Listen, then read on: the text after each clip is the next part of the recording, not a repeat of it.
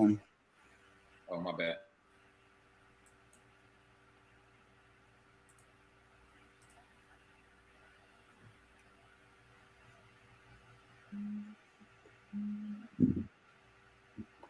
Did you drop the link in the chat? I didn't see it.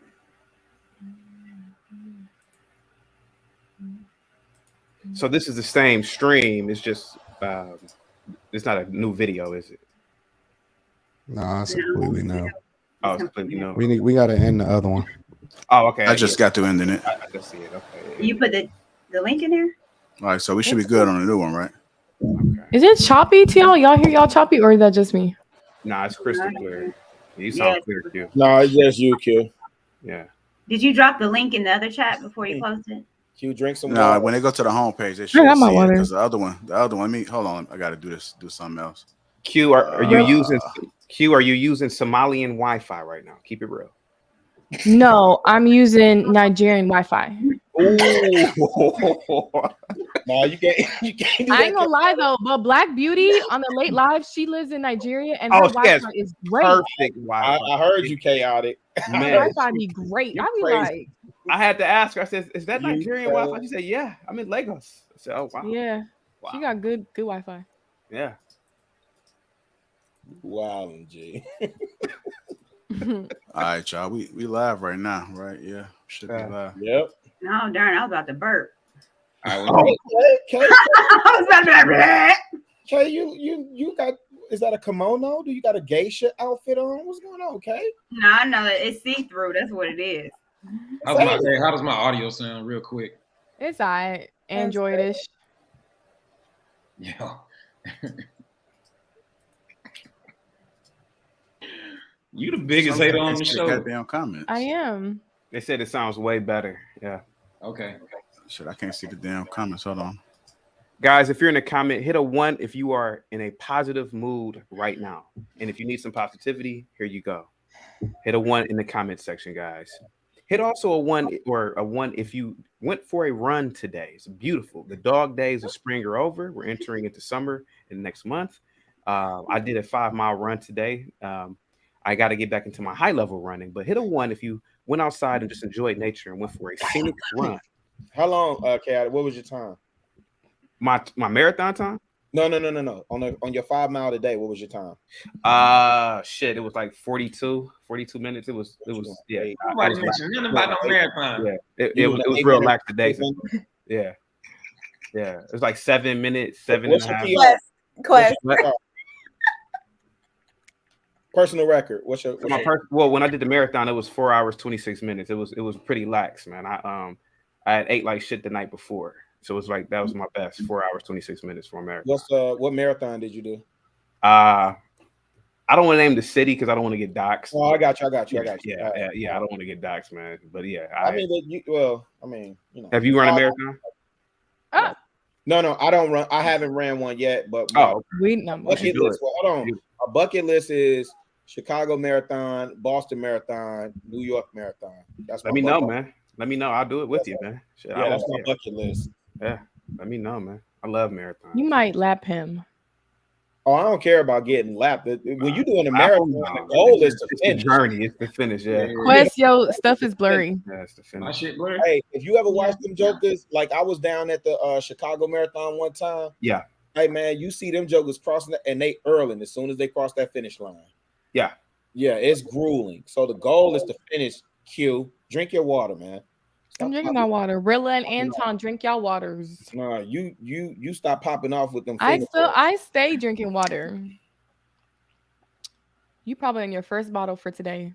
No, this is my sixth. Listen, I invested into Fiji. Yeah, that water came from Texas, and you wouldn't even know. Do the alkaline test on that. That's top of the line. Have you done it? Have you done the alkaline test on it? Yeah. Oh, okay. Yeah, but the best thing about running marathons is the support of the community. So when you're running through whatever community, they got yogurt for you. They got graham crackers. They have obviously water. They bananas. Bananas, right? Yeah, it's real nice. So, yeah. Hey, wait, did you How did you relieve yourself? Did you stop running? So I had to go to the. So they have porta potties. Yeah, I know. So I had to. Some people, hey, some people shit on them. Well, yeah, use the bathroom on themselves. Yeah, going. I've seen. Imagine them Kenyans be running through, bro. Yeah. So do y'all, since for people not to stop, do they wear like those diaper things so they don't have to stop? Some do, but it's gonna weigh you down, like to have that on you. Yeah. So some people wear them like they true to them running outfits, and they just it looks better. Quest down their leg, they going. Now. They ain't stopping. The goal for a marathon. I mean, you talk about what is it? 26.2. 26.2. Correct. Yep. Yeah, you trying to finish, and to finish is the and to finish under the allotted time. That's the accomplishment. So I'm not worried about anybody laughing at me. All right, so let's go ahead and get this. Let's go ahead and get this back started. To what Chaotic was saying earlier. Yes, sir. And he was saying that, say what you said again about what you think about rap, and then please. So rap today sounds like a bunch of baboons talking. It's very idiotic. It promotes violence, misogyny. It does not uplift the Black community at all.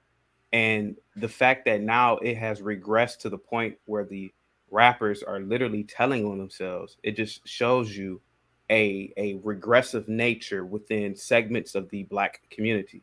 And I gave the example of the Italian Americans 70, 80 years ago. They had from coast to coast a mafia, and they promoted and bankrolled plenty of singers. And I named 3 of them: Dean Martin, Frank Sinatra, and Tony Bennett. And Tony Bennett is still alive to this day. They never sung about any of their mob affiliation or mob ties. They never sung about what any of the families were doing. And to a degree, if they would probably have even mentioned something like that, they probably would have gotten killed. So the fact of the matter is that I don't want to say we, because I don't even listen to this nonsense, but the fact is that why are these young boys telling on themselves, like literally telling on themselves? And then why are certain segments of the Black community saying, well, it's art, it should be used in court? Yeah, it should be used in court. If you commit a crime and you say what you did on paper, and then you say what you said on wax or digital, whatever, and then it should be admissible in court. I mean, what more can I say? I mean, you don't want this country to end up like a third world country if we keep on promoting this as anarchy to a degree. So I just want to respond to it. Absolutely. If you don't mind. So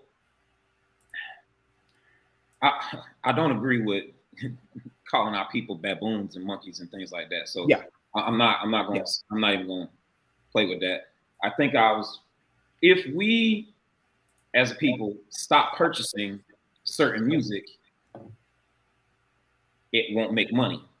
So let's just say, for example, nobody listened to drill music no more. We stopped listening to it because it was too violent and ain't doing nothing but causing too much controversy in the streets. Would anybody make drill music? The answer is no, because there's no money in it now, right? There's no money in that anymore. And I'm just using drill as an example, so don't light me up, chat. That's with anything. If I made ice cream that nobody liked, why would I continue to make it if it's not being sold? It doesn't make any sense economically. It just doesn't make any sense financially, right? So I think we have to kind of look at like the music that we purchase. Hey, listen, I mean, some of us just got nigga ears and we like what we like. I don't think we live those lives based off some of the music that we hear. But I think if we stop buying some of this stuff, I think it will stop being made. It will stop getting celebrated, so on and so forth. But go ahead. Wait, hold on, T. Culture influence the music. Wait, hold on, T. I'm sorry, just respectfully, real quick, T. So, Quest, just 2 points, and I don't know if Kay want to weigh in on this, but 2 points, real quick. Number one, we're not the dominant. I know we're not the number one consumer of rap. White folks are. Correct. Right. So it's not that if we stop purchasing, right? But we do determine what's cool. We do determine the cool. Right. And we do that in a number of ways. And so for that part, it's not, because if we don't purchase it, it's not, I mean, purchase nowadays is really like streams. And the other determinant of purchase, and I'm sure all of y'all would, well, if you follow music, you would know, is live concert ticket sales and merch. That's what they use. I'm the only person buying vinyl, right? Nobody's buying CDs. Nobody's purchasing digital albums. Everybody is streaming, right? And so then how do you determine the value of a stream? And any artist worth their salt will tell you nobody is making, significant amount of money off of streaming. But what they are making money off of, which is why these rappers find themselves in these 360 deals when they sign to major labels, is the merch and the touring. So for that part, we don't have any, my opinion, we don't have an impact on that. But we do determine the cool, bro. And if we took back the narrative on what we determined cool to be, and let me give you a quick example. When I was growing up, De La Soul is considered a legacy act, right? De La Soul, Tribe Called Quest, those are legacy acts, right? And even to this day, even though Black people aren't the primary purchasers of their music, like we determined the cool then, and they're still able to tour and produce merch and produce albums that resonate with a certain group of people and still able to provide a full-time living for themselves. So when we stamp what's cool, like that's the determining factor in this day and age, not necessarily what we purchase or don't purchase, because we don't affect that part of it, right? We know. And just for the record, do you think De La Soul, Common, Tribe, do you think they all sound like baboons and monkeys, bro? I do not, sir. In fact, I kind of generalized. So Quest, give me a second. Well, Quest, give me a second because I know where this can go. Let me answer your first question. I love Black people. I love my people. I'm married to a Black woman. My parents are Black. Most of my associations are Black. The things that I say it in love. I don't say it to be an Uncle Ruckus. Drill music sounds like a bunch of baboons talking to me. Now, Nat King Cole, on the other hand, that's beautiful music to me. Funk music, such as Cameo, that's beautiful music. Sade, do you find it? I go into a different psychedelic zone, so I love Black music. I just don't find it ironic that every time you come on the show, you have to tell us that you love Black people, because it's almost like you trying to convince yourself sometimes when I hear you say it. I convince myself. Oh, are you done with the question? Or are you gonna let me answer? Yeah, go ahead. Okay. No, I don't have to convince myself that I love Black people. I'm in a Black Greek fraternity. I've primarily associated around Blacks all my life. I don't. Go ahead, guys. I guess I'm cutting people off while I'm talking. Go ahead. I'll go on mute. Yo, just be you, bro. I'll go on mute because I'm cutting people off while I'm talking. Just be you, bro. Again, guys. I'm full Black. I love Black. I pay my taxes. I don't do anything to denigrate or denigrate the Black community. I have taught in the Black public schools that are predominantly Black. I worked in the courts. I did everything possible to work with Black people, especially Black males who were incarcerated, sir. So I don't have to prove that I'm Black. I'm Black because I work for the Black community. I didn't say that you have to prove it, brother. I guess what I'm saying is I just find it ironic that every time I've watched, because I watch all of them, and it seems like every time you have to tell us that you're married to a Black woman, you have to tell us that you love Black people and all these things. And it's like, why you got to keep telling us this? Like, okay, so you don't want me to say those things anymore? I'm not. I just kind of wanted to know the psychology behind it.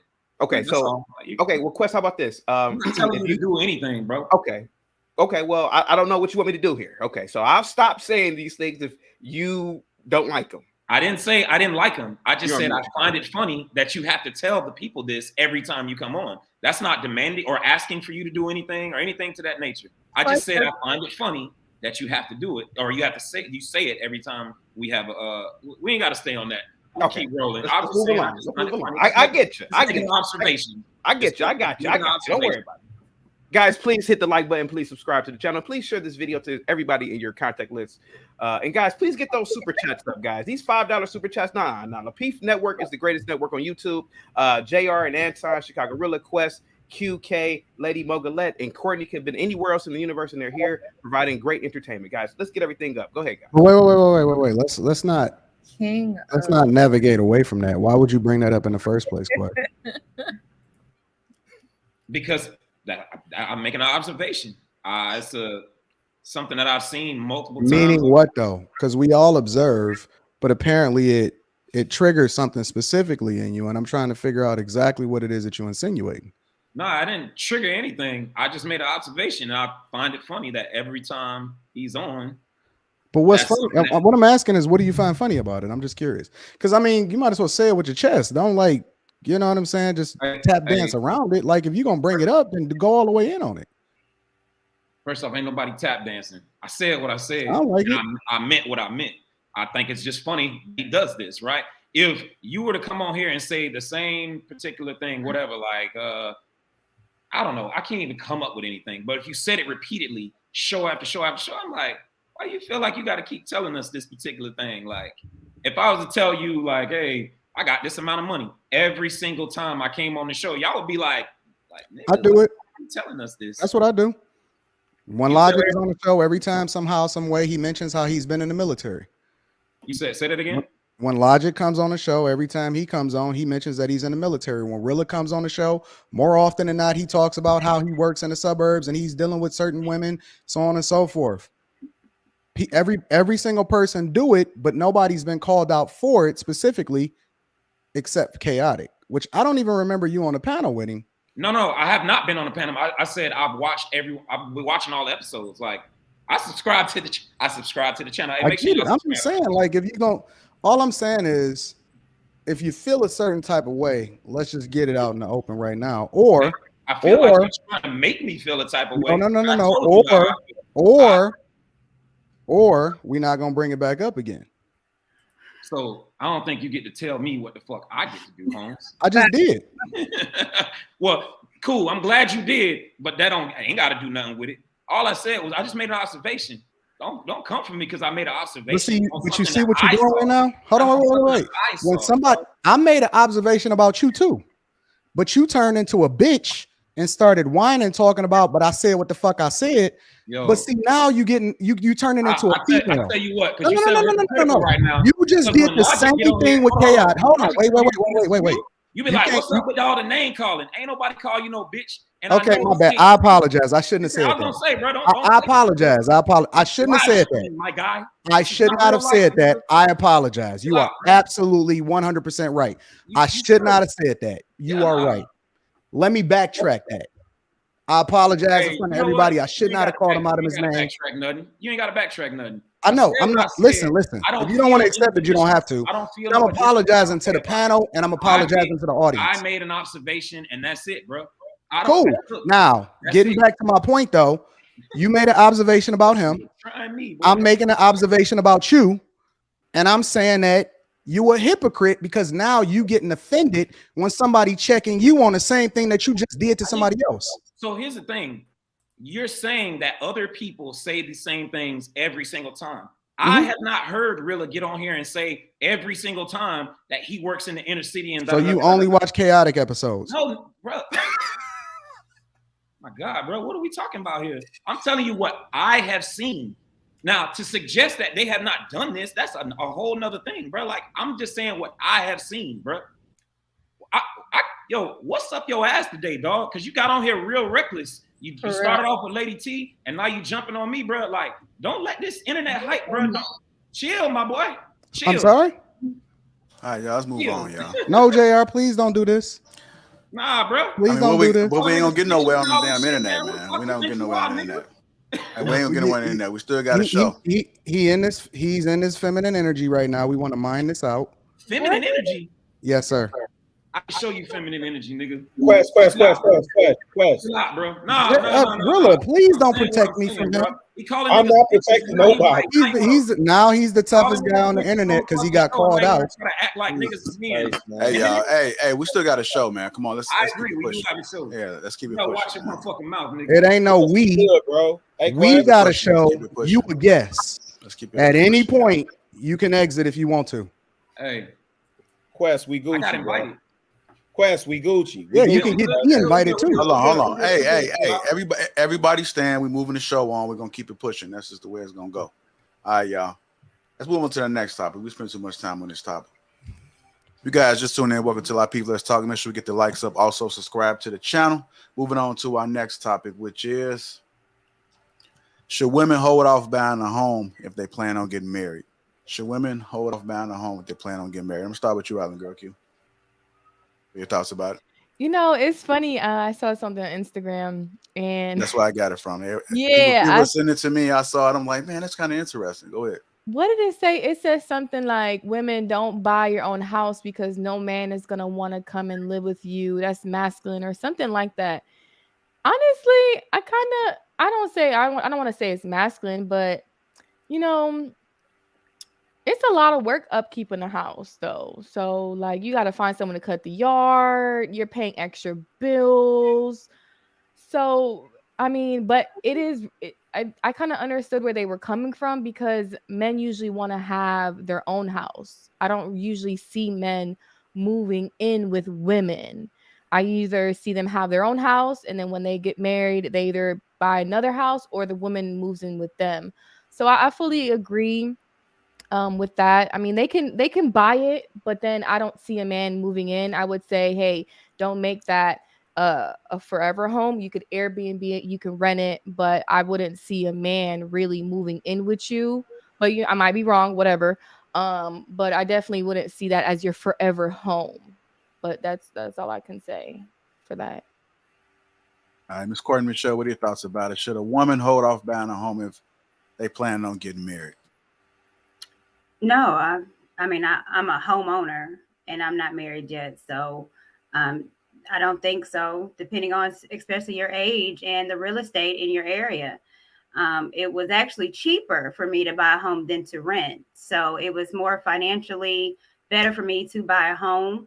The equity that I have from having my home for a couple of years is actually skyrocketed. So when I do get married and I sell it, our house is about to be fly. So that's another asset that I bring to my husband. Hey, baby, I have money in this house. And so let's work together and get our own house and use the money that we have for something immaculate or for land or invest in. So no, it was financially better for me to buy than to rent. And so I did. And when I do get married, like I said, this is something that I'm able to bring to the marriage to help the family. How long you said it's something that you're able to bring to the relationship? Right. Yeah, I have it's an asset. I have some good equity, especially my neighborhood that is getting gentrified. So it's even more than, of course, than I bought. So when I do get married, I plan on selling it to have a house with my husband, and then that money is going to be to invest in us. So, all right. Ms. K, what are your thoughts about it? Should women hold off buying a home if they plan on getting married? I really like what Courtney said. I mean, I don't think that you should hold off on buying a home just because you're planning on getting married. I think that you should make the best financial moves, put yourself in the best position. If you have an opportunity to acquire property that's going to be beneficial, I don't see how any man could be upset with that. Even if you all, like Courtney said, you end up selling it or you end up, using it for whatever, income property, whatever the case may be.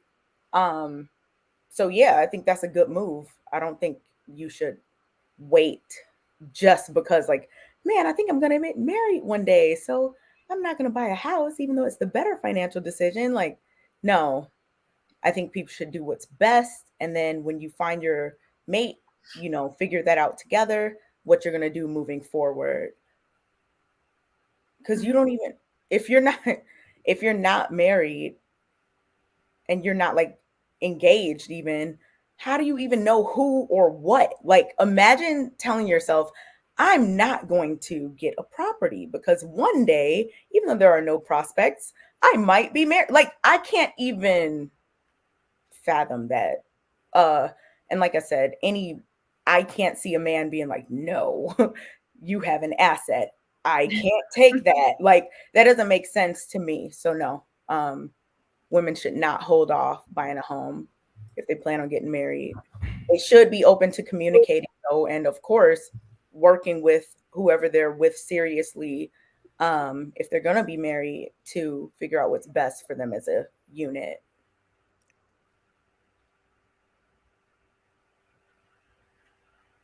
You're muted. Mute. Oh, I'm like, Jay. No, that was me. I didn't know if Q was about to say something or not. No, I was waiting for you, someone to say something. Okay. Chaotic, go ahead. Wow, thank you so much. If anybody's guys, first of all, there's 1,000+ people in the chat. It's only 279 likes. Get the likes up. Secondly, you know, I'm an old man, I'm 37 years old, but I got to go back in time. The only time a man, especially a young man, if anybody's young listening to this, the only time you should ever be in a woman's abode is a dorm room. Other than that, don't go to a chick's apartment. Don't go to her house, because women, what they do, and it's a part of nature. You know, I can't really knock it. The minute you spend the night, you can spend the night one night. You can chill over at her house. The minute she gets mad with you, she will actually.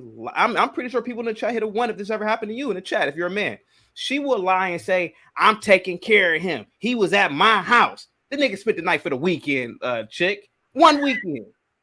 So for God's sakes, don't even move in, because if she would do that off of 1 weekend, Courtney laughing because she's probably done it to a man or something. I'll play. But nevertheless, don't go to their houses. Don't go to their homes. If you want to smash, hey, pick her up, take her to your spot. Trust me, I'm pretty sure most men have learned this lesson. You know, and again, if you're 18, 19, 20, 21, the only reason to go to some chick's house, go to her dorm. Other than that, don't do it. Don't go to her parents' house, especially if she got a father in the house. You know, don't go to, listen, you better get your place of your own, car. Don't do it. Don't spend the night. I would spend 2, maybe 2.5 hours at a chick's house. I'm married now, but if I'm, and this is for younger dudes, don't do it. Listen to me, man. I'm saying this because I myself have gone through this myself. You spend the night for a weekend. She talking about, I took care of him. Because in her mind, in her peanut mind, no offense, ladies, anybody that's listening in the chat, no offense to you guys, but in their peanut brains, they think that they are, you know, women by nature think they're nurturing you. So those 3 days, those 72 hours may seem like a lifetime to a woman. You know, their brains aren't like a man's brain. And I'm being respectful.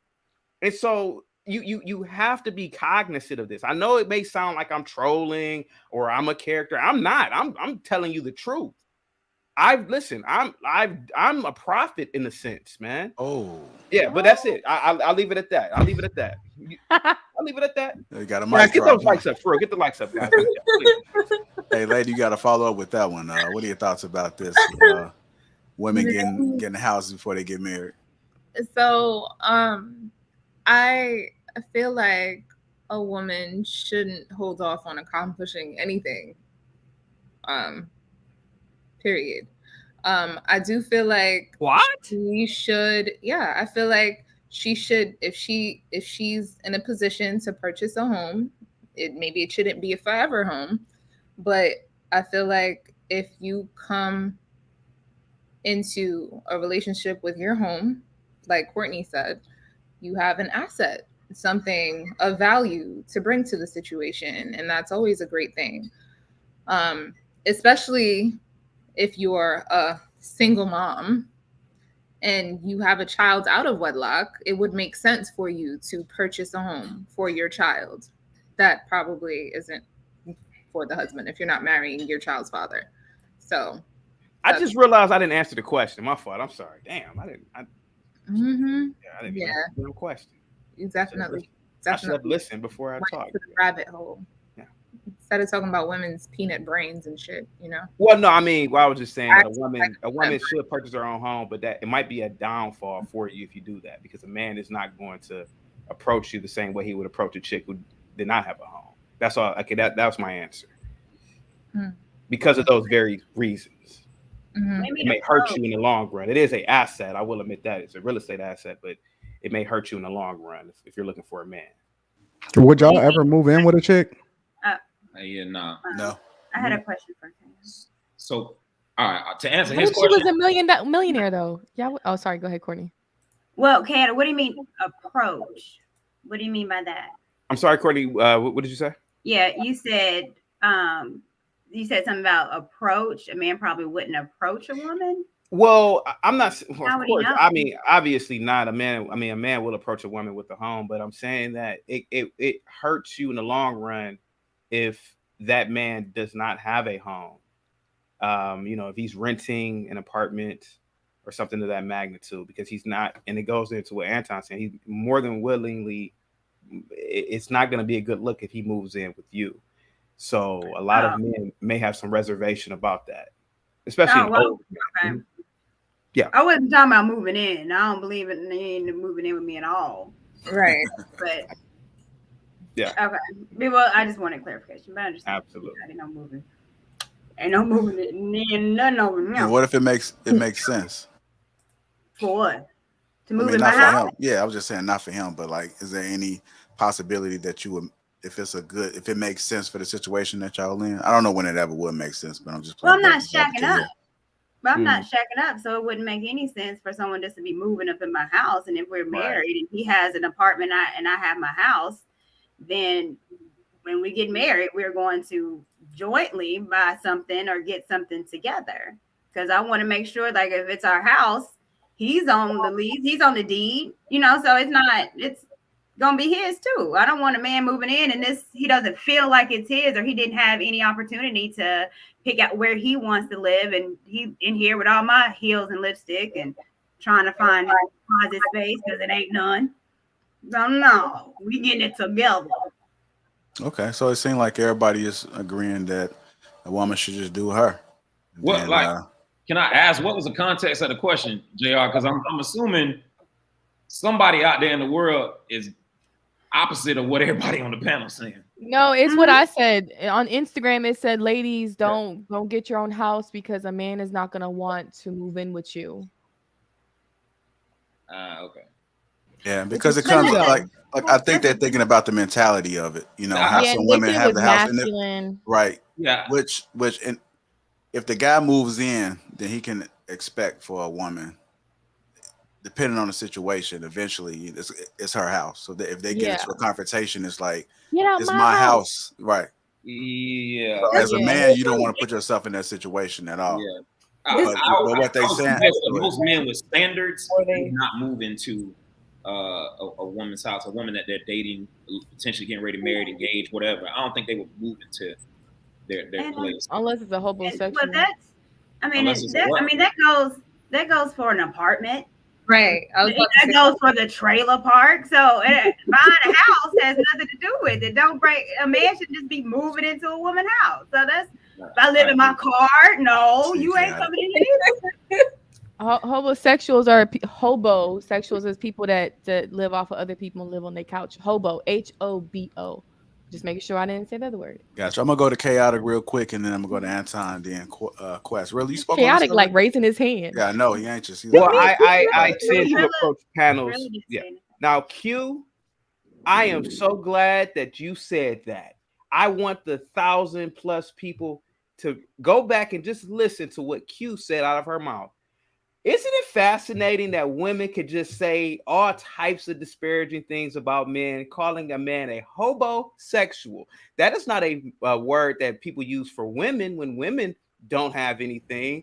There are a lot of men who build businesses, who work hard, and they may couch hop from time to time, but why are we ostracizing them? Those men, they deserve to be respected, just like the single mothers, just like the fat women. Why are we talking about men who are at least trying? They're good men too. Now, I don't think homosexuals are what I've learned from the social media. Homosexuals are men that live off of women. So how is that a man that's trying if he's living off of another There are woman? a lot of men. Oh, I'm sorry. I didn't mean to cut you off. I'm sorry. Okay. There are a lot of men who work, and they may say, "Babe, look, I'm building something. Do you mind if I stay on your couch?" I mean, I've never done that, but my thing is the word. Oh, really? The word hobo. That is a bad connotation. I don't like that. That I need my safe space because that offended me. I'm pretty sure that offended a lot of men because that's not right. Why did you say hobo? How come men don't say that about women when they're doing the same thing and we're taking care of them? Are you chaotic? Did you used to stay on the couch? I've never called them that. Q. Chaotic. Did you used to stay on someone's couch? Is that why you feel offended? No, I was just don't see what this man doing to y'all right now. What is y'all doing to us? Right on y'all lap. I was just trying to prove a point about how it's just easy how women can just say something about men and nobody noticed it. The conversation went on. That's what I was just trying to prove. No, I'd never said on anybody's couch. Well, actually, when she first said it, I don't think she specified gender. Exactly. I didn't specify gender at all. You can rewind this, sir. And if I'm wrong, I'll pay you $100. Wait. Who do you associate homosexuals with? People that sleep or deal with people that deal with people that live off of people's couch. Homosexuals are only referred to men. Come on, tell me the time. But even if it's Lady T. Wait, hold on, Q.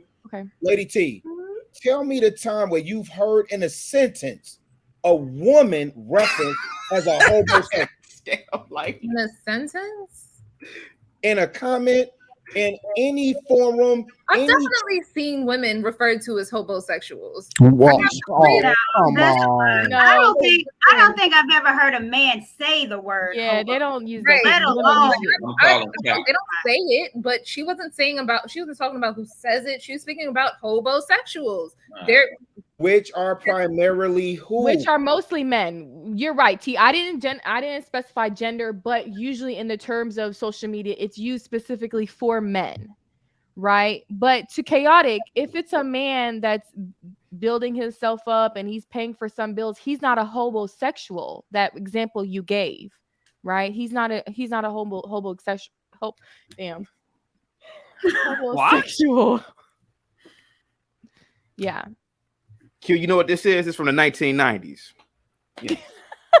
Right. Yeah. Hey, man, we're going to have a conversation. We got to be honest out this camp, man. Yeah, it's usually used for men. I've only heard it for men. Women, man, ain't nobody running around talking about no woman being no homosexual. Now, cooking now food. And you homosexual woman. What's crazy is I actually do have a boy who one of my boys was with this girl that was legitimately with him because she needed a place to stay. But did he call her homosexual though? She's not looked at. Huh? He didn't call her that. But yeah. I mean, the term obviously wasn't like a common term either. It wasn't. She wasn't called that until even I brought it to his attention that's what that was. Let me. Okay, let's do this. Let's do it. What's she putting out? If we do etymology, right? Right. Wait. Thank you. Thank you. I want to know that question. Was the girl putting out? You said what? Was she putting out to your homie? This man. Yeah, she was. Okay. So this is my thing. She was a prostitute. So if you go to homosexual, a hobo is what? And when you say hobo, bum, and then you define hobo is usually associated with what gender? Masculine. It's a masculine. Yep. Hey, listen, man, if we're gonna have a conversation, we gotta keep it a thigh wide, man. We can't do this dance, we can't do this, but it can apply to women too. Now we're gonna keep it a bean tonight, my nigga. We're gonna keep it a bean tonight. If we're gonna keep it a bean, then let's go by definition, right? It says a person of the opposite sex wants to visit you and wants to stay and live with you and start a relationship because they are homeless. We got it. Talking about homosexual. Wait. Hold on. Okay. You're gonna give me the Urban Dictionary, right? So now that is Urban Dictionary. I just looked it up. Wait. I'm just asking the question. Wait, Lady T, that's a yes or a no? Is homosexual a word that was in the dictionary? Did you give me the Urban Dictionary? Yes, I did. Ma'am, I just yes or no? Did you give me the? Okay, thank you. I answered you. It's cool. Got you. I don't want to belabor the point. I think we all understand. I do. Hobos are associated with. I think we understand the etymology of a homosexual. So I understand politically correctness would say in the Urban Dictionary a person. I would just challenge you to show me at any point in time, at any place in history where somebody, male or female, has referred to a woman as a hobosexual. And we can move on. We can move on. Go ahead, Chaotic. Oh, okay. Lady Mogulette, my best friend is in the chat. His name is Blue Cousin. He's in the chat. Shout out to Blue Cousin. He could tell you in the chat how many women I let live in my house. Never referred to them as a hobosexual. Nobody looked down upon them for moving in, etc.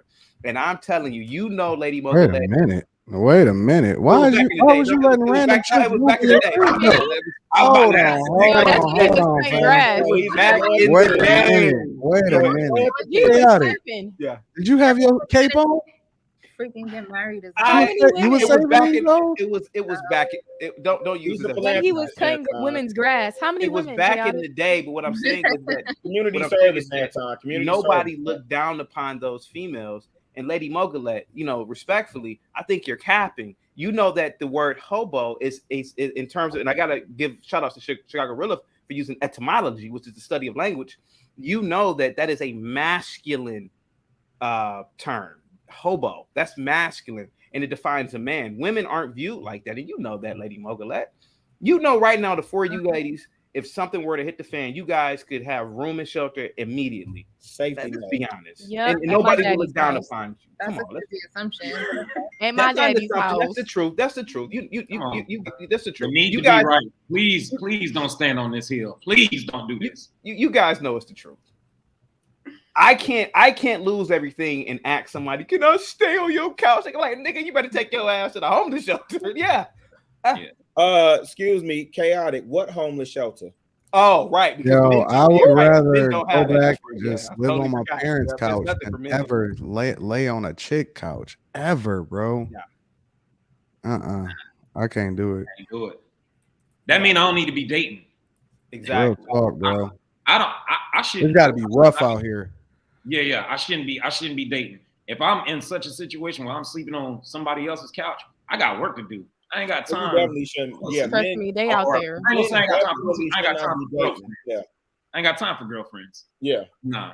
Guys, people in the chat, I was not caping. I was just helping out people that I knew back in the day. Damn, I knew I should have said. Broke people need love too. Why they can't get love from the couch? No. Chaotic, don't stress that, man. Don't have that on, bro. Get your ass over here with me.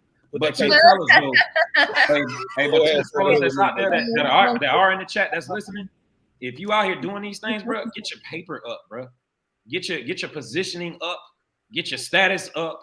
Y'all, you shouldn't even be trying to. Wait, how do they do that? Well, no. Hold on. Wait. Not only that, stop spending money on these women. Please stop spending money on these women.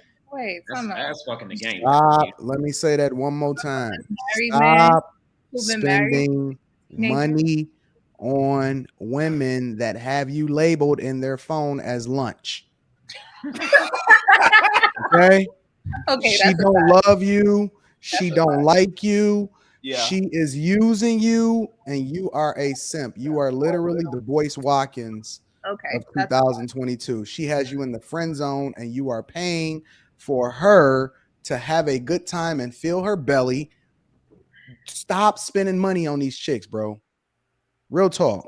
I do you one better, bro. It's not even so much as them spending money on chicks.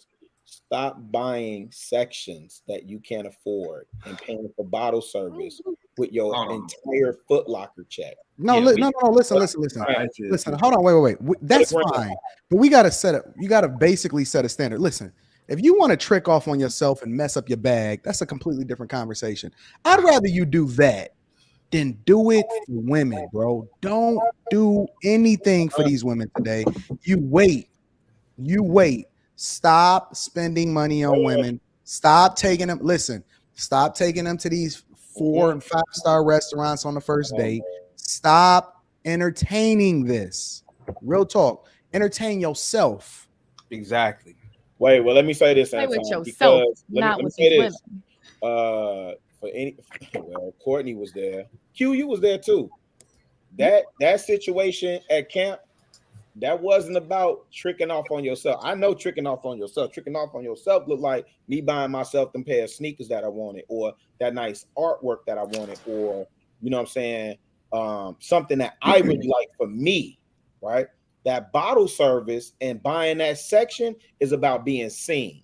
And part of it is I'm competing with other dudes, true indeed, but I want the attention of the women that's in that room too.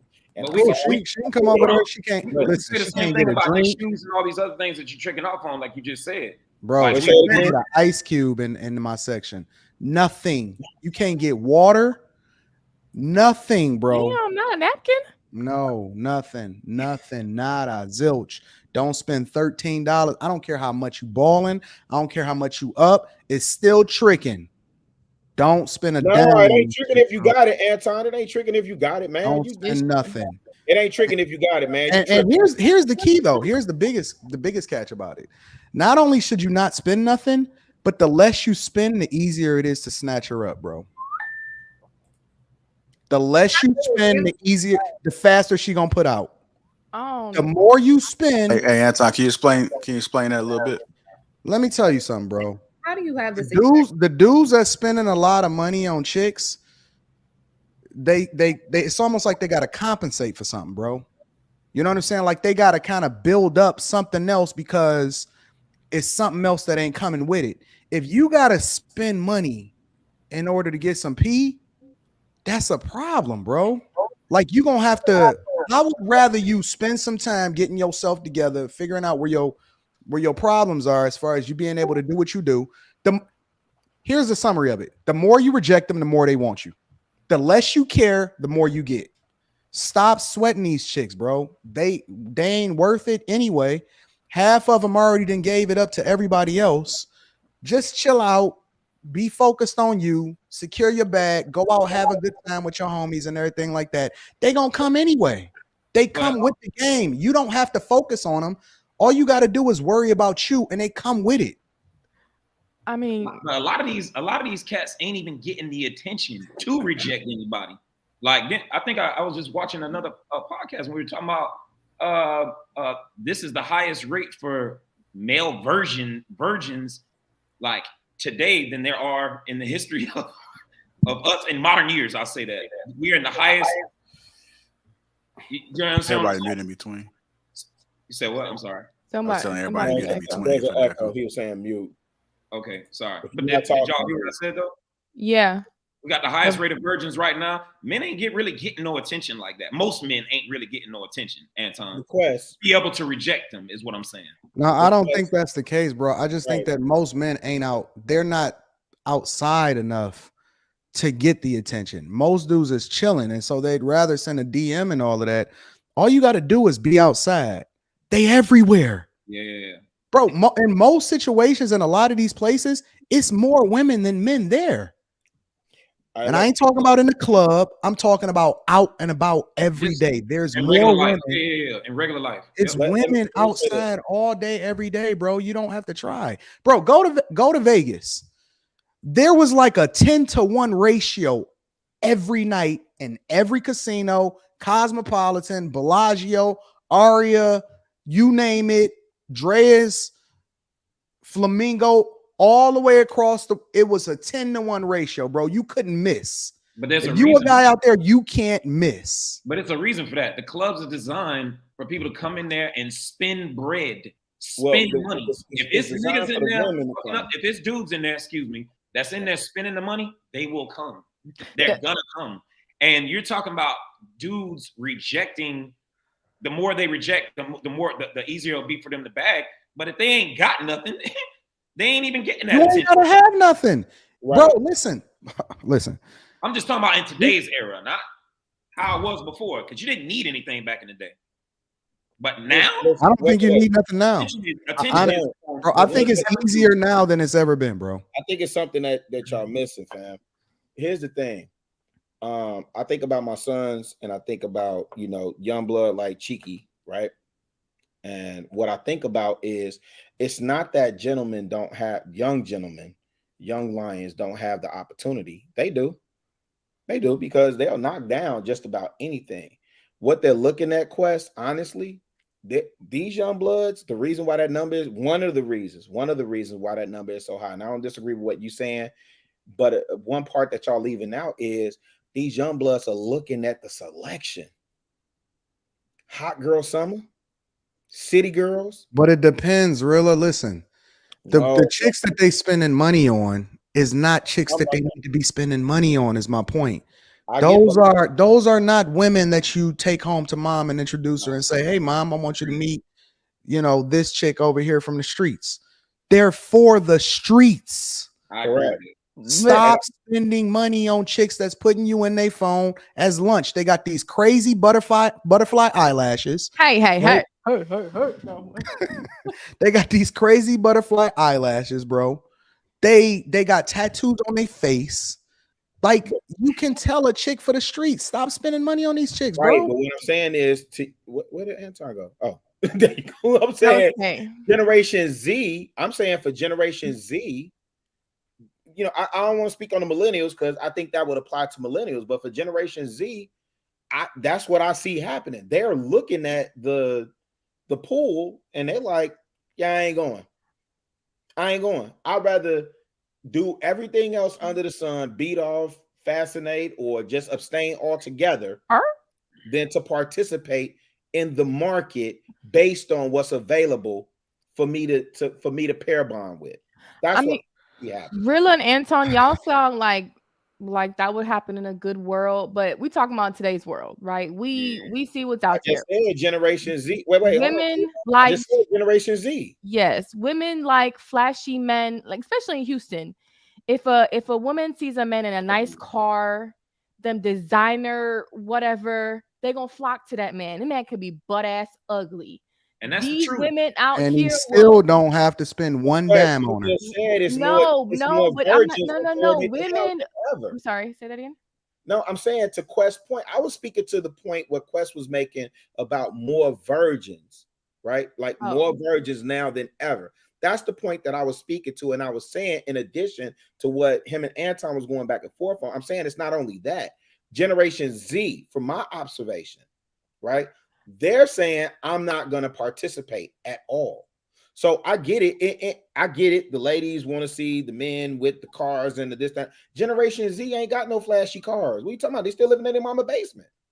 Okay, I'm not talking about Generation Z. That's why they out here. Yeah, we talking about. Well, I'm saying they also not all incels. They just choosing to abstain from the marketplace, period, based on what's available for them. Nah, them niggas but we talking about they're giving up. That's what it sounds like. But what Quest is talking about is true though. Like in this time, like the men, like if you come to Houston, you'll see the women flocking to these men that are got sections or got bottles. They have a whole show to show what do they call women that like money only? Gold diggers. Right. So a man asking a woman, hey, can I get your phone? And then he goes to his Lamborghini and the girl turns back around and says, okay, that's your car.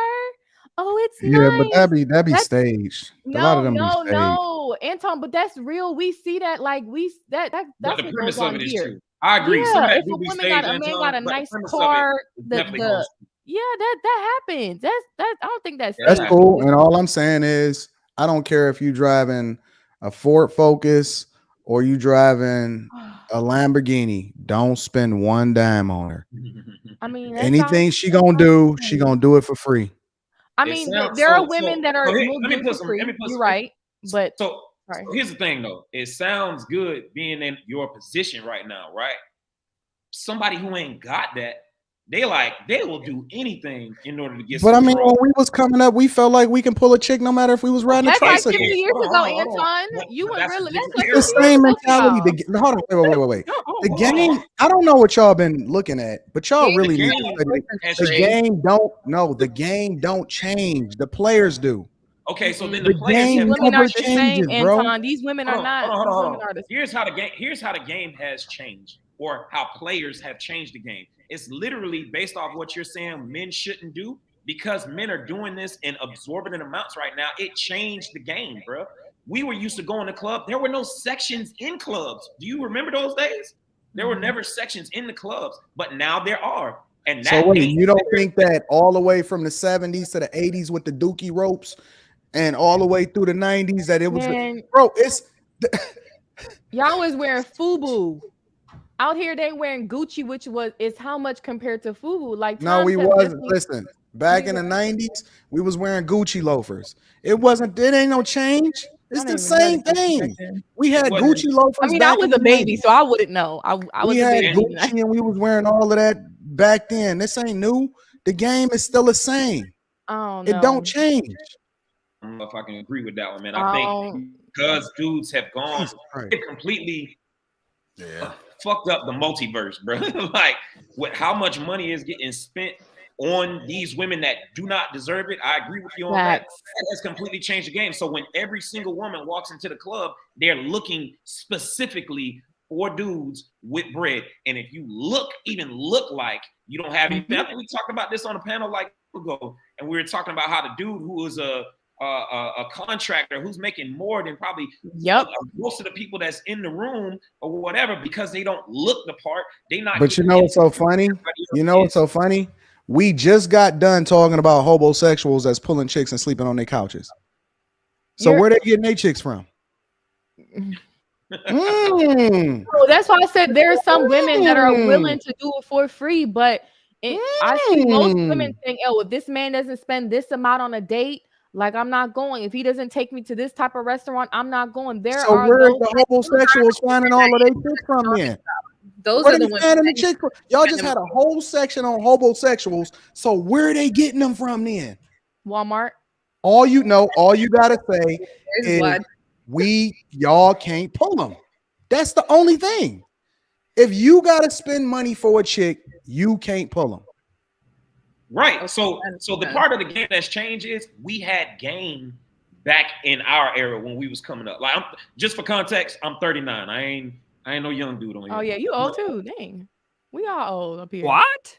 So we had game back coming up back in like in the late 90s, the early 2000s, when we was going into these different spots. It was all mouthpiece.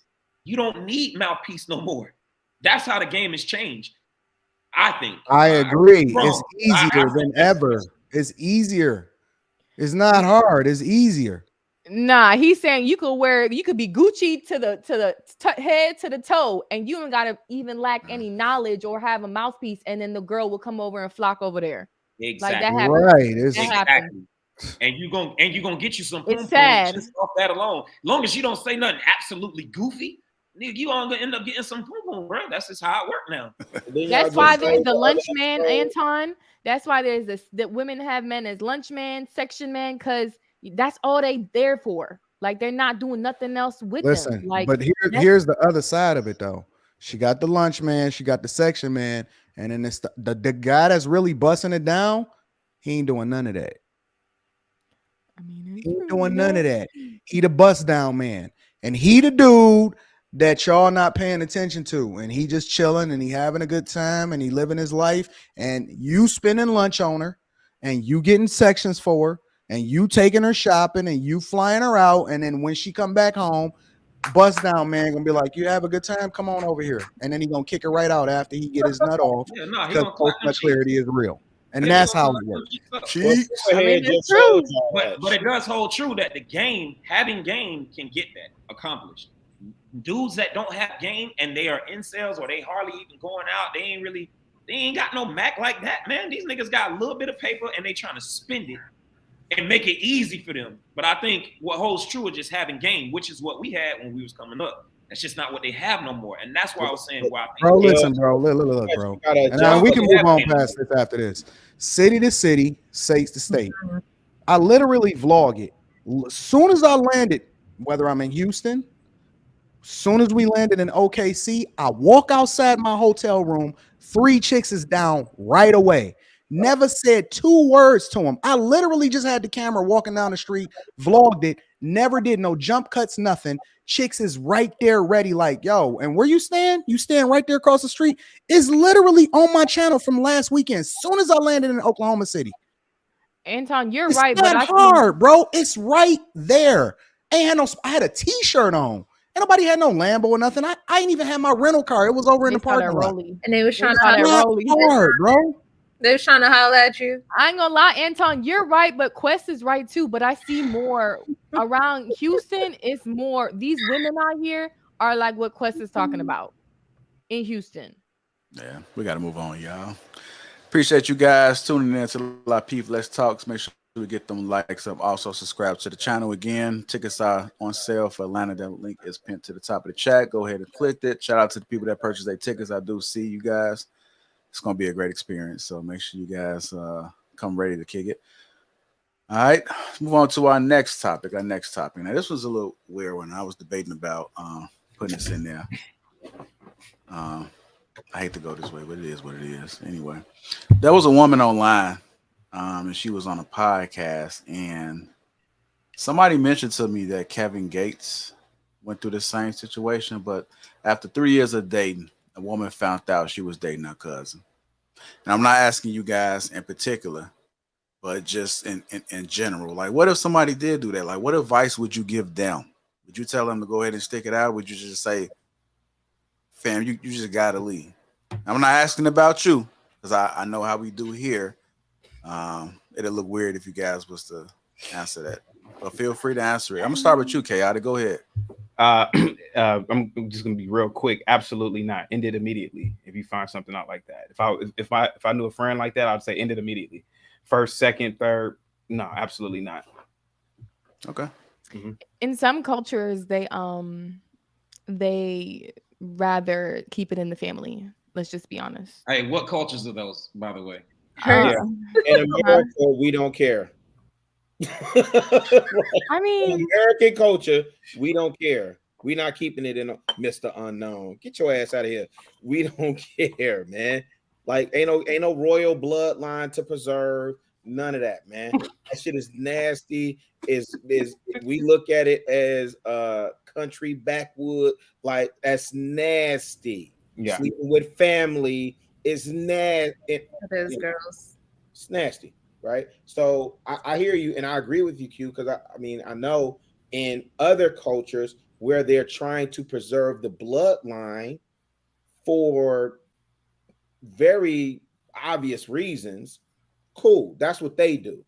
But in the United States of America, yeah, that's nasty, fam. I think she was talking about some of our American citizens. Am I right? No, I wasn't talking about Americans. In the Caribbean too, they have some nasty stuff. But cousin and cousin boil good soup, they say shit like that. He said in the Middle East, they do that. And I knew that's what. Ain't that how your kid be coming out with his eye missing and junk like that? No, that's not right. So yeah, we don't do that, fam. Yeah. I'm saying, isn't that one at a time, y'all? Isn't that inbreeding when you start coming out with deformities because you messing with people too close to you? Yes. There's a person that, and that's a problem. But here's the thing with Kevin Gates and JR, I know what you were saying. I think it was relayed that she was like his second or third cousin, and I think, well, shoot, I don't know. Let me not speak on it because that's third cousin. Yeah, but don't they got a seed together? No, but is it third cousin? Is it third cousin blood related? Nigga, what? I'm just asking. Like, that's what I'm saying. Like, I'm just cousin them, man. Hey, that's your cousin them, man. That's your cousin. I'm just asking. So if it's your cousin, if it's technically your cousin, it is through blood. If it's second, third, fourth, whatever, 30th, it's still through blood. So like, I don't understand. Step cousins. It could be step cousins. Like, that's what I'm saying. Is it those aren't cousins in real life? Like, y'all don't call step cousins family? I know what we call it. We're talking about what they are. That's not real cousins. We're talking about real blood cousins, second, third, fourth, fifth. Well, I'm talking about step cousins. I'm just saying when you go overseas, like in the Middle East, they definitely do it. They keep it in breed. That's why when I say people they love different cultures, you might want to educate yourself in other cultures. Do they do it in the Virgin Islands? Do they do it in St. Croix? No, and my dad's side of the family, it's one uncle. My dad never wanted us around because he something with how he likes his some I don't know too much about it, but in the West Indian culture it does happen with one of my dad's brothers. We were never allowed to go around him because one, his wife does obia, but they were both related. His wife do who? His wife what? Does obi. It's magic. It's like, like voodoo. Like voodoo. Yeah. So it does happen, but I also know some Middle Eastern people that keep it within the family also. So it does happen in other cultures. In Italy, do they do that? I don't know if Italy does. There's an island in Hawaii that you can't enter unless you're pure blood. They like breed with their family there. Oh, we're gonna stay away from that island. That's great. What island in Hawaii that is? I can't remember the name of it, but it's like, I think it's I lived in Hawaii. I never heard of that island. Yeah, so you probably lived in Oahu, right? You probably lived on Oahu because that's where the military base is, right? Well, how you know I was in the military there? What doesn't matter? Don't start. Yeah, ain't no goddamn fucking fuck your cousin island in Hawaii. Stop the cap. There is actually. I'm playing. I don't know. Exactly. Why are you starting? But look, fuck all that. Why y'all talk about Hawaii? Go to Mobile, Alabama. Wait, go to Mobile, Alabama. Them niggas got goddamn, they kids is get canceled like a motherfucker because they fucking their cousins and they know it. So why people be doing that? No, that's why I asked what country I hate when y'all just look, nigga, do the research like she did on Hawaii. Fuck the goddamn Hawaii niggas on their boat. Get to the niggas in goddamn Mobile, Alabama, and parts of Tennessee that is whole black towns that they sucking and fucking on their cousins, and all their kids got cancer. Have you ever heard? Wait. Have you ever heard of the rapper called Honeycomb Brazy? I know, really, he like to talk about rappers. Honeycomb Brazy, goddamn. What? Say it again. What did you call it? Honeycomb Brazy. All right, don't worry about it. He a good artist, right? Everybody know everybody in Mobile suck and fuck on each other. And all their kids come out with sickle cell, goddamn cancer. Nigga come out with goddamn 2 goddamn dicks. You know what I'm saying? Niggas come out with 3 ass cheeks. And y'all gonna sit here and try to take it to Hawaii. Focus on the niggas. Not 2 danglings. No, yes, they do. On soft white underbelly, they did that thing where they went to where they be inbreeding and them dudes. Yeah, the inbreed. You said what? The Whitaker. The family that was Whitakers, yeah. You see, you seen it, Kay? And was they looking crazy? Hey, that was my first time going to this damn channel. Y'all been on this channel like that? This channel been popping? We've been rocking with that for a long time. Me and Kay have talked about this channel all the time. It's my first time seeing it, man. And This them must be some kids, interesting them shit on dudes there. look crazy, man. Yeah. That's dangerous. Hey, Courtney, what do you got on this topic after 3 years of dating? Chaotic Finds out she was dating. She said it already? Chaotic was raising. No, I'm laughing at Chaotic raising his hand. Oh, okay, yeah. I'm gonna get to Chaotic. All right, Wait. What did Honeycomb Brazy do? I've never heard of him, but I'm trying to figure out what did he do? All right, Google Honeycomb Brazy little brother. Dude like 17 with cancer. and then start doing the research on Mobile, Alabama. You'll see all them niggas fucking suck on they cousin and children. Matter of fact, there's even one song with Honeycomb Brazy. Look, K goddamn said, I can't be part of this conversation.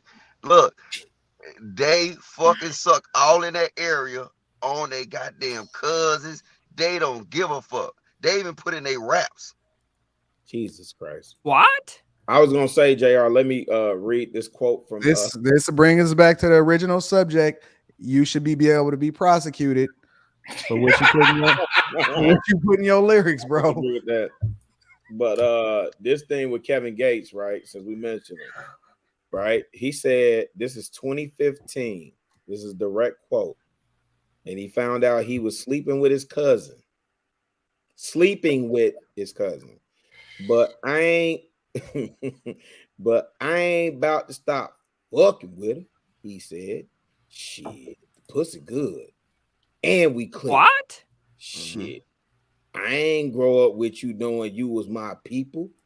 I don't get tired. You got to stop listening to so much rap, really. No, I'm gonna drop this last gem on y'all. I just want to drop this gem on y'all, right? Look, these niggas know they be fucking on their cousins, right? You know what they say now? In the South. They just say they just get domed up now. So they know they fucking them.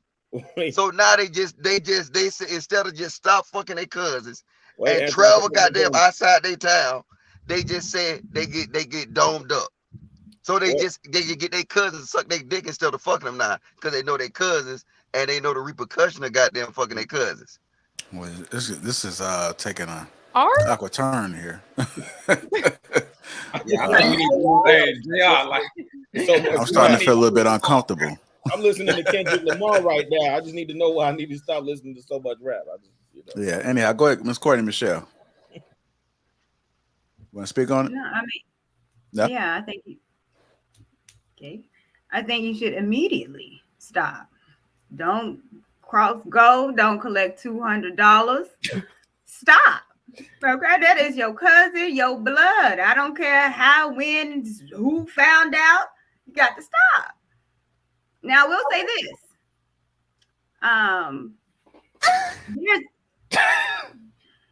Okay.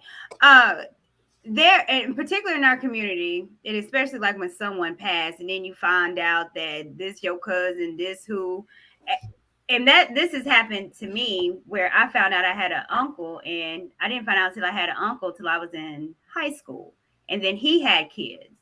So these situations happen when you're not being truthful, when people have side babies and keeping it quiet, and then they grow up and no one knows each other or knows their family.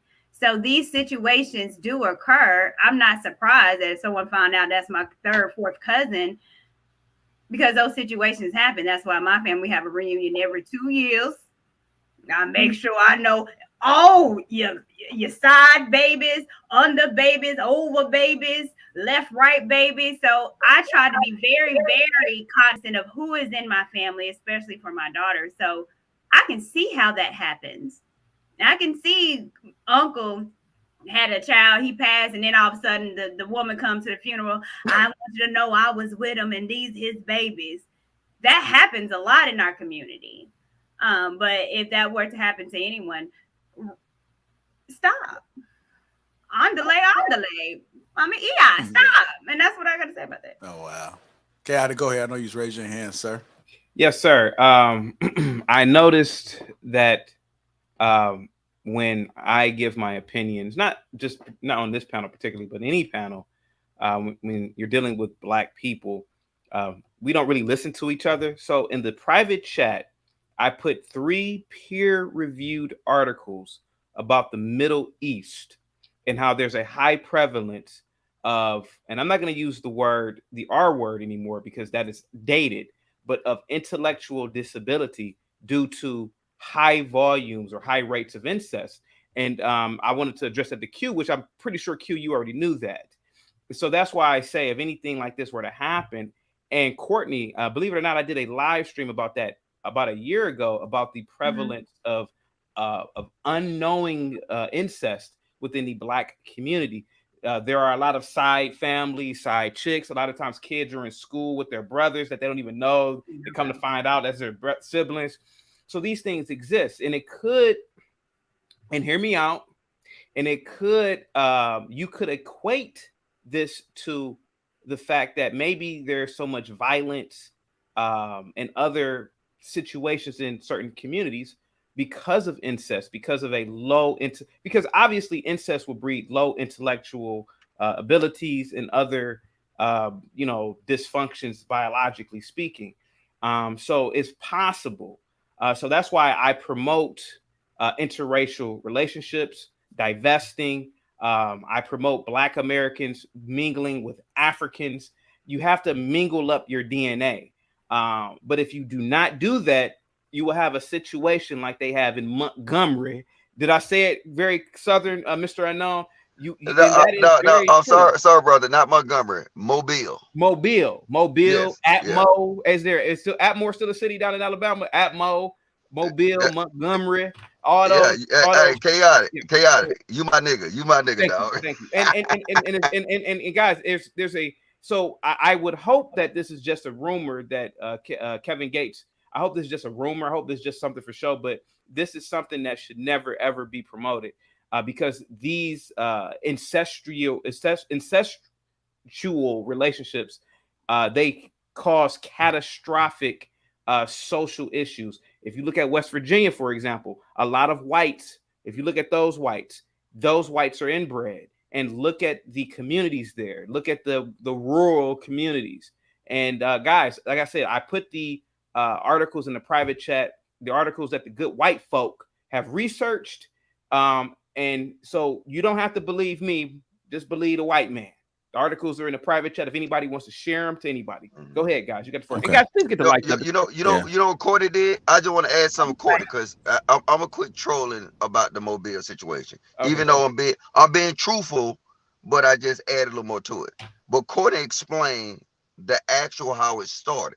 Yeah. But I'm gonna go in detail. It started from hoes. Because what happened is that in these towns, you'll have these little juke joints that's outside. Yeah. The hoes will be in the juke joints all the time. These guys will leave their wives and go to the hoes, and then they end up having them. These hoes will have multiple kids, and then normally the hoes is the thick ones. So now they'll breed thick ass daughters, and then guess what? The other dude that fucked on them, because nobody know who baby it is, because she's on welfare. She don't know who the daddy is. So what's gonna happen is that when that man natural family. You know what that means? All right, well, look, I shut up. Y'all want to goddamn sugarcoat it then. I'm just saying, this exactly how it happened. Because you had these thick ass chicks that's hoes in these juke joints. And then now they don't know who baby is. And these chicks will have like 8 to 9 babies. So it's only hold on. What? Hey, Polo. Shut your fat ass up, man. Shut your fat ass up. Yeah, tell that. Coming from a prostitute. But let's get it on. But look, check this out. This is what it really is, though. And y'all laugh, y'all think it's a joke, but it's real. It's whole culture create this incest. They don't know who their baby daddies is. They don't kill their baby daddies is. Because at the end of the day, they know Uncle Sam gonna take care of it. Not Uncle Sam. Was it Uncle Sam? No, Uncle Sam. Government daddy. Look, wait. Let me say this too, because to your point, you spot on, bro. Let me say this too, because I think it's fair. A lot of times we associate incestual. Thank you, Chaotic Truth. I gotta put a new word to learn in my phone every day. Yeah. We associate that behavior with the South. Let me tell you something about projects. Yeah. Okay. Well, nigga, can I finish my points before you go to the project? Sure, Logic, because I cut you off, and you don't never cut nobody off. Did you cut him off? Did you cut him off? Hey, look,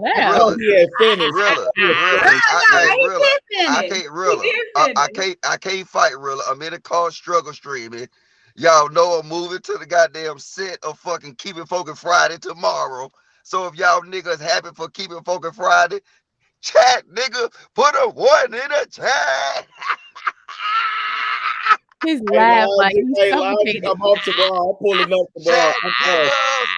Put a 1 in the chat.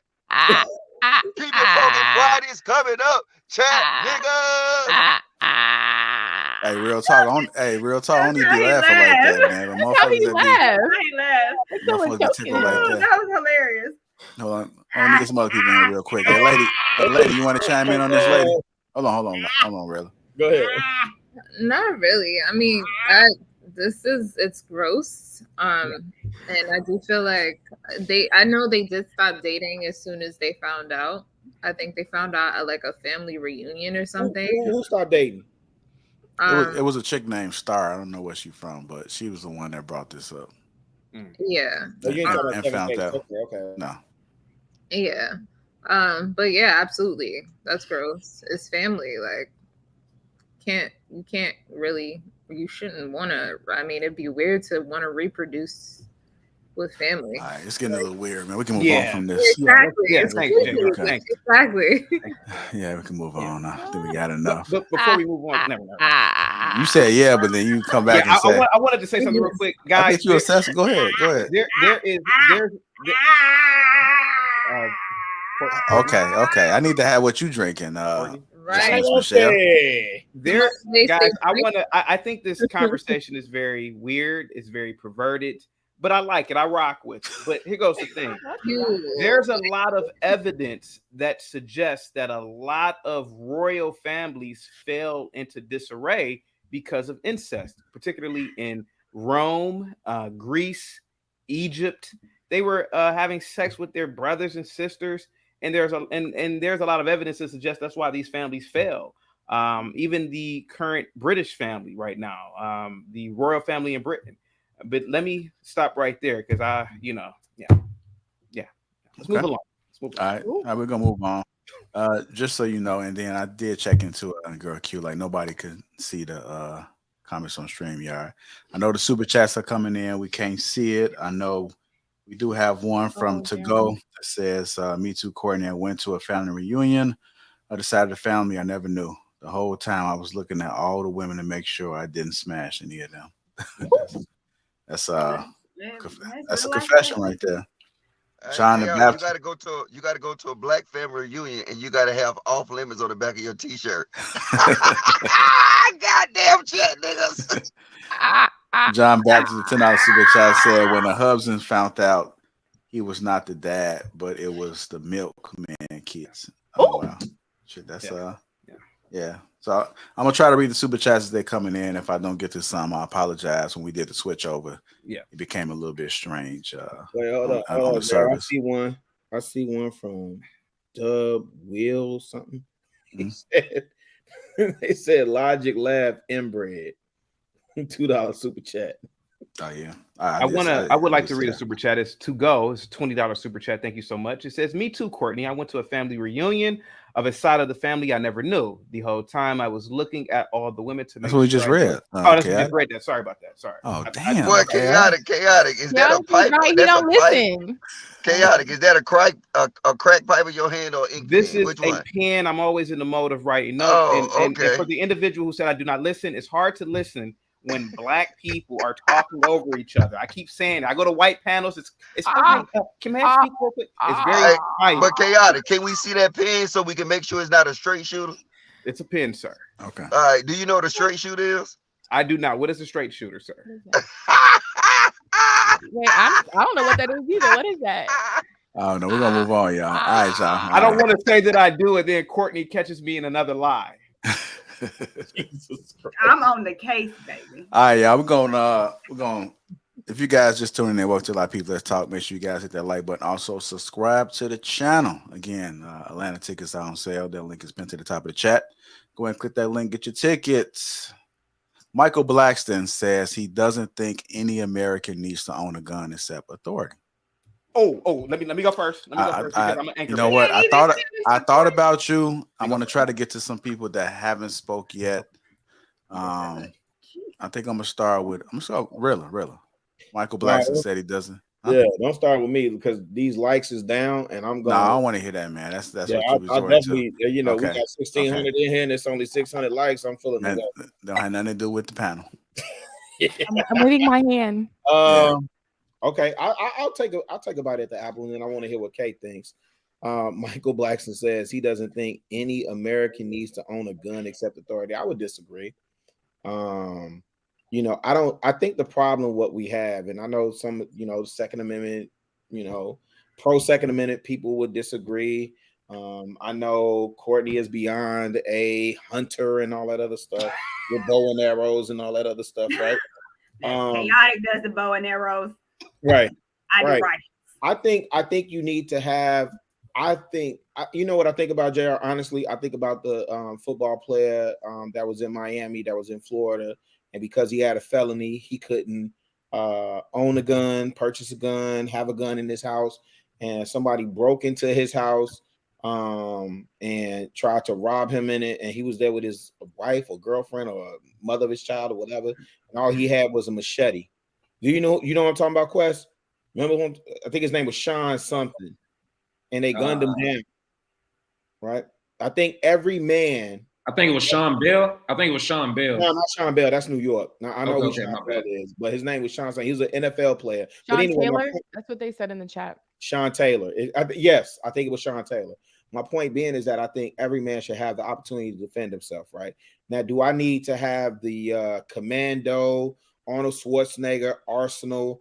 I'm not a gun enthusiast like that. I know Logic.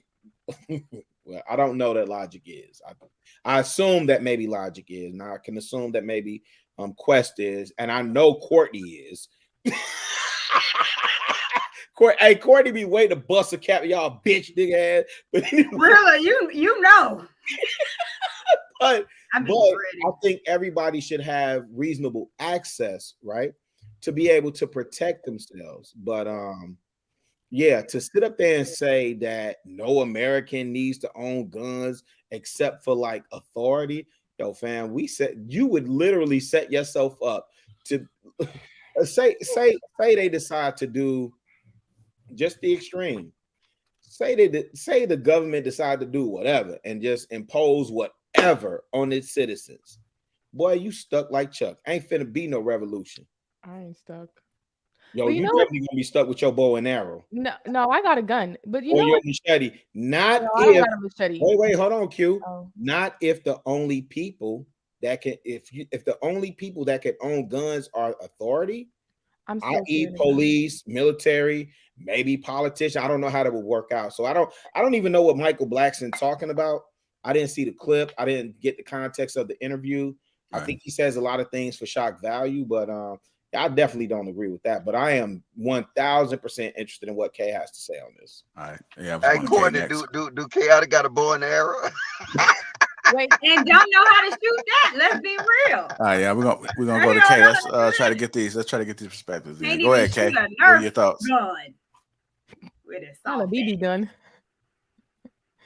Miss Kay.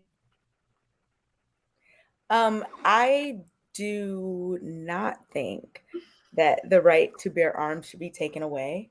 I can get with like age restrictions for certain types of weapons, assault rifles, these types of things. And even banning certain types of weapons, I can get with that.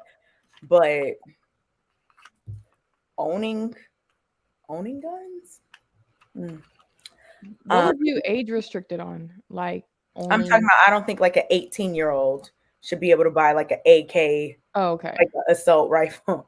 Like, I just don't think they can't even take a drink. So like, how are they, in my opinion, now people can think something different, that's fine. But I think there should be more regulation about certain types of weapons in places that don't have that regulation. Hey, don't you know an 18-year-old can't buy an assault rifle? That's already in place. Yeah. Oh, okay. Unless you Kyle Rittenhouse. Oh Lord. But I mean, was this based on after the shooting or was this before, JR? What's the context? Was this the Kyle Rittenhouse didn't buy his mama bought that and gave it to him. I know. Yeah, this was after. This was after the fact that he said this. Yeah. I live in Texas, so open carry is strong out here, and I do believe everybody should open carry. You have your license. But let's just be clear. The people that's doing this shooting, they don't have license. Like, they don't have an open carry license. So let's say if we did say, okay, nobody outside besides Popo can carry guns. Don't you think they can still get guns illegally? Like, that's still going to happen. Like, because let's say if they did that, I'm still keeping my gun. Okay, whatever you call it. And let's just be honest, there are people starting to shoot at a younger age. I know parents that take their kids to go to the gun range or go out into the dang the woods and go shoot. So I feel like it should be more in place for people to have more classes and be more strict on taking these classes, like a license every 5 months, every 5 years or so. But to take it away completely, that's ridiculous. Like, because I'm straight out shooting as soon as someone come in my apartment or anything of that nature. So I think we should have a right to open carry like we do. I think that's a good question for people to answer, because I didn't think. I mean, I know people shotguns here and there as children, but I didn't start seeing it until a later age that kids were starting really early. Mm-hmm. And it wasn't within our community that I seen it, and it could be happening in our community. I just haven't seen it, but I was like, damn, these kids young as hell. They really getting them in. Yep, it's a lot in the South, like Louisiana. But yeah, they doing it in other communities. Yeah. Sure. They're definitely doing it, like especially in the country and stuff like that. They're definitely teaching these kids because guns are around here. So why not teach your kids just in case if something happens? There's so many stories out where kids are playing with guns and they go off, right? So in the country and in the South, it's definitely happening at a younger age, like a 5-year-old, 6-year-old, like they might do something, they might just pointing out this is a gun, don't touch it. But then when they get older, 9, 10, 11, like it's showing them the steps. Hey, this is what you do. You don't touch it when mommy's not around. They lock up their guns, but it's good to do that for kids, definitely, for sure. Hey, Anton, hold on. On weapons though, hold on, Elijah, I real think quick. It's a misconception. But go ahead. I'm sorry. Yeah, give me 1 second. Hey, Anton, I know you did a stream this morning. Like, what are your thoughts about this? Michael Blackston says he doesn't think Americans need to own a gun, except authority. I got to think about it a little bit further. Okay. I got to think about it a little bit further. Come back to me, please. Hold on. I Let me go to Logic. Go ahead, Logic. Fact though, because so we can make the conversation easier. Because if we listen to our government and our government talks about assault rifles, just because it looks like a assault rifle, it's not an assault rifle. Like you can't go in America and actually make. I mean, you can't get an automatic rifle. That don't exist. You got to modify to be that. So when you hear these stupid politicians start talking about automatic rifles, they literally don't know what they're talking about. I got a Vector.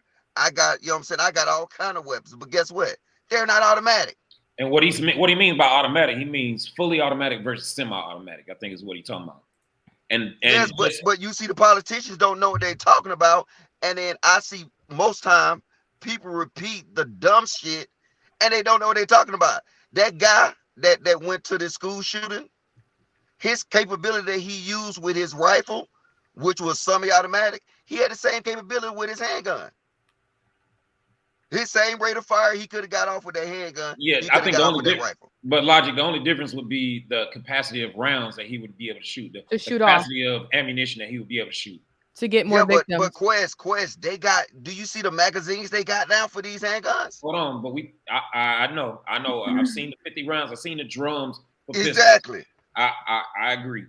But I think that was the big. I think that's the big difference is between the two. Is that they're more prevalent, high capacity magazines with assault rifles versus them being in pistols. My perspective is I want to have what everybody else got, right? Like I got a responsibility as the head of my household to protect. And if that means in order to protect, I need to be able to match levels of threats out here in this world, right? There's a reason I have assault rifles here in this household, right? Because I know that there are people out there that could potentially, I'm not saying that want to do me harm, that could potentially want to do me harm, that's going to try to meet me with that force, right? That would be like, it would be silly to not have that. That would be like the U.S. government sending its special forces operators into a country to go and combat against its foreign enemies improperly equipped.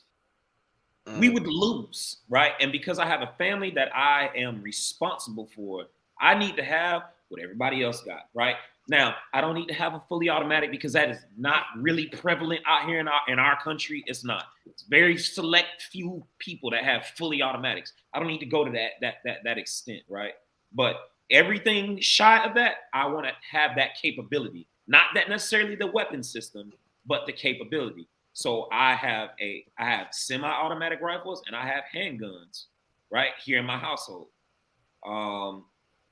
But Quest, I got a question for you. Wait, because Quest, you special forces, right? Hold on. Let me finish this out because I forget. There's also no limit onto who can get this business, bro. If you mean to do my family harm, I don't care if you one of these project niggas or if you're a dude in a blue uniform with some metal shit on their chest and a fucking belt. It don't matter to me, bro, because my responsibility is my family. I don't care what you're wearing.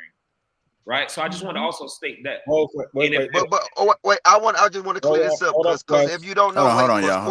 Because Quest was special forces though. I know. Well, after you, Elijah, we're gonna move on. Go ahead. Yeah. I just want to clarify this for the group. This is why I call cap on all this other stuff, because they want to get rid of these long rifles, but in close combat, a handgun is more dangerous.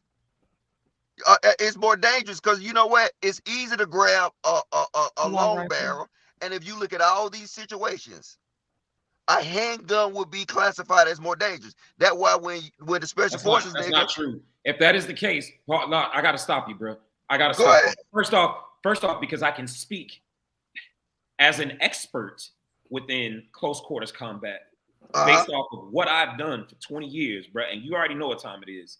If that was the case, SEAL Team 6, Delta Force, Crisis Response Forces, they would not use long rifles in close quarters combat. And every time they do. Now, the rifles are shorter and more compact, but they use long rifles in every one of those situations. There's never been a time. But the concept of the long rifle.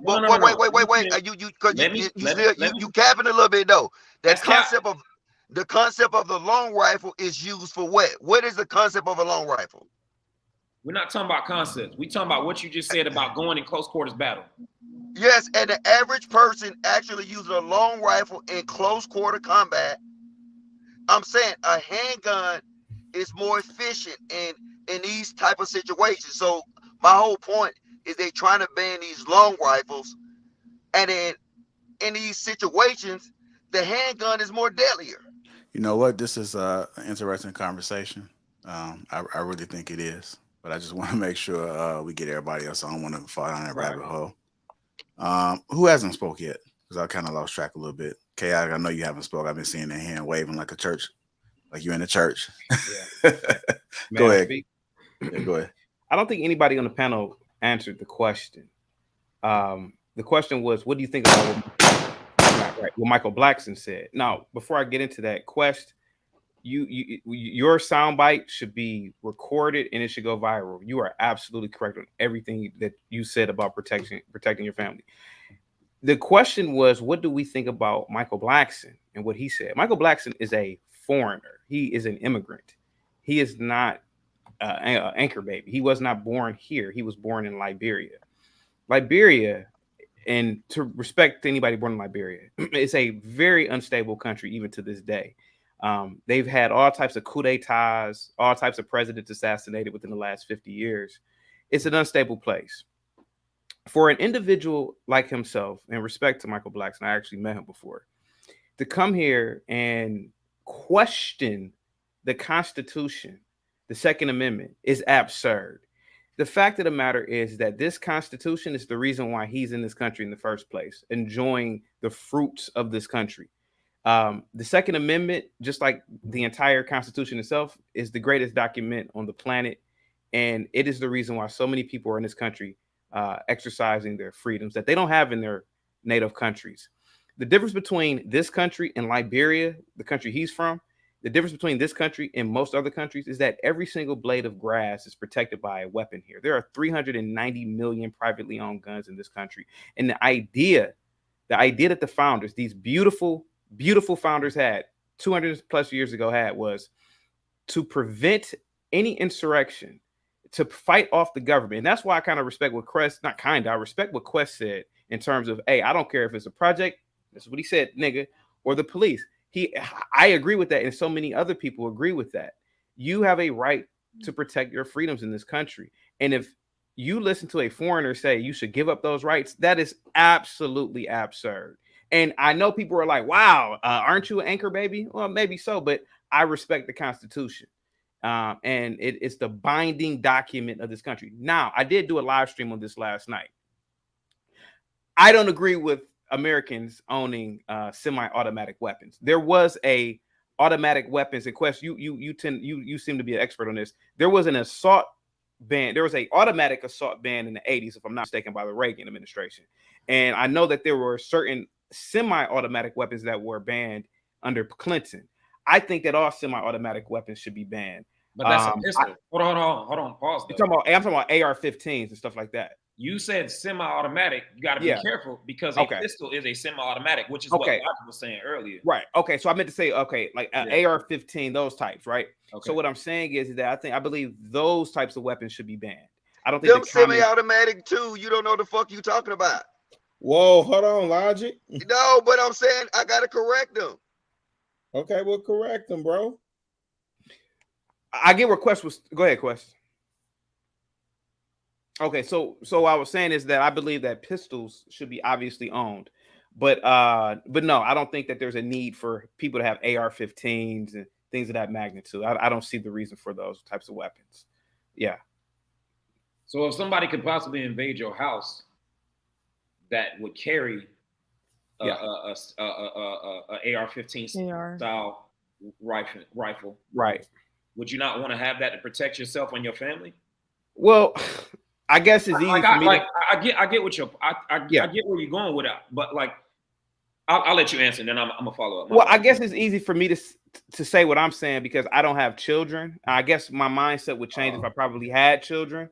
With my wife, I could just use a pistol. We can just shoot it out with whoever. But I get what you're saying, but I feel like those weapons they're melee weapons, and they cause a maximum amount of damage compared to a pistol. Like the events that happened in Las Vegas, where 80-something plus people died, I don't think that a person with a pistol could have killed 80 people within 5 minutes. I don't think not. He wasn't been able to do that just off sheer distance alone. Yeah, you're right. Right. So I think those types of weapons are just absurd for a civilized society, and I don't believe that the founders of the country they anticipated those types of weapons ever even being invented. Now, I'm not a constitutional lawyer, and I certainly don't really know what happened in 1776. But in my opinion, I don't believe that the Constitution, the right to bear arms, was written with the idea to own machine guns or semi-automatic rifles like AR-15. That's not true, because when they first did it, you can own a cannon. So, like I said, we speaking on stuff that we not. I admitted that I don't know anything about it. Yeah. All right. Anybody else want to speak on it? Anton, lady, no. Okay. No, I hate guns. I honestly do. Anton, you ain't packing? I disagree. I love them. I think we should be able to protect our households, but that's how you gonna disagree with me hating guns? That don't even make sense. How is it possible for you to disagree with me hating guns? I do want to ask Anton a question though. That don't even make sense. Okay, all right. So I literally said I disagree. I absolutely hate guns. I had 6 words on there. How you disagree with that? That don't even make sense. What made you think I was talking to you? Because I wasn't. I was talking to I'm the one that said it, and then you said the exact opposite of what I said when I said it. All right. Let me ask you a question though, Anton. Let me ask you disagreed, lady. No, lady. Wait. I did. Lady. Q, no, thank you. No, you didn't say you disagreed, so you was talking to him. I was talking to the question. All right, we're gonna get to the question, y'all. Go ahead, Quest. Quest. Anton, I do want to ask a question. The question is, so what are your thoughts on somebody potentially invading your space with a rifle? No. I didn't say that they're not necessary. And, I legally started owning them once I started opening up certain businesses to where I had to close up at night. You know what I'm saying? And I had to make sure that everybody got out safe and stuff like that. They necessary only because of the circumstances that we face, but I still don't like it. I just hate, you know what I'm saying, the idea that I would have to do something like that if I'm put in the position to do so. You know what I'm saying? From my perspective, it's always like the absolute positive last resort, which I don't, you know what I'm saying? I don't disagree with somebody else liking them or rocking with them or wanting to shoot with them or whatever, or their admiration for them. I just personally don't like it because of the things that I've seen growing up in the environments that I grew up in. And, I'm just not a fan of it. So, think about this though. Think about logic. This. The areas with the most guns have the less violence. So can anybody on this panel make sense of that? The areas with the most guns in America has the least amount of violence. What is the areas with the least? The reason why it can't be true is because Chicago, for example, has an absorbent amount of guns, and you're telling what you're telling me is that they have the least amount of violence. No, what I'm telling you, the areas in America with the most guns, and this is a fact. You got areas around here. Like, look, I got literally registered, legal. No, not just registered. I'm telling you, if you go to the country, everybody owns at least 5 weapons. That's true. Maybe and in the country where people are really spread out and they're not like really. No, baby, just listen to what I'm saying without trying to goddamn back up for Chicago. I'm telling you, the areas in America that it's lock and loaded, they has the least amount of violence. If you look in the cities, in these areas where you have the highest amount of violence, it's the least amount of guns. Wait. Hold on, y'all. Hold on, real quick. Hold on. Because I do want to speak on Chicago in particular, because when Chicago became a legal state, we are just now starting to see people like situations. We don't hear everything. As motherfuckers getting killed like left and right. But we are starting to hear cases where somebody run on somebody and they'll shoot back, and we find out that they had a concealed carry. So we haven't really had that impact that most states have already had it, that was adopted, that was put into effect a long time ago. But there are people that a lot of guns in Chicago, and these motherfuckers are just killing. They're just killing, they're killing. But what I'm hoping to see, and again, I don't condone violence at all, but I do believe that in areas, well, you just got to protect yourself. You just never know. Because somebody run up in your house and you can't protect your house, then I do understand where it's like, man, I should have went on ahead and purchased that gun just to protect my house. You don't want to use it as anti-say. Right. That's the last resort. But I'd rather be prepared than not be prepared. But in Chicago, in particular, I understand. We just now hearing people when somebody shoots back, they had a concealed carry. They're real quick to say that they had a concealed carry. But the problem with this whole conversation, that additional information, right, is that we don't know what we don't know. So, for example, when they say the most dangerous city in America or the most dangerous cities, right, it's not based off of how much crime, how much violent crime is committed. It's committed per capita. So according to per 1,000 people in a specific area, and then they divide that up. So for example, if you got New York, and New York got 8 million people in there, right? And then you go over to Detroit, and Detroit got 1 million or 750,000 people in there. But New York has more murders, but then at the same time, per 1,000 people, Detroit or Chicago has more violent crimes. You start to add additional context into the conversation, and then it paints a better picture. So we don't know what we don't know, because how can you truly tell how many guns is in one specific area? And then when you take into consideration the socioeconomic status, right? How many jobs? Like Kay said, when things are spread out, smaller towns, people tend to know each other. It's so many other factors that you'd have to throw into that conversation in order to be able to substantiate that argument. No, you don't. I'm telling you, it's insane. Because we know that these little dirty trap boys be passing these dirty guns around to each other. We know this occur. So it's not that they have a maximum amount of guns. It's just that they have the maximum amount of crime. I'm telling you, I don't know why this is even an argument. Everybody that I know that's in my area at least have 10 guns. And again, hold on. And again, Logic, the key words that you said is in your area. Correct. And so what we're saying, listen. In Texas, you have people in the dealership. They're not supposed to. That will tell you. I could tell you in here, most of everybody in here packing. Mm-hmm. It's not legal, but that's just the norm. It's not the norm for people to be at work with guns. So Chicago is just now starting to experience having a little bit gunplay. And they still, but see, people trying to turn it. They trying to turn to something different. I'm telling you, listen to the facts. It's not about legal gun versus illegal guns. I'm just talking about guns across the board. Period. It was a lot of people scared to have guns, and even to protect themselves. They can't protect themselves. They can't lower crime if they can't protect themselves, because if they're riding around illegally with a gun, they're gonna get pulled over. No, I'm not saying whether or not they should have it. I'm saying the least amount of guns we find, because if people say guns are the problem, right? Sure. Then why in areas that has the most guns see the least amount of violence? I don't think that gun. Hold on. Hold on, Quest. I don't think guns are the problem. Yeah, exactly. Okay. I don't think guns are the problem. What I'm saying is that Chicago in particular, because I can only speak on Chicago, hasn't caught up to the example that you're giving. Chicago in particular haven't caught up. We are starting to hear stories right now where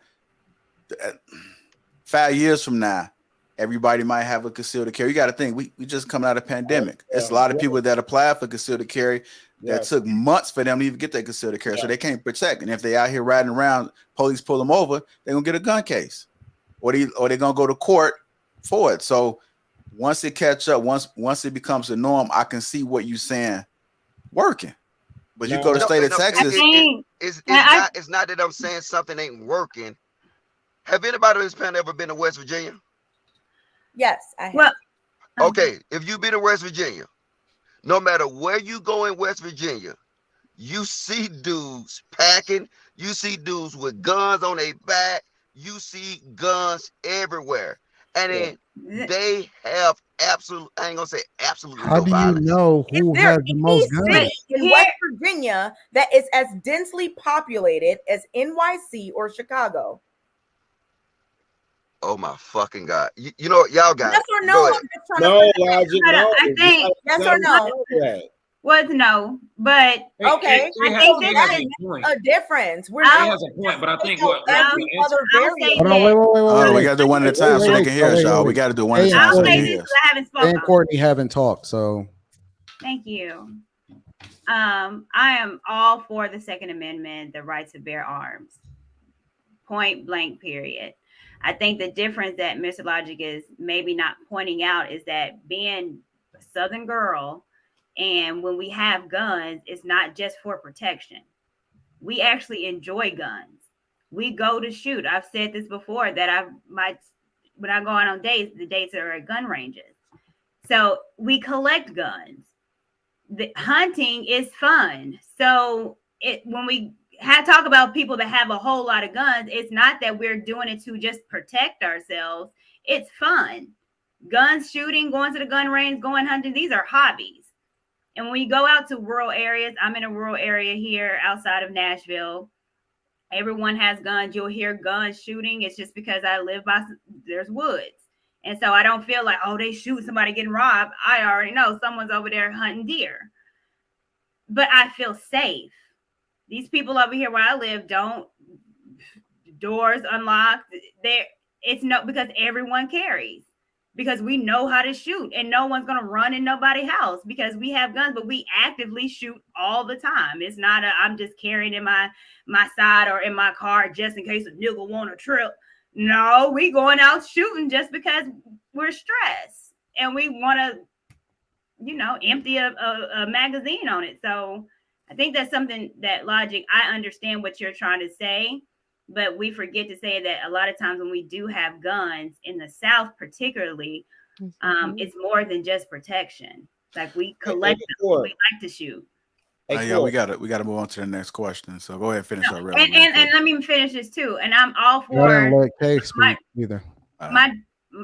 I was watching videos on YouTube of kids shooting, and I was showing my daughter, how do you feel about this? Do you feel comfortable in guns or shooting guns? And she's like, yes, she's used to mom. She's used to her dad having guns. So she wants to. So once she turns 7 or 8, I'm going to start taking her to the gun range because I want her to feel comfortable. I don't want her to be in a house with guns and she's scared of it. Mm-hmm. I want her to feel comfortable. I want her to learn how to shoot. That's when I started when I was 8, and that's when she's going to start. So I'm all for, if you believe in guns and you have guns in your house, have your kids feel comfortable around the gun. Teach them how to shoot. And that's safety to me. Yep. That's a norm in the South, though. For real. All right, go ahead, Kay. Logic, how did the guy who killed all those children in Texas get the gun? How did he get it? Because I thought he bought it from a store at 18. So when you say there's already those restrictions, I'm just trying to see, like, how did he get that gun with that high capacity magazine or whatever? How did he get it? Or is the media just lying? No, you said initially your point was you were saying 17. I said, no, you got to be 18. I didn't say any age. I said there should be an age. And you said there's okay. And I said it is an age. Okay, but my point is that boy at 18 was able to go to a store and then go the next day and kill 20 third and fourth graders. So I'm saying that that's a problem. And then for people to just, well, there's already an age. 18? That's not old enough. You can't even drink. But you can go to war. Okay, all of that's a problem. So you want us to stop 18-year-olds from going to war? Oh my goodness, you want to change the topic? No, I'm just saying, you say it's a problem. Are we still talking about gun laws and things like that? Oh no, I'm just saying. Okay, so what I'm saying is this. Look, I understand you have these isolated incidents, and then believe it or not, this school shooting will still be classified as an isolated incident, because if you go by definition, everybody is triggered by this mass shooting that's happening now. But in ghettos, mass shootings happen every day. Wait, no. If you're gonna ask me, I'm gonna tell you. Age. No, because you're not answering it. You're going way around. No, I'm not. I'm explaining your point because you're using this as an example. What am I doing? What example? What situation do you use as an example? I literally just said that there should be, a long time ago, minutes and minutes and minutes ago, that there should be, I can get with an age restriction in terms of buying certain types of weapons. I said that. Then you said there's already an age restriction. Okay. Now, there was a lot of talking between that. I sat quietly. I wanted to ask you directly, okay, the person who went and bought the gun that he used to kill 19, 8 through 10-year-olds, how did he get it? He bought it at a store. He should not have been able to buy that type of gun with that many rounds at a store at 18. 18 is adult though in the States. Okay, please yeah. Let Logic answer. Yeah. Logic, do you think that somebody of that age should be able to buy that type of gun at a store, just walk in, buy it? Yes, I do. And I'm gonna tell you why. I'm gonna tell you why I do. Because if you start actually seeing here, that's just like saying an 18-year-old can't buy a Corvette because he might wait. He might drive too fast and then he might crash somebody. So like I don't think, I think this is my general thing about. Oh, no, you gotta let him finish, Kay. You gotta let him finish. This is what I'm saying. I'm giving you an analogy to match it, because just because you listen, out of all the 18-year-olds buy guns every day, you're going to see and say because of one 18-year-old did something stupid, we need to therefore take all the guns away from 18-year-olds. Imagine if that was your kids. No, and I'm with you. Like, come on. Hold on, Quest. No, but and my only point I'm saying is we don't need to sit here and overreact, because if you want to put like this, if 50% of the 18-year-olds, or you know what, I even give you this, even 10% of the 18-year-olds get the chance to buy a gun, they get guns and go kill people, then we should have this question. But if you talking about this is what I'm saying. If you're talking about an isolated incident and it's a small percentage, why should we overreact? It's not about overreacting. It's about the fact that like you cannot take a shot of rum, but you can go buy a gun that can hold 100 rounds. Like, it doesn't make sense to me. Now, if you think that's fine, that's your opinion, fine, whatever. We can have different opinions. And I am not against people owning guns at all. 0%. I think people should be able to own guns.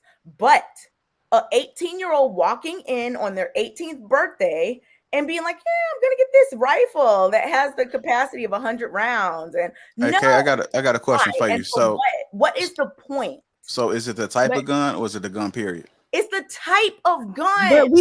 I have some. Okay, but I don't. It'd be a different story if you were saying 18-year-olds shouldn't have guns, period. Because if you're purchasing a gun, then you're making the assumption that they know how to be responsible with it, right? Mm-hmm. Right? I mean, like the most average person to say, if you allow them to buy a gun, that they know how to be responsible. It shouldn't matter the type. If you allow them to buy a Corvette or a Corsica, it don't matter. Like they should know what to do with it, right? A Corsica. Yeah, I had a Corsica. A Chevy Corsica. Yeah, I did. But I'm just saying, I mean, it's either you. We can have different opinions. Yeah, we have different opinions. But let me ask one more question, Jerry. I know you want to move on. The way that I'm reading the question is that I think what Michael Blackson is saying is that if nobody owned guns, what would be the need to own? What would be the need for a gun?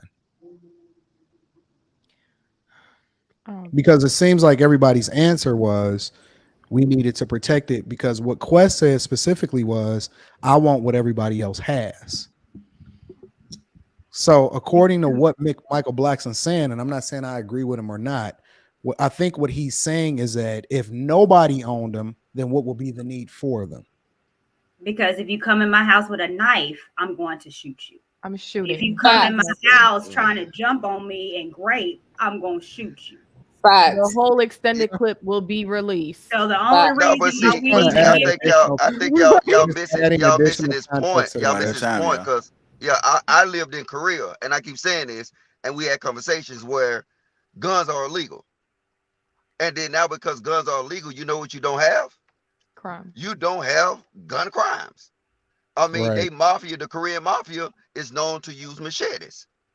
But do I think the thing is, and I'm going to say this again, the benefit of us living in America, our freedom has a double-edged sword. It's a double-edged sword.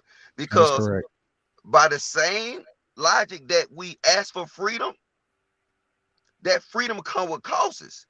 And if you have a right to bear arms, you have the freedom to bear arms, then guess what? You got to deal with it. So you got to ask yourself, do you want to live in a situation like Korea where you know what? It's no guns and there's no violence, or do you want the right to make your decision and the right to have your freedoms to bear arms? That's what you got to ask yourself. So wait, hold on. Unfortunately, we live in a society right now where the rules and the way everything is now is set. In order to get like how Korea is, that would take decades to get there. And then I mean, it's a hypothetical question. But the idea of it is, but Anton, we ain't even got to do hypotheticals. We can look at London, England, right? But they got strict gun laws. Yeah, they're stabbing people. Logic. What's happening over there in England right now? For years. Mugging. What you saying they stabbing people? Yeah, 1000%. Yes, but the thing is that it takes us. Let's look. Watch this. When you're dealing with a knife, that's up close and personal. I never saw a knife kill a kid because of. I never heard of a stray knife, right? I never heard of a ricocheting knife. So, like when you dealing with knives, just be honest, it's up close and personal. But even with knives, you can possibly live to see another day. With a bullet. Man. I don't know. That's like fire and forgive. I mean, you got a point. You can fire from, you know what I'm saying? You can, I mean, a guy got to wait, hold on, Logic. Wait, hold on. Let me just finish because you asked. Because if I see you, if I see Rilla coming at me with a knife, what can I do? What I'm saying, what can I do if I see Rilla coming at me with a knife? Right, Logic. Yep, you got it. Listen, Anton. Last out, y'all. Last out. Listen, honestly, I hear you. He got a point. Let me tell you something, bro. If you research it, it's an epidemic there too. It's not about the weapon. It's about behaviors. It's about mentality and mindset, fam. That's what it's about. So we can argue about the weapon, AR-15s, semi-automatics. We can argue about what they doing in the U.S. versus what they doing in England. bro, at the end of the day, it's about mindset. No, it's about capability. Wait, hold on, Logic. Wait, we gotta move on, y'all. We gotta move on. Go ahead, tighten it up, Rilla. Logic, fuck tighten it up. I'm putting logic on logic. What? I'm pulling the logic on logic because we ain't arguing about being in close quarters so I can stab you because I'm in close quarters, or I'm at a distance and I'm shooting. The end result is still the same. Bro, it ain't. It's That's not why the same, you bro. don't know what The you're point that talking Logic about. is making, I don't know why you even going here. It's not the about same, bro. capability. Look, if that guy had a knife at the, it's about capability. Like I said, y'all need to tap out when you don't know what the fuck you're talking about. You're right. Imagine if that. We ain't about to go there, y'all. If you guys no, I'm just saying. Wait, imagine if that kid in Texas had a knife. I'm just saying. Okay. Imagine. No, if you guys just tuning in, welcome to Lapeef. Let's talk. We ain't going there. Let's go ahead. Let's go ahead. Keep it going. Let's go. No, I want to move on. Though. I've been trying to move on. I know. Okay, we're gonna know after hours. After hours. I'm talking about. After hours. If you guys just tuning in, welcome to Lapeef. Let's talk. Let's make sure. After hours. Okay. Because I need to tap out. All right. I heard the likes are down. I know we transitioned to another stream. Can you guys please take the moment right now to get the likes up? If you hit it already, try to hit it again. Let's get the likes up. Also, make sure you subscribe to the channel while you at it. Appreciate this dialogue. And I think this is a good transition right here. I do want to ask the fellas and the ladies. This is a question. This is a co-ed question right here. Nope. When a man verbally disrespects your woman in front of you, I'm going to start with the women first. I'm going to go with Courtney and Michelle. When a man verbally disrespects your woman in front of you, as a woman, how would you like for him to respond? What's acceptable? Go ahead, Courtney. And verbally.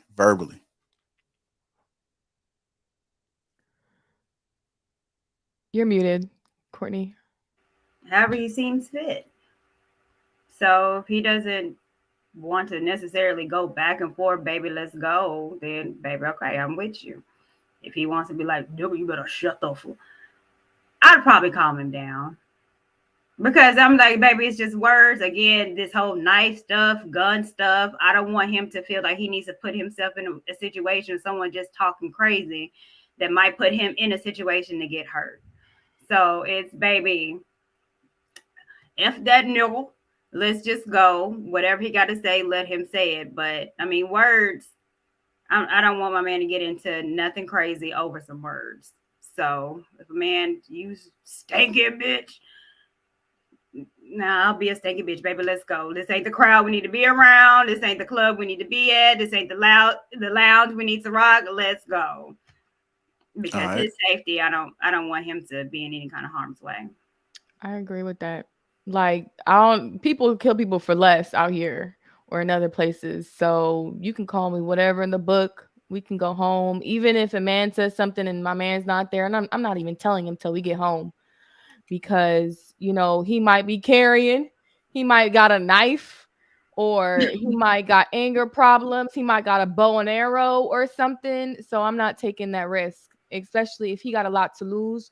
Why put a man in that predicament to lose what he got business-wise or family-wise? And you never know. He might get locked up. They might get locked up. Someone might think he started, then he gets shot. So it's so much that can go wrong with that situation. It's not even worth it regarding some words, honestly. Words ain't nothing, especially from strangers.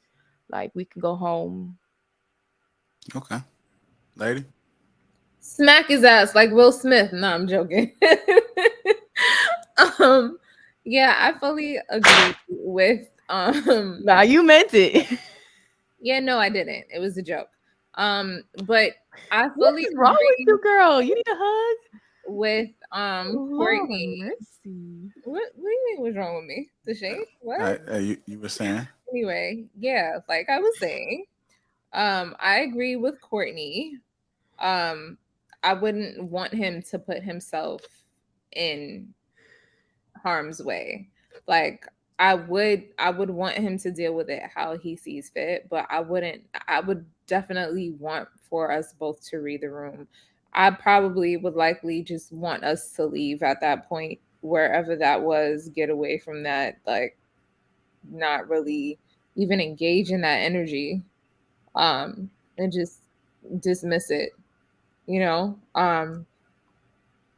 I will say that if I guess it just depends. Like, read the room. Like, if as a man he feels the need to correct him verbally, respectfully, tactfully, without the ignorance, then so be it.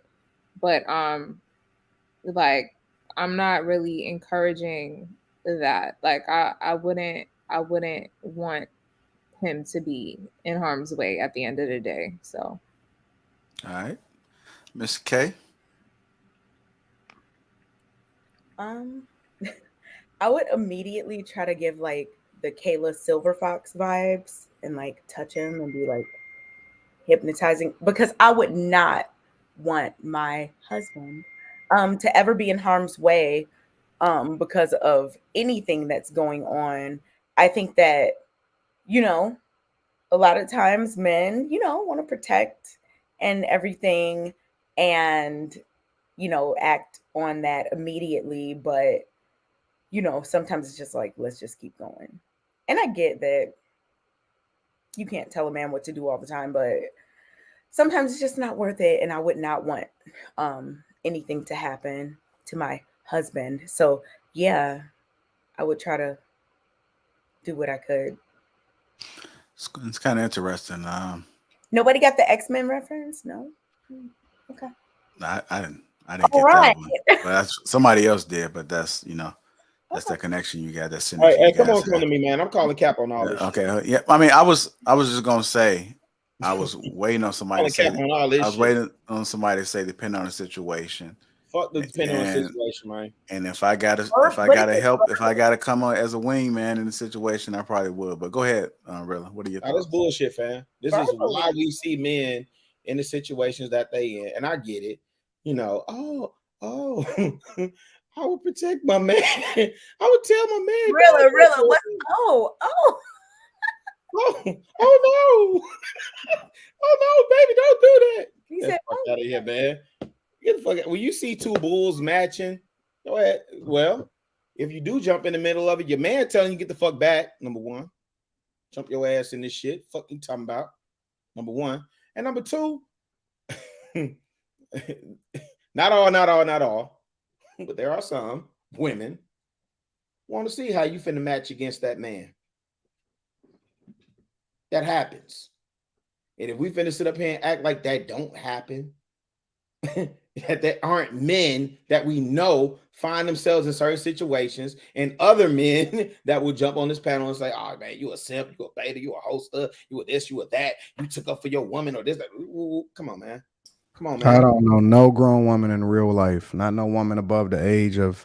Listen, Anton, that want to see a dude right there, bro.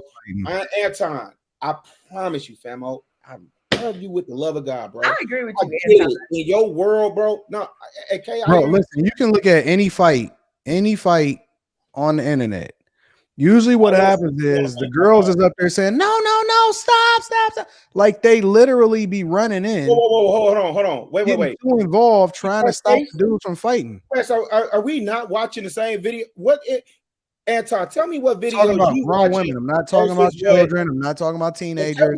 I'm talking about grown women. Anton, tell me the grown women videos you watching versus what the question is saying and what we see played out on internet and in real life every day. He said real life. To what you said that women want to see men go toe to toe. I don't believe that. Okay, cool. What? Oh, Anton, I agree with you. I think that, I mean, who wants to see like? Ma'am, listen, and we all gonna come with our anecdotal. And what I'm telling you is, I'm being objective. Okay, you're talking about. Hold on, okay. Hold on. Science. Rilla, bumping your gun in real life. Wait, hold on, fam, because I was answering the question before both y'all jumped. Now you're trying to dismiss as anecdotal. Yours is anecdotal too, or do you have some research? No, fam. What I'm saying is, I'm actually being objective because in my real life, I identify. Oh, that's anecdotal. In my real life, Wait, so when you're done, let me know. No, I'm not done because look, Rilla. Let me know when you're done. I will. You're talking about anecdotal. Okay, so when you done in my real life, I actually identify with what you and Anton is I didn't let saying. you know. No, because you talked I already. didn't let you know. You just said No, it's cool. So Pipe down real quick. When I'm finished, I do. Hey, when I'm done, you weren't serious? K, listen. When I'm done, you can come in. Okay. I know. I'm fickle. I'm fickle. All men are fickle. All men are fickle, right? So I'm fickle. Listen, when I'm done, you can come in. In my real life, no, Kay, I'm fickle.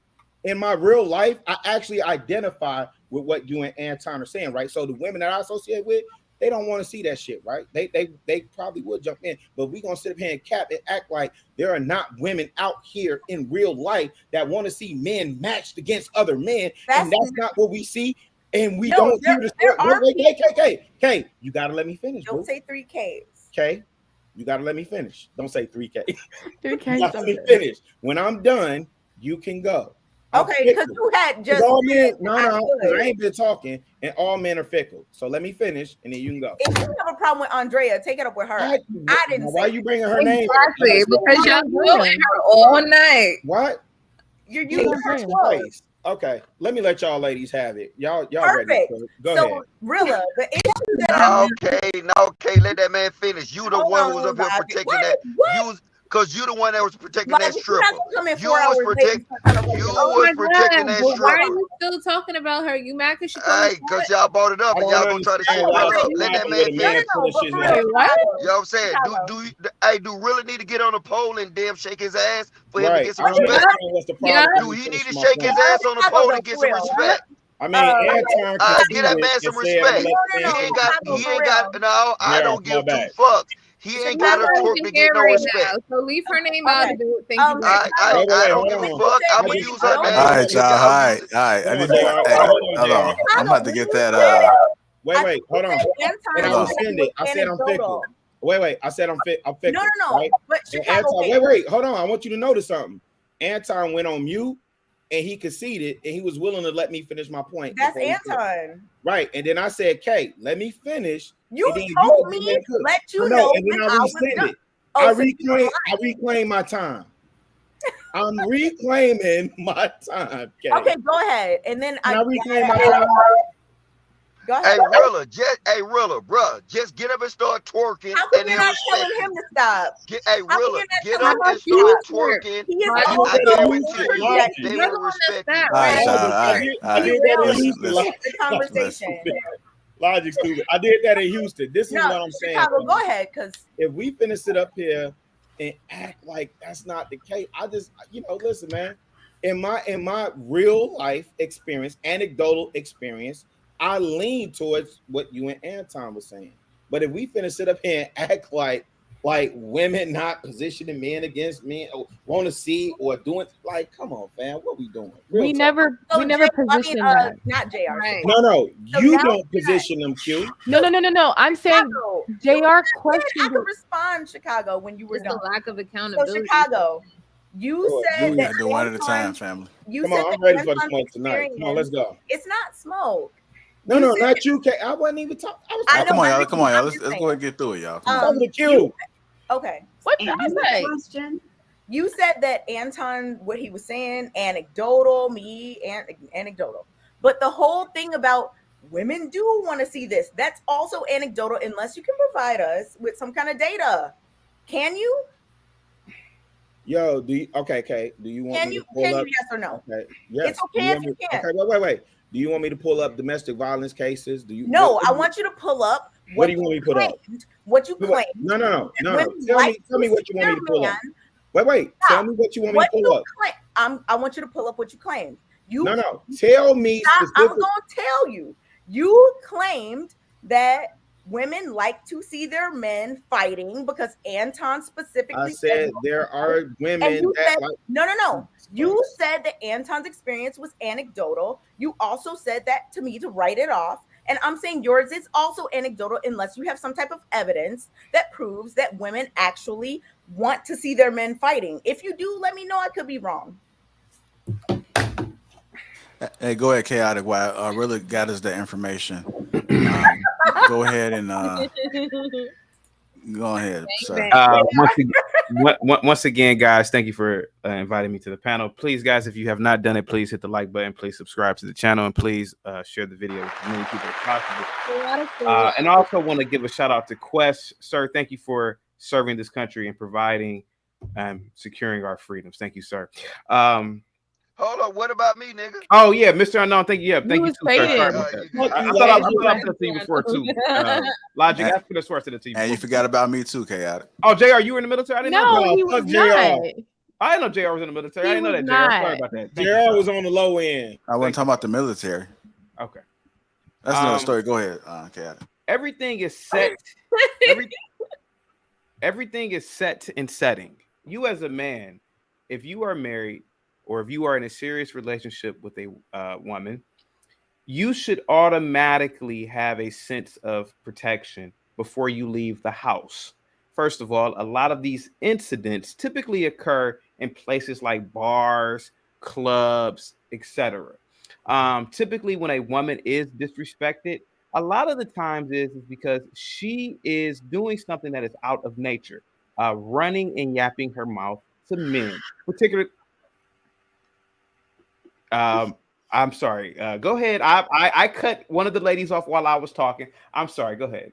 I heard somebody breathe or something. Okay, so I guess my talking cut you off from living. Okay, so here goes the thing. Now, nobody on this panel, nobody on the planet is Rambo. You just can't kill an island full of men. That's impossible. So what you have to do as a man is be responsible. I've said this and I'll keep saying it, and I've done live streams about it. Generally, no random man is just going to disrespect your woman, generally speaking. A lot of times the disrespect comes back when there is some sort of disagreement or argument and the woman is talking. A woman, your wife particularly, or your girlfriend, should never in her mind I'm gonna go to a white panel. I'm sorry, I can't do this. Hey, y'all need to mute, ladies. Now, I was muted. I listened. I wasn't cackling and giggling and goosing around, Lady Mogulette. You're drunk off of wine. Nothing wrong with that. First of all, Courtney's in tears and you talking to me. What the hell? But you're goosing and cackling, and I can't even get. I was quiet for 20 minutes. But go ahead, cackle all you want. Sound like a goose. Go ahead. Just go ahead. No, just laugh it up. Laugh it up. Then get a. I said it. I'm quiet. Chaotic, you're right. Because when that stripper was up here, they was quiet as mouse. I can't even. Yeah, thank you. I know, but hey, why when that stripper was on the panel, they didn't say nothing. They never interrupted her. Why are you so pressed for Andrea though? Lady Mogulette. Lady Mogulette. Lady Mogulette. Now normally y'all didn't say nothing. Don't call me out. Do not address me. Now, Lady Mogulette. Hey, y'all, let Chaotic finish. Yeah, finish up your thought. Hey, let me get that out the Chaotic too. Not too much on me. I've been raising my hand. Can you please go on mute? Please go on mute. Just proves my point. Just proves my point. Did you? So Wait, again. hold on. Wait. Hold on. What happened? Ain't nothing happened. Rilla, let him finish. Go ahead. Yeah, don't try to put Lady Mogulette, may I no, finish? Wait, hold on, Chaotic. Okay. I asked y'all, I've been in the back chat asking for the experience. If you're not talking, go on mute. I'm asking to go on mute. We having a Rilla. Ever since you got married, you've been on 10, bro. I don't give a fuck. I'm saying we on a 10-minute diversion because people can't go on mute when they not talking. Really, do you realize you've been cussing more than you've ever have? I do know that, Anton. Yeah, I'm not a Christian. It's that rap music. It definitely is the rap music. I'm listening to the future. Can you go? You're not a Christian. Well, I thought you submit to your pastor. Wait a minute. Let Chaotic talk. That's all I'm saying. Can we go on mute? Wait a minute. One second. Really, you're the main one disrupting them. Really, you told us to disrupting Chaotic. Oh yeah, we've been done laughing. I think Chaotic said he was quiet the whole time. Rilla told us last week that he submits to his pastor. Hey, everybody, we're gonna let Chaotic talk. Because he is making Everybody go on mute. Submit to his pastor. Everybody go on mute except Chaotic. I'm telling pass on you, Rilla. Thank you, guys. I'm not making this up when I say these things about white folk, but hear me out for a minute. Oh boy. Everything is about set and setting. you are supposed to protect your wife or your significant other before you leave the house. Clubs, bars, iffy or sketchy parts of town or any town you're in, you and your wife shouldn't even be in places like that, because you have already I can't think of the word right now, but nevertheless, you as a man, if you adhere to a certain standards of expectations or behavior from your wife, and if all those parameters have been met, then yes, you are to engage in another man if he verbally disrespects your wife. If she's dressed conservatively from head to toe, if she's not speaking, for example, if a man says, "Excuse me, lady, I got to talk to you," and she says, "Sir, I am married. You can speak to my husband." If you say, "No, bitch, I'm gonna speak to you," then yes, you as a man, regardless of the situation, to say, "Sir, my wife just told you she's married. My wife just told you that I'm her husband." Yes, then you engage. I believe that wholeheartedly. It could be Shaq. Then you engage, because that man obviously has some sort of problem and it needs to be addressed and corrected.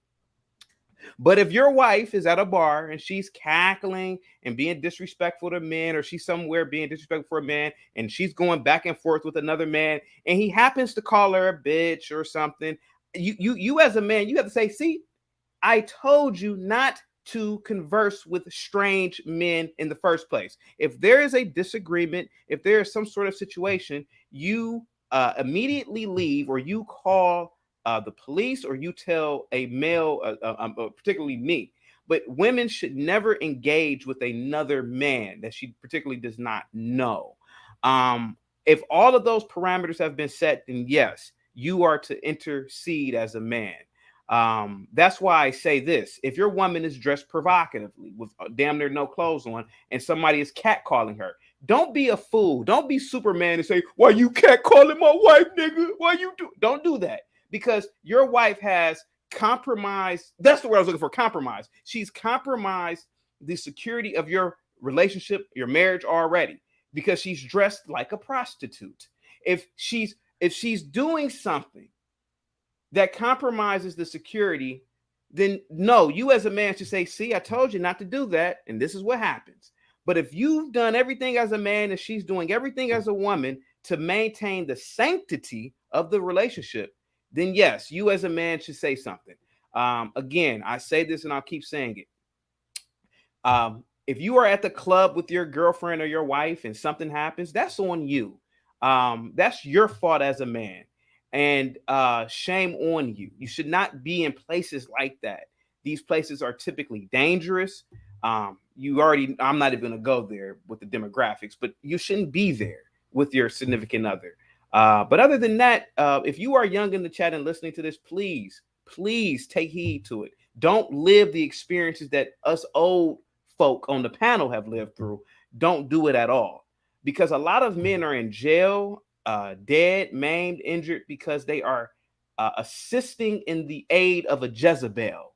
And you have to stop that, because you'll be doing it with 1,000 other women. No, and don't end up in jail trying to protect some woman because she's going to be with another man, probably the man you probably hurt or something. So no, go ahead, Courtney. Can I jump in here real quick?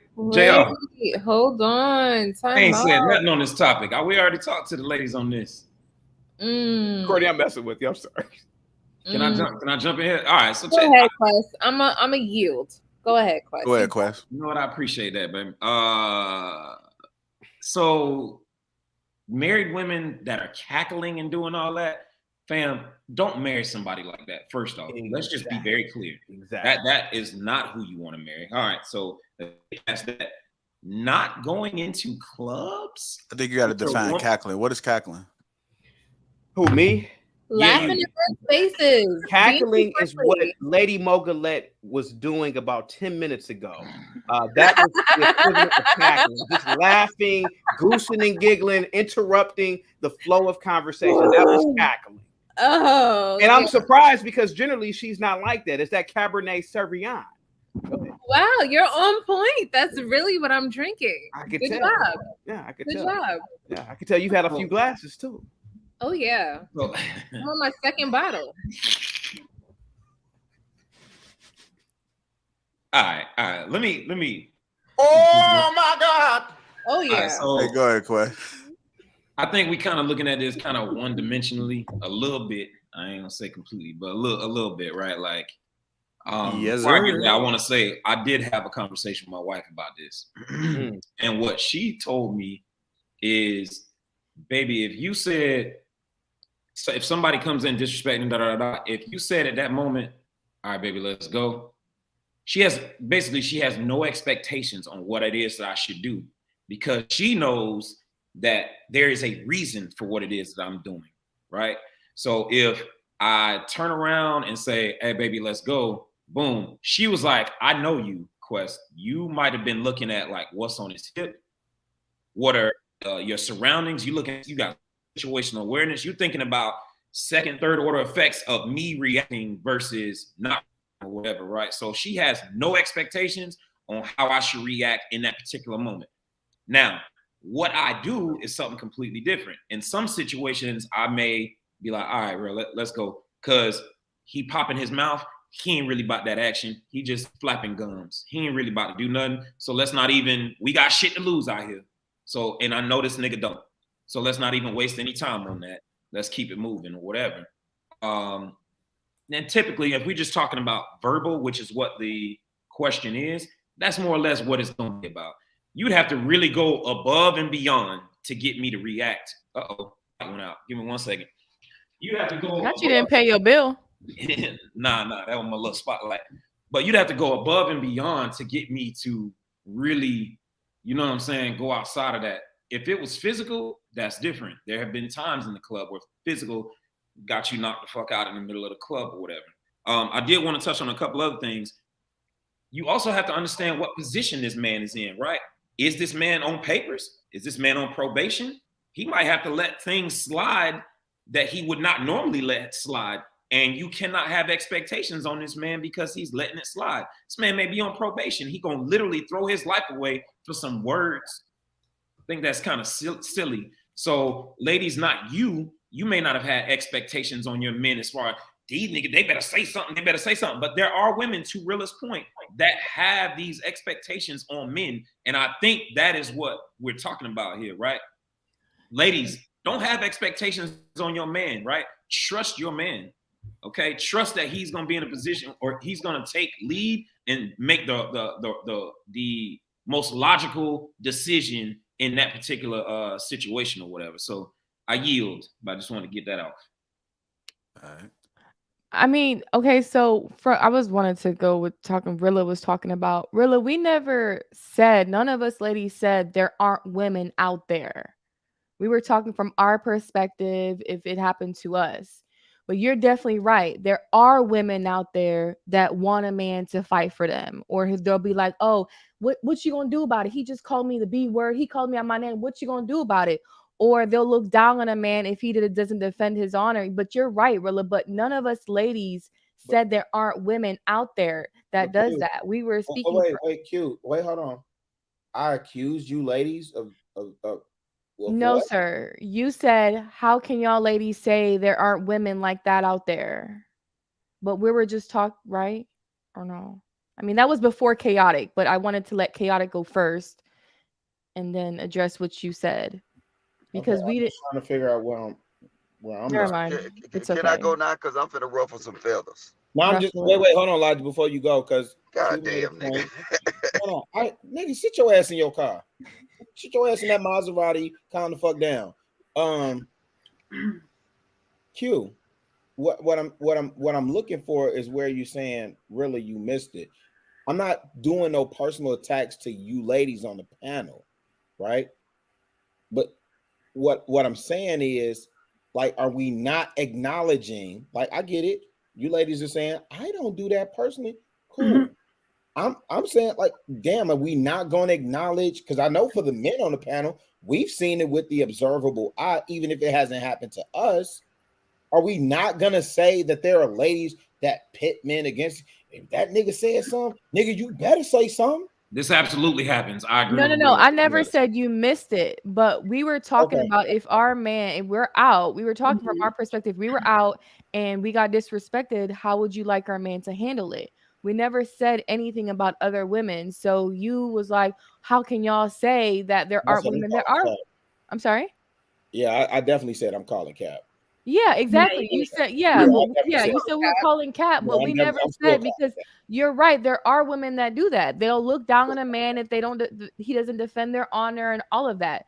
Yeah. So that is right regarding what you're saying. Your man just gonna be like, yeah, homie. All right, cool. Nah, if we got. Hey, Lady T, you've been drinking too much. Hold up, Lady T, mute up. Don't do that. Don't do that. Mute up, you know what I'm saying? Because see, we get a. Hey, do I need to get a triple pole so I can talk? Yep, do that. Get your fat ass on the pole. All right, yeah, my fat ass. Hey, JR, did you got that clip? Go ahead, Elijah. That's fucked up, man. All right, look, check this out. All right, I'm gonna agree with Rilla. Cause, and this is crazy. Y'all need to timestamp this bitch. Look, most conflicts come from men trying to defend women. And then we fall victim to that stupidity all the time. I had an incident that was in my garage where I was behind this Asian man and this black chick. He was driving slow. She was in a rush. She cut him off, went around, and then he flipped off. And then by the time we got to the third level, her man came out there and was ready to beat him up before he even understood the situation. So I'm gonna tell you this. This is what I majority see. But you know what I do in that situation? I will talk to the man, because I will find out. It will be something as simple as he didn't know she was with somebody. He tried to holler at her, and then she'll say something slick to him, and you're not gonna get me caught up in that fuck shit. I'm gonna have a conversation with the man, and you can tell if he was really disrespectful about it. Most of the time, they'd be like, oh man, you know what? It wasn't even like that, man. I just asked her, could I buy her a drink? It'll be something so simple, but niggas will always jump out there on the limb. They'll jump out there on the limb for these chicks, and they'll find themselves fucked up in jail. And while you in jail, stupid. Hold up. While you in jail, she's sucking and fucking on that same nigga that you just got in a fight with. Y'all better wake up. Y'all better stop believing these chicks. Hold up. Don't get triggered, Lady Moet. I mean, Lady T, whatever you want to have your name today. Look, don't get triggered. No, Moet. You love Lady Moet. You love using that word triggered. Okay. How about you stop entertaining women that lack value? Stop. Okay, well, Lady Moet, please don't entertaining women that lack tact. Stop entertaining these ghetto ass Walmart whores that you love to boast about. Okay, now first off, Lady T, chicks, you won't have Lady T,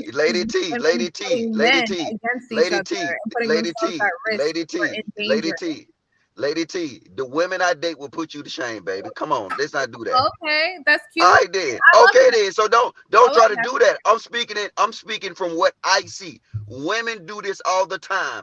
Okay, they know well, wait. Okay, Lady T, is that wine that goddamn strong? It must be. Yeah. All right. Well, goddamn. Let me see this. Why don't you do this? Why don't you? Hey, Lady T, do me a favor and slam your head on your phone on the mute button and let me finish.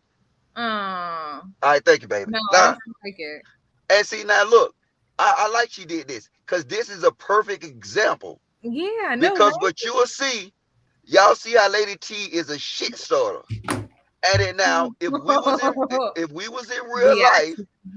Lady T will say something dumb, and I'd be like, hey, man, just shut the fuck up. It could be something at the movies. She could be doing some real stupid. Wait. She could be doing some real stupid, like cackling and heckling, just like Chaotic had balled up. So, Chaotic, you my nigga. I like you. I love how you bought that up. She in that cackling, I was like, hey, look. I said, hey, baby, can you just chill? You can't tell me shit. Y'all know how Kayla do? And then now her weak ass nigga gonna come over there and say something to me without conversate with me, and I'm gonna have to bust his ass, and then now I'm gonna mush the shit out of her ass when I'm walking out the movies. It's all because of some piece of pussy. If no pussy went around niggas, they would get along just fine. So, Logic, can I ask you a question? So, let's say if you and your girl is out, right? And I've seen this happen where, like, say you go to the restroom and a man approaches your girl and she's like, no, thank you, I have a man. And then he goes like, well, you ugly anyways, right? And you come back from the restroom and she tells you, how would you handle that situation? I talk to him. Like I said, he just and then I know it's always more to the story. But even if it's not more to the story, what you say do happen, but I think it's small. But I still talk to that man. I'll be like, hey, look, bro, don't even do it like that. And then most of the time, men were like, you know what, my bad, player, respect. And that's how men rock. It's crazy. I don't trust women at all. And y'all see women so lowly. It seems like it just, that's what it feels like. Like, okay, but you see, really unfortunate. You said Logic, not Lady Drunk. I mean, Lady that was cute. Hey, I can speak from like my situation. Hey, what's going on here? Yo, you can't make that as a soundbite. I can speak from my situation. Yes, it's anecdotal, so let me get that out early. Right. But like if me and my wife were in a space, let's say for instance a club or something like that, one of these spaces that Chaotic saying that we should be avoiding. But if we were in a nightclub or whatever, and I did step off to go to the restroom, and like something ignorant like that happened, first off, like you gotta understand what my lady is. Like she is very a reserved person. She ain't like the cackling like what we were talking about with Chaotic or whatever. She's a very reserved person. So if something like that was to happen, I know my lady is not putting herself. She didn't initiate this type of ignorant contact for a nigga to come or a dude to come through and be like, well, fuck you then, bitch. Anyway, she ain't never been like that. Like I've asked my wife, like in your years before you met me, have you ever been like really disrespected like that ever? She was like, no. I was like, you know why? Because you don't give off that type of energy, right? So my wife has never been like, I can't see that. But let's just say it did. When I come back, I'm definitely gonna say to myself, all right, before you react, is it worth it? Because a lot of these niggas is bark with no bite. And you're gonna sit here and get into a whole back and forth, bitching out bullshit, and he ain't gonna bust a grape no way. So why waste your time? Why?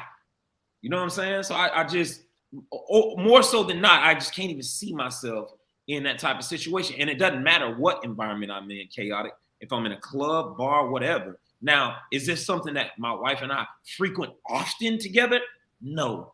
But if we are out, I don't think we should be avoiding spaces because there's a possibility. If that's the case, we shouldn't be driving because accidents happen every day. You understand what I'm saying? So we're not going to avoid those spaces just because of the possibility of somebody getting disrespected. I did want to touch on that from when you said that earlier, and I forgot to, but yeah, go ahead. Well, the reason why I say clubs is because is it incense? That's a big ass blunt. Well, I got his Erykah Badu on. Yeah, I got my Erykah Badu on. I had to should have been burnt that. No, I was like, really over there chiefing? Wait, I told you, Court, Mercury is in retrograde. I had to align my chakras. I don't know what that means. That's some earthly shit. I bet Lady T know what it means. I sure do. Hey, Anton, go get your head wrapped, bro. Your boy being earthy over here. Absolutely. Go get your head wrapped, dog. Yeah, get that towel. I blew a candle out, man. Y'all chill. Hey, Lady T eats sea moss and snacks. I do, absolutely.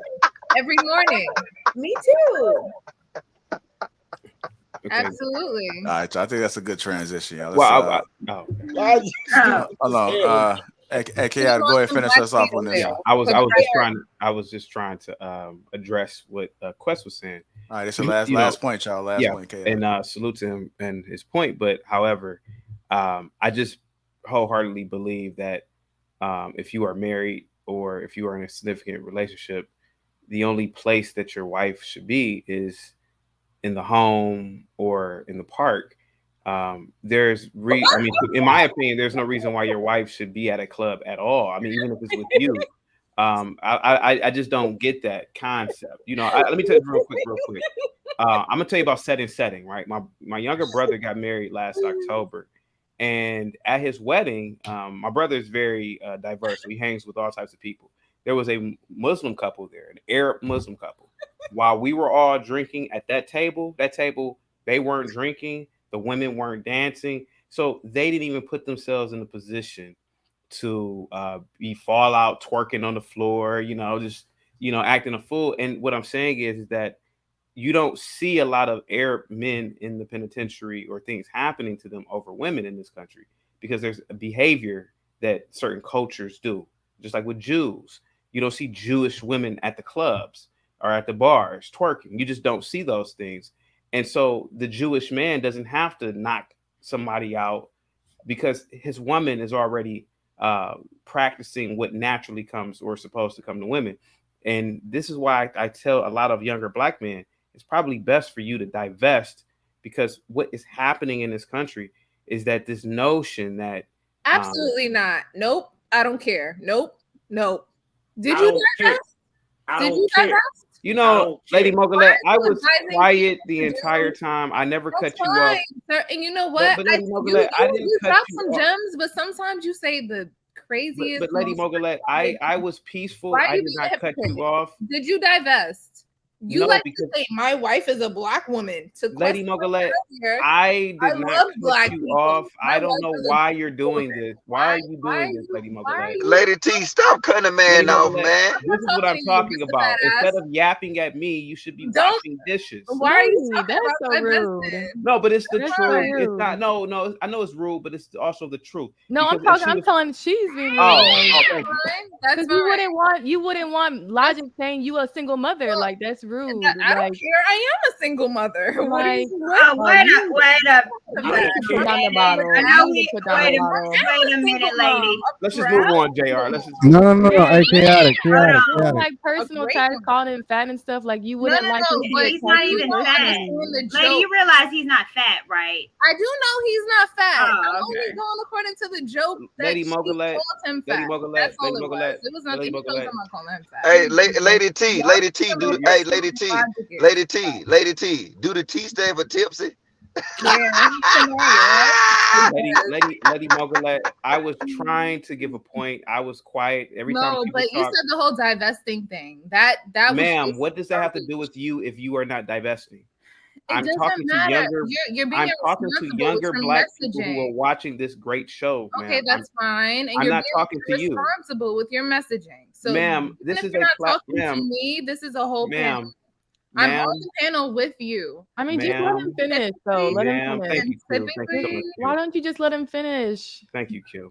I will let him finish. Lady But Mogalet. I'm going to Lady interject where I see fit, just But like Lady everyone Mogalet. else has been. But Lady That's Mogalet, fine. I have been quiet and peaceful every time somebody's given their talking point. Chaotic. You speak a lot of facts. I'm not Lady- gonna hold you. Even it's crazy with the Lady comedy Mogalet, and all that, but that whole Lady divesting. Mogalet, listen. And Chaotic, encouraging I to think do she's things giving you your flowers. I am giving him his flowers. I am. Yeah, Like but he says he speaks facts sometimes and it's comedic and all that. But if you're gonna tell young men to do something, you haven't divested. Why are you encouraging young men to divest? Hey, chaotic. Black women lack Chaotic, quality. hold on. You men I'll decide to play. lead us.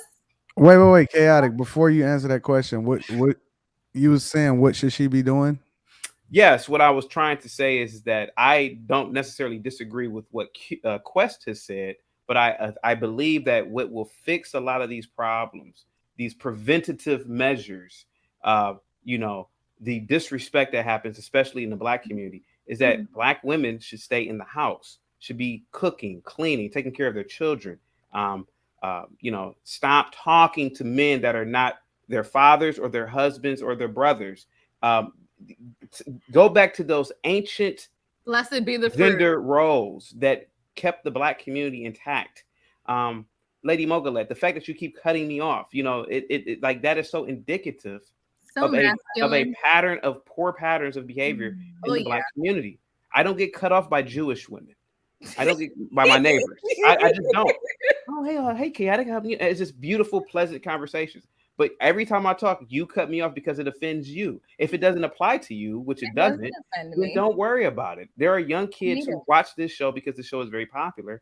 And what I'm trying to say is that I know people like going clubbing, but a lot of incidents happen at the clubs. You shouldn't be at the clubs with your wife, in my opinion.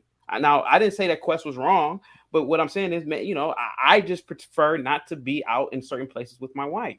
I can't fight everybody. I'm not Rambo.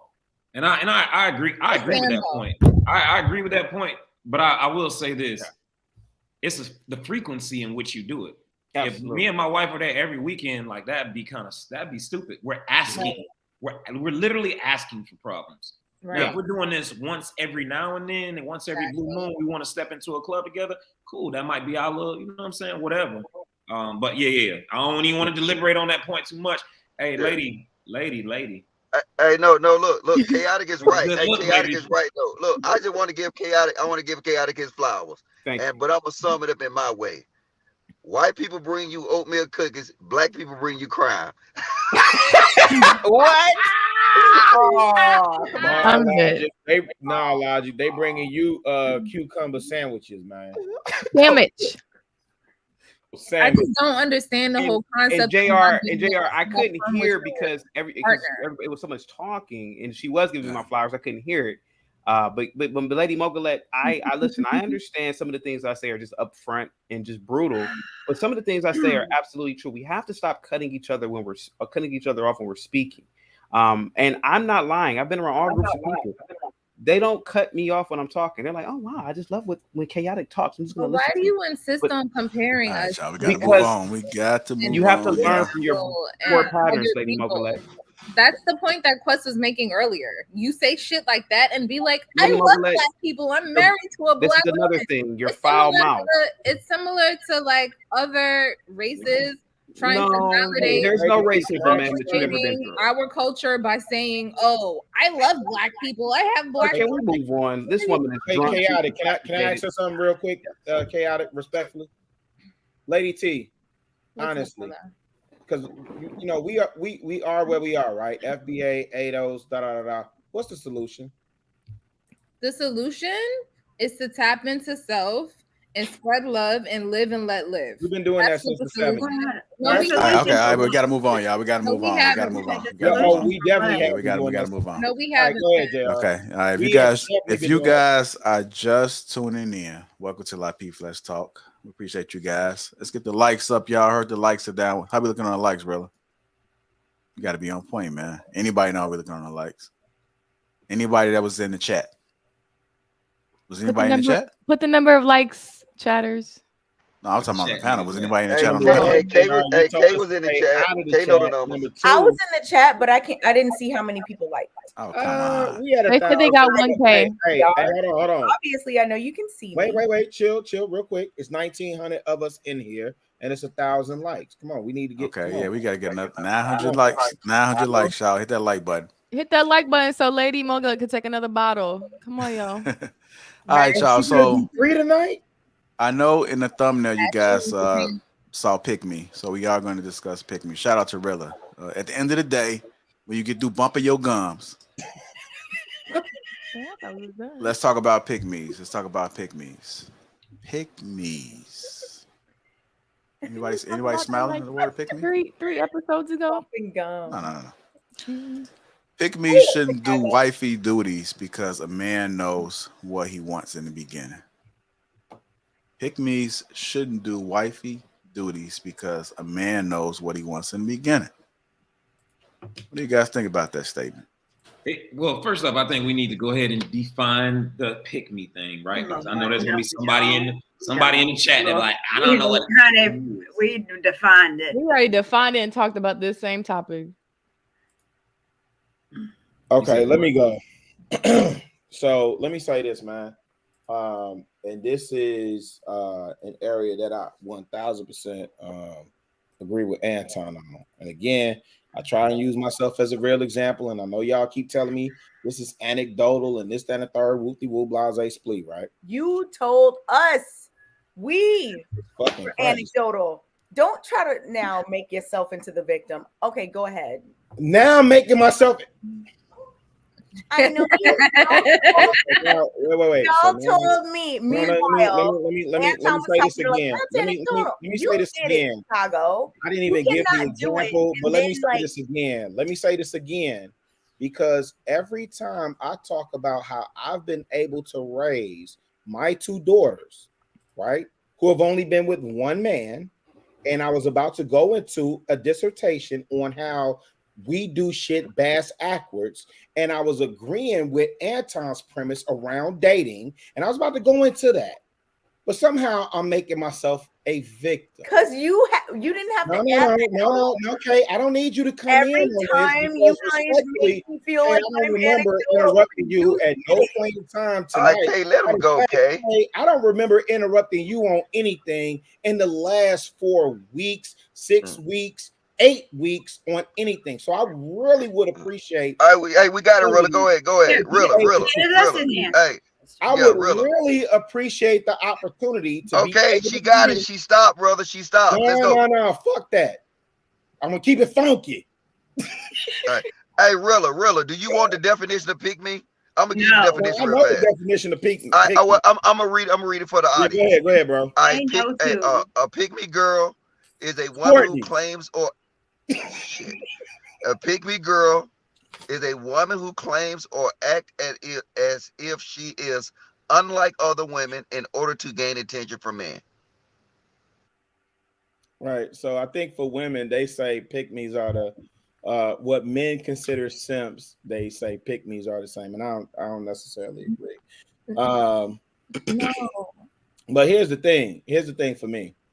I think we do so many things bass backwards. I think we make like ridiculous arguments for being able to date and audition men and audition women when we see it doesn't produce the results that we want.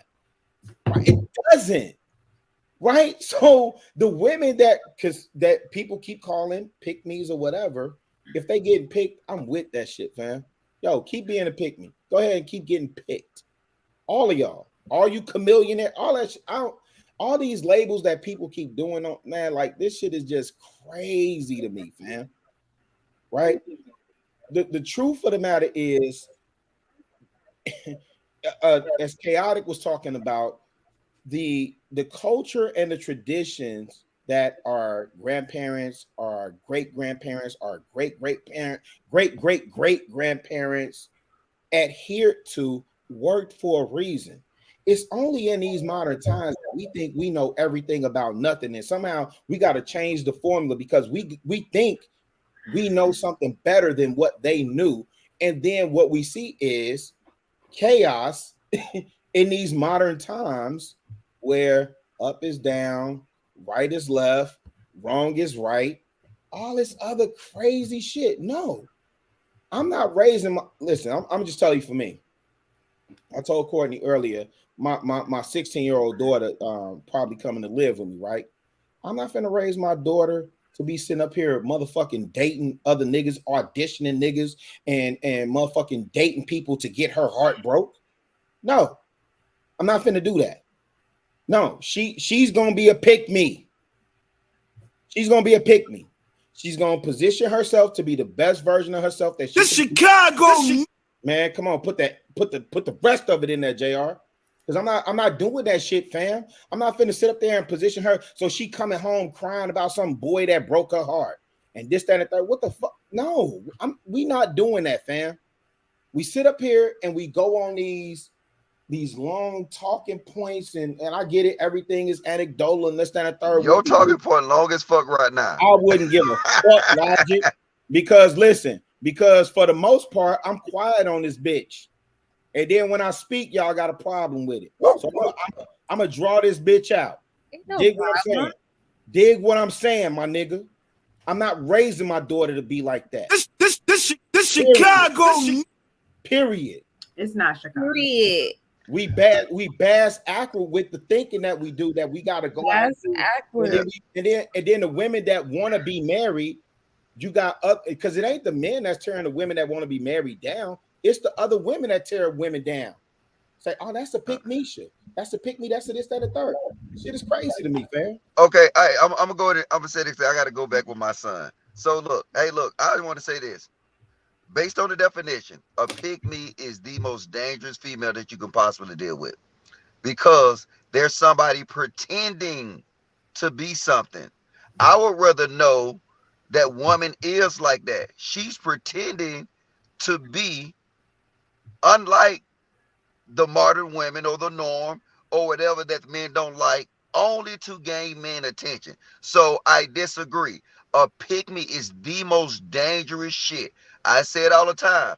If a man is a racist, I would rather know he's a racist because I know how to approach him as a racist. If somebody don't like me, I'd rather know they don't like me so I know how to handle them. A pygmy is a dangerous female, and these YouTube dating coaches, a lot of times they be dangerous ass pygmies, because soon as you start having conversation with them, they will break their cover and they will reveal who they truly are, and then you'll be like chaotic, goddamn, having sexual assault charges. All right, I'm gone. Your boy Elijah, come out here, peace. Address on that though, fam. What's crazy? He dropped out. Now you gotta put an address on that, fam. Nah, for real. What's crazy is like him saying that, like me reading the question, I was really gonna say, like, I was gonna speak to that point too. Pygmies shouldn't do wifey duties because a man knows what he wants in the beginning. So if a woman is showing up as she is, and she's naturally maternal, nurturing, supportive, and wanting to do what she naturally does in her own habitat, in her own space, for the people that she cares about and the people that she loves on, and she happens to be dating a dude and she shows up that way for him, is she not supposed to show up that way for him because he, like, based on what he wants? Like, is that not inauthentic of her to try to shift it because she's thinking about what he wants? Like, that's weird to me. But if it's someone that's playing a role, then it's absolutely, disingenuous. And if you're trying to say that a pick-me is a person that's always playing a role, then I agree with logic. Wait, so are you saying that women should do the wifey duties or no?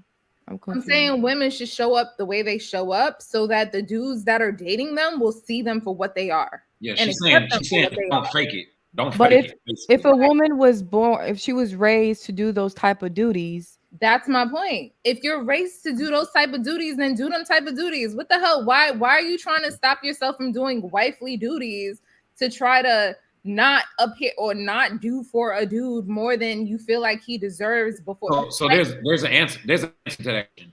The answer is because women know that they need to compete for the dude that they want. I ain't competing for nobody. What's for me? Women don't. That sounds good, Quest, but I'm going to tell you, women do not think they have to compete. I'm suggesting that the women that what she's talking about that are impersonating whatever, they're trying to do whatever they can. They're trying to pull all the stops out to compete for this particular guy that it is that they want. Otherwise, they would continue to move on life with how they normally do. Why else would they go into their bag and pull out all these little different techniques or pick-me techniques, right? Quest. They're competing. They're trying to get something. No, Quest. Honestly, okay. Yeah, Quest. Let me say this. Me and my grandma talk about this, man. The lady, grandma. Yeah. When I have a watching sports with me, we talk about even the news. We talk about a certain ethnic group that is groomed to compete for certain athletes. Okay, right? Those women are groomed to go in, sniff out who's going to be the high earner, right? And scope him out and snatch him up immediately. Women, you don't see men typically calling black women pick-me's. Women call other women pick-me's, and it's meant in a derogatory sense, and it's based on them doing is based on the quote unquote pick-me's doing what those other women wouldn't do, i.e., compete. And women black women, my opinion, black women by and large don't think they have to compete for the black man. Rilla, would you groom your daughter to like snatch up a football player? Hold on. He was addressing me, and I think you're complimenting my point, though. By the way, wait, hold on. Let me say this to Kay. Nah, I'm not grooming my daughter to snatch up or compete for the affection of a football player. Okay, I was just wondering. And neither of my daughters are married or engaged to an athlete. I didn't think so. No, I'm just adding context. That's all. Yeah. I didn't think so. That's why I asked. I'm like, because the way you said it. I said women of a certain ethnic group. Okay, let me say it this way then. Let me make it plain. White people, white women are groomed to go after high earners, athletes, scientists, nerds, so on and so forth. White women compete. They talk to be wives. They definitely talk to be wives. That's what I was saying, Kay. So no, I'm not grooming my daughter to compete. Kay, do you got a chance yet? No, but I would love to speak if the panel would listen. The question was, if I'm not mistaken, what is a pick-me, right? A pick-me is a Jewish American woman. A pick-me is a Asian American woman.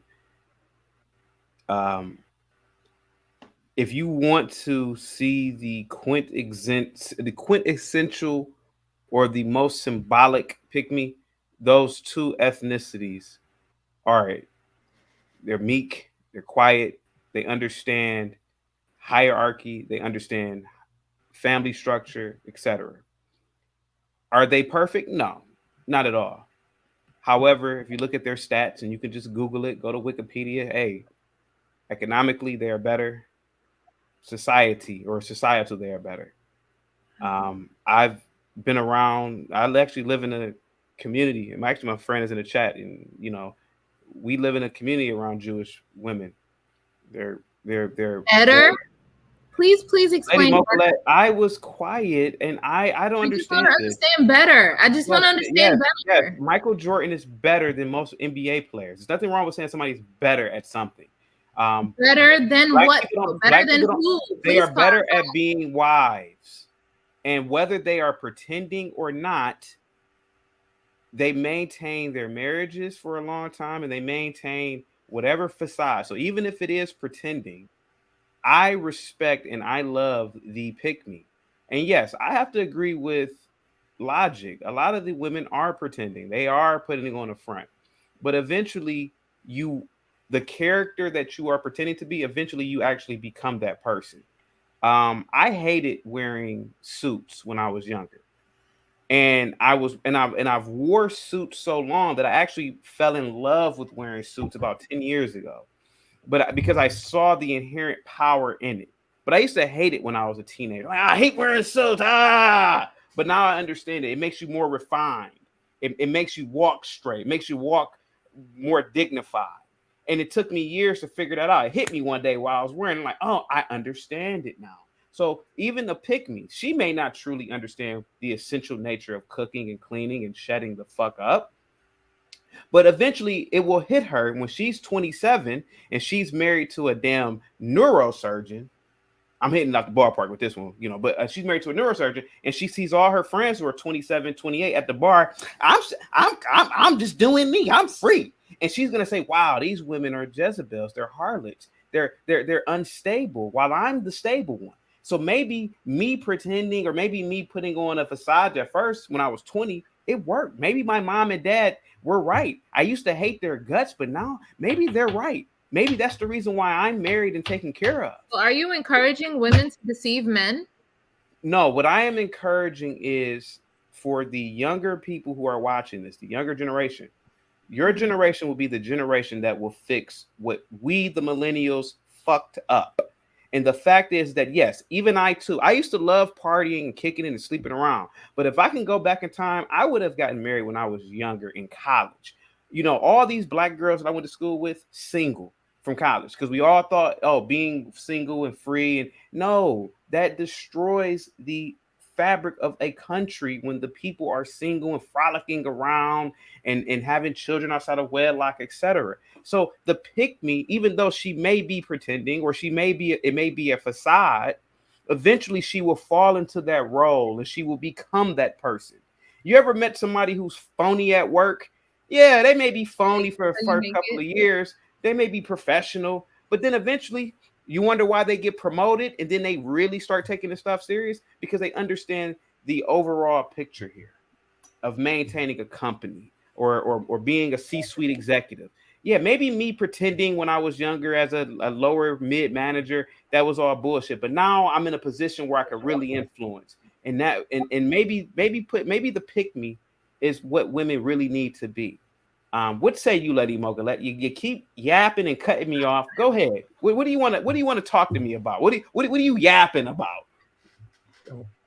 I'm not yapping about anything. You said what you had to say, and I chimed in where I had to chime in. So if you want me to yap, I'm more than happy to yap. I'm definitely feeling yappy tonight. So Could you do me a favor real quick? And I'm not trying to troll. Can you do me a favor?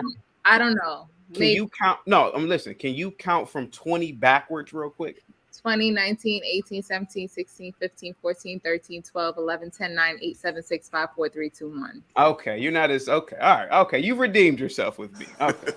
Go ahead. Could you? Okay, never mind. Okay, but yeah, so that's what a pick me is to me. And if you're 18, 19, 20, 21, and then particularly if you are a college student, you have the opportunity to meet someone and become married. Don't listen to all these rappers and these movies and this independent nonsense. You as a woman, you are supposed to be with a man. It's nothing worse than seeing a 30-something plus year old cat lady drinking wine.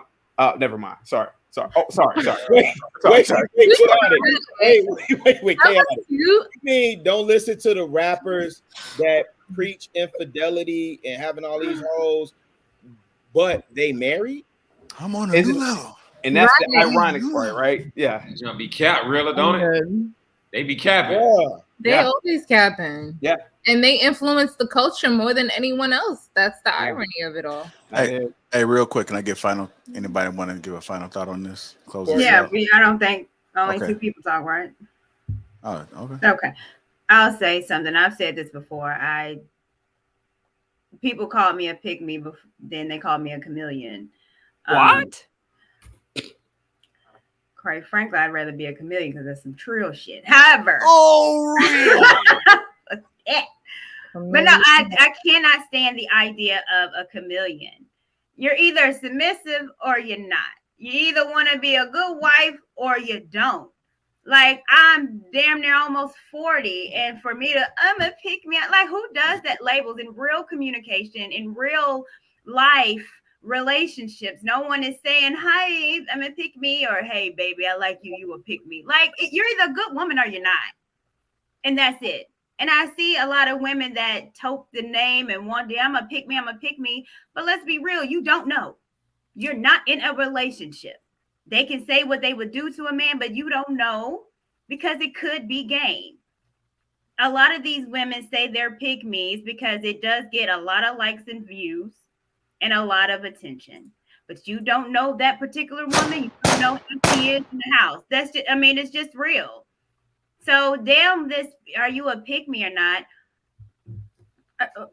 Why do you believe a man should lead? Start asking those questions. Why do you believe what you believe? And I have always said, I hear an echo. Maybe it's me.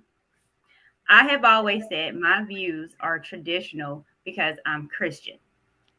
That's it. Why I say this on how a man should be the leader? Because God said so. Why I say that I should be a helpmate? Because God created me to be so. That's it. I am no label but God's child, and He told me how I'm supposed to walk in this life as a woman, and that's what I follow. So all this pick me and the titles, I think it's BS. You're either a good woman or you're not. You either have traditional values, you can say modern woman or not. At the end of the day, we're all modern. The world is modern. Ain't nobody here churning butter. Ain't nobody got time for that. So, but where is your head at? Where do you think when we're in a household and I have to work because we live in a modern society, where is your head at? How do you treat your husband? And why do you treat your husband that? If they not giving you a why, then I would be wary. Because they're just saying it for you to like it. But if they don't believe it, if their walk doesn't wholly say it in everything they do in their actions, then I call cap. Oh. And most of the time, you a pick me and a chameleon. Yeah, you definitely. Go ahead, Q. And most of the times, who calls women pick-me's? Women. Yeah. No, what kind of women? Women that don't want to do anything more than bare minimum. I've only heard black women call other women pick-me. Thank you, Q. Or if it's a man mad because he didn't get picked by that girl. Thank you. That's facts. Have you ever been called a pick-me by a white woman, Courtney? You're a pick-me, Courtney. They probably no don't white know what girl the hell ever. that word is. You perfected that. Wait, hold on. How do white women sound? I want to hear this. You want me to do it? You want me to do the white girl voice? How do Jewish women sound? Oh my God. They sound like, oh, Courtney, you're a pick-me. Said no white woman ever. Wait. I want to hear Courtney's answer. Stop it, girls. Wait. Courtney? I mean, I guess I might have heard it more from women saying that I'm a pick me, and then it turned to mammy.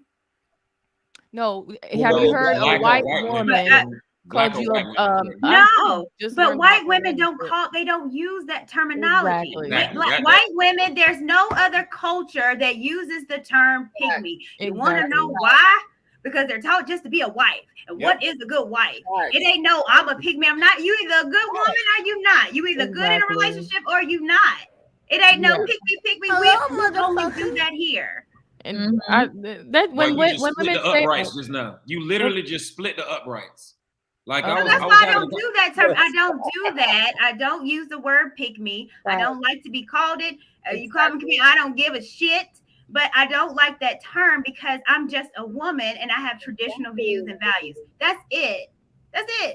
But I don't get why men. I've heard that shit before from women and men. I'm like, who am I trying to get picked from on the panel? Like, hello?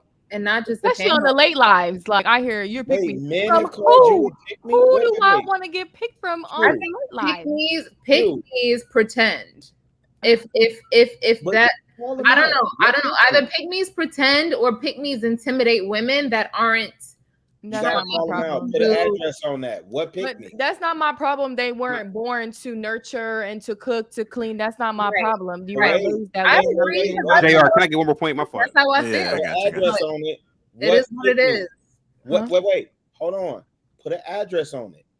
What? Who?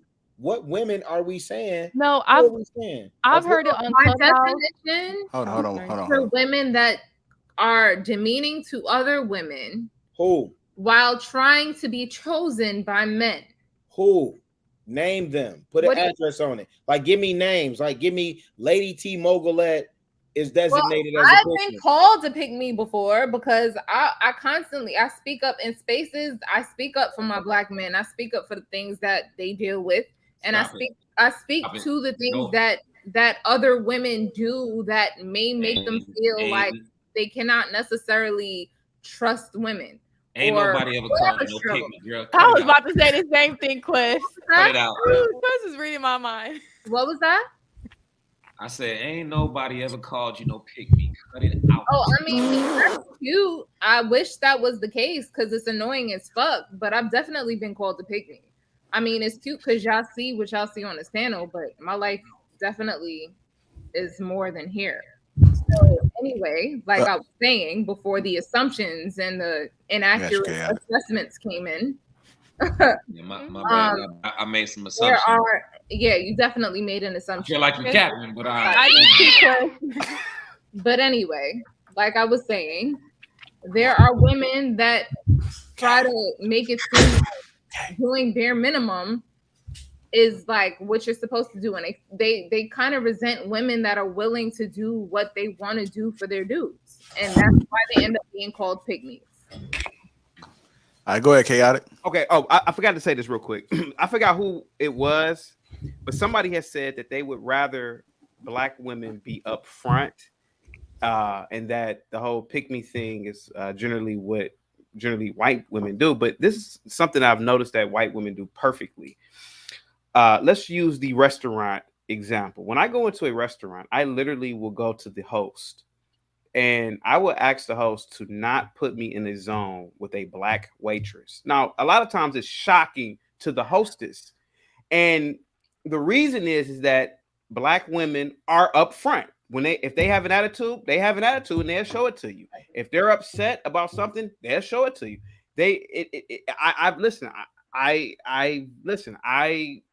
This is just me. I've made live streams about this.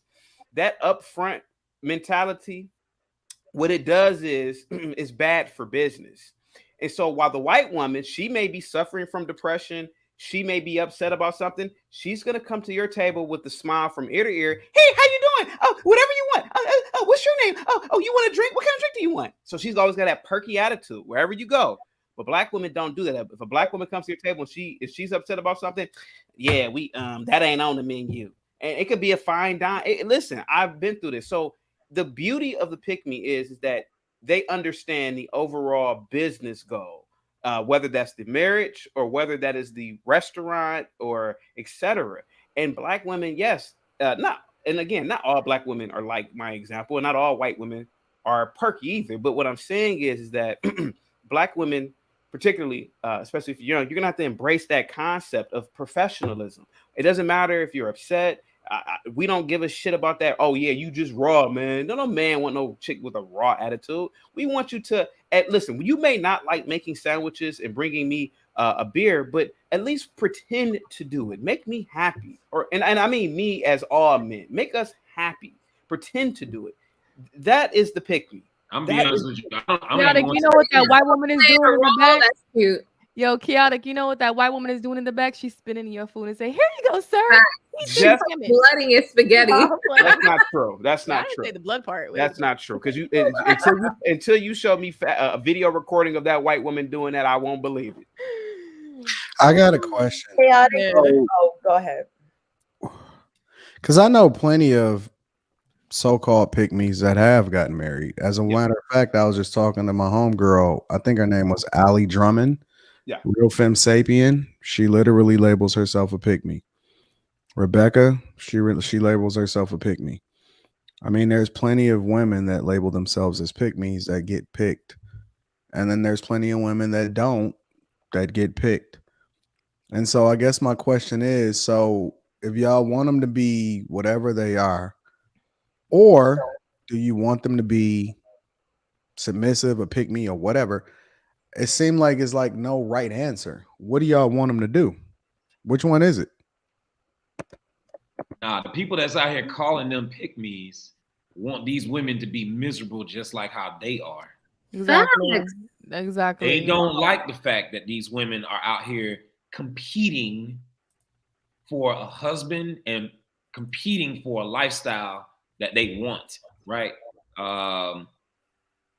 Yeah, I said what I said. I'm just curious as to what y'all want them to do. I don't really know what it is. Y'all want them to be normal. Y'all want them to be pick-me's.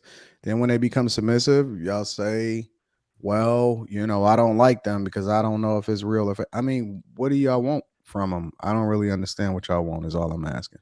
I love Anton's question. I'm sorry. I love Anton's question. I'll be quick, Rilla. I love Anton's question because it really shines light on the fact that it's like you damned if you do, damned if you don't. And you're going to show up how you're going to show up. Like, people playing a role will always forget their lines. Like, you pretend to be something, eventually that shit will fall apart because you can't keep that role up forever. And that's how people end up being resentful and people end up being upset because they want to pretend to be something that they're not. And then the dude realizes or the woman realizes that you're not being who you showed up as initially. Like, no. But okay, go ahead. Who's coming up with the results, for you later. Who's coming up with the results though? That's the thing. What are results? Results are what they need to be for each individual person. Yeah. Results are marriage, right? Like that's what this is all about, anyways, right? Results are marriage. Results are relationships, things like that, right? That's what the results. What they want. That's what their end goal is. Yes, absolutely. Why would you even try to become a pick-me if that wasn't your end goal? Cut it out. Like, don't do that now. My thing is, who's actually trying to be a pick-me? The thing is, you get labeled a pick-me even when you're not trying to be that. You show up in the world as you show up sometimes, and people say, yo, you're being a pick-me. Like, at least that's my experience. I live my life how I live my life. I'm not trying to pretend to be anything just to be approved by some freaking man. No, I was raised. It sounds like you are self-proclaimed pick me, baby. Like I don't know if niggas is really. Wait. On the tail end of what she's saying, though. You say what you want to say, Quest, because y'all got me out to be some feminist because I love being a woman. Nah, T. Wait, on the tail end of what you're saying.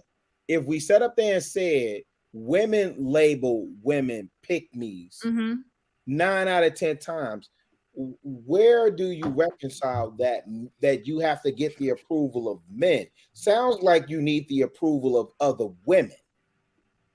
I don't need because the being called a pick-me is having disapproval of other women.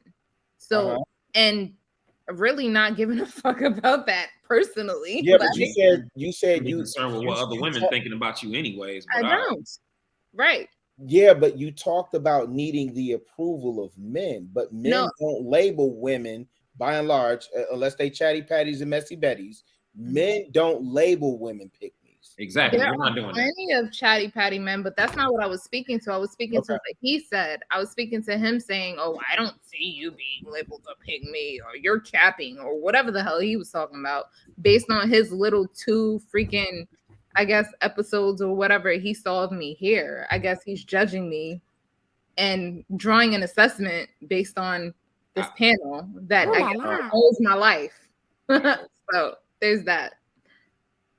No, you've been on more panels than just 2. Yeah. I was gonna say, niggas in the chat, if you think that Lady T has been called a pick-me, put a 1 in the chat. I ain't seeing it, but it is what it is. Again, there's levels. I'm an onion, so you can say what you want to say. I think the phrase is layers, but okay. I mean, pick-me's get wiped up, hoes get wiped up, modern women get wiped up, like strippers get wiped up. They all get wiped up. Transform. Dang, I should say. Oh, like I think people just get hung up on these labels, man. Go to bed, I agree. Yeah. I think people just, however you describe it, man. I mean, if a woman trying to get wifed up and she want to cater to a man, there's a lot of labels you can label that, and pick-me is probably one of them. And a lot of people not looking at the actual definition of it. They just associated with it. But moving on to our last and final topic of the night. Let's make sure you guys get them likes up. Also, make sure you subscribe to the channel. Well, hold on, JR. Let me answer the question real quick. I didn't get a chance to really answer the question. I kind of been just chilling, letting everybody rock out for the last 3 subjects. I just want to not even answer the question. I just want to add this, though. I don't think that women should try to be pick-me's if that's not what they want to do anyway, because I believe that what's going to happen is they'll find themselves in a situation with a man, and even if they get married, I don't think that they're going to be happy because they're going to be doing something, or they're going to be subjecting themselves to something that they're not interested in, right? To have to ask your husband to do certain things for women that don't want to do that. Yo, just go live your life. You know what I'm saying? You might not want to live that traditional life. That's not, I'm going to be honest with you. That's not for everybody. It's not. And it may not be worth just having a man if you're going to be feeling like you're a prisoner in your own home. Thank you. So if you want to live that life where you know what I'm saying? You want to be more freedom. Like, I think that some people need to have partners because they used to living in a space to where, now, on the flip side of that, you can't expect a man to come back and take care of everything, because a partnership is literally you sharing in the responsibilities that come along with it. But then at the same time, there are women that's built to be, and on the flip side of that, there are men that are not built to live in that traditional lifestyle because they can't support a family or be 100% responsible for everything that come along with that. You know what I'm saying? So some people need partners. Society has evolved to the point to where most people need to be in a household where both adults go to work every day, and then she might have to support 40 to 60% of the bills or whatever like that. And that's cool. Yo, just rock, rock with that.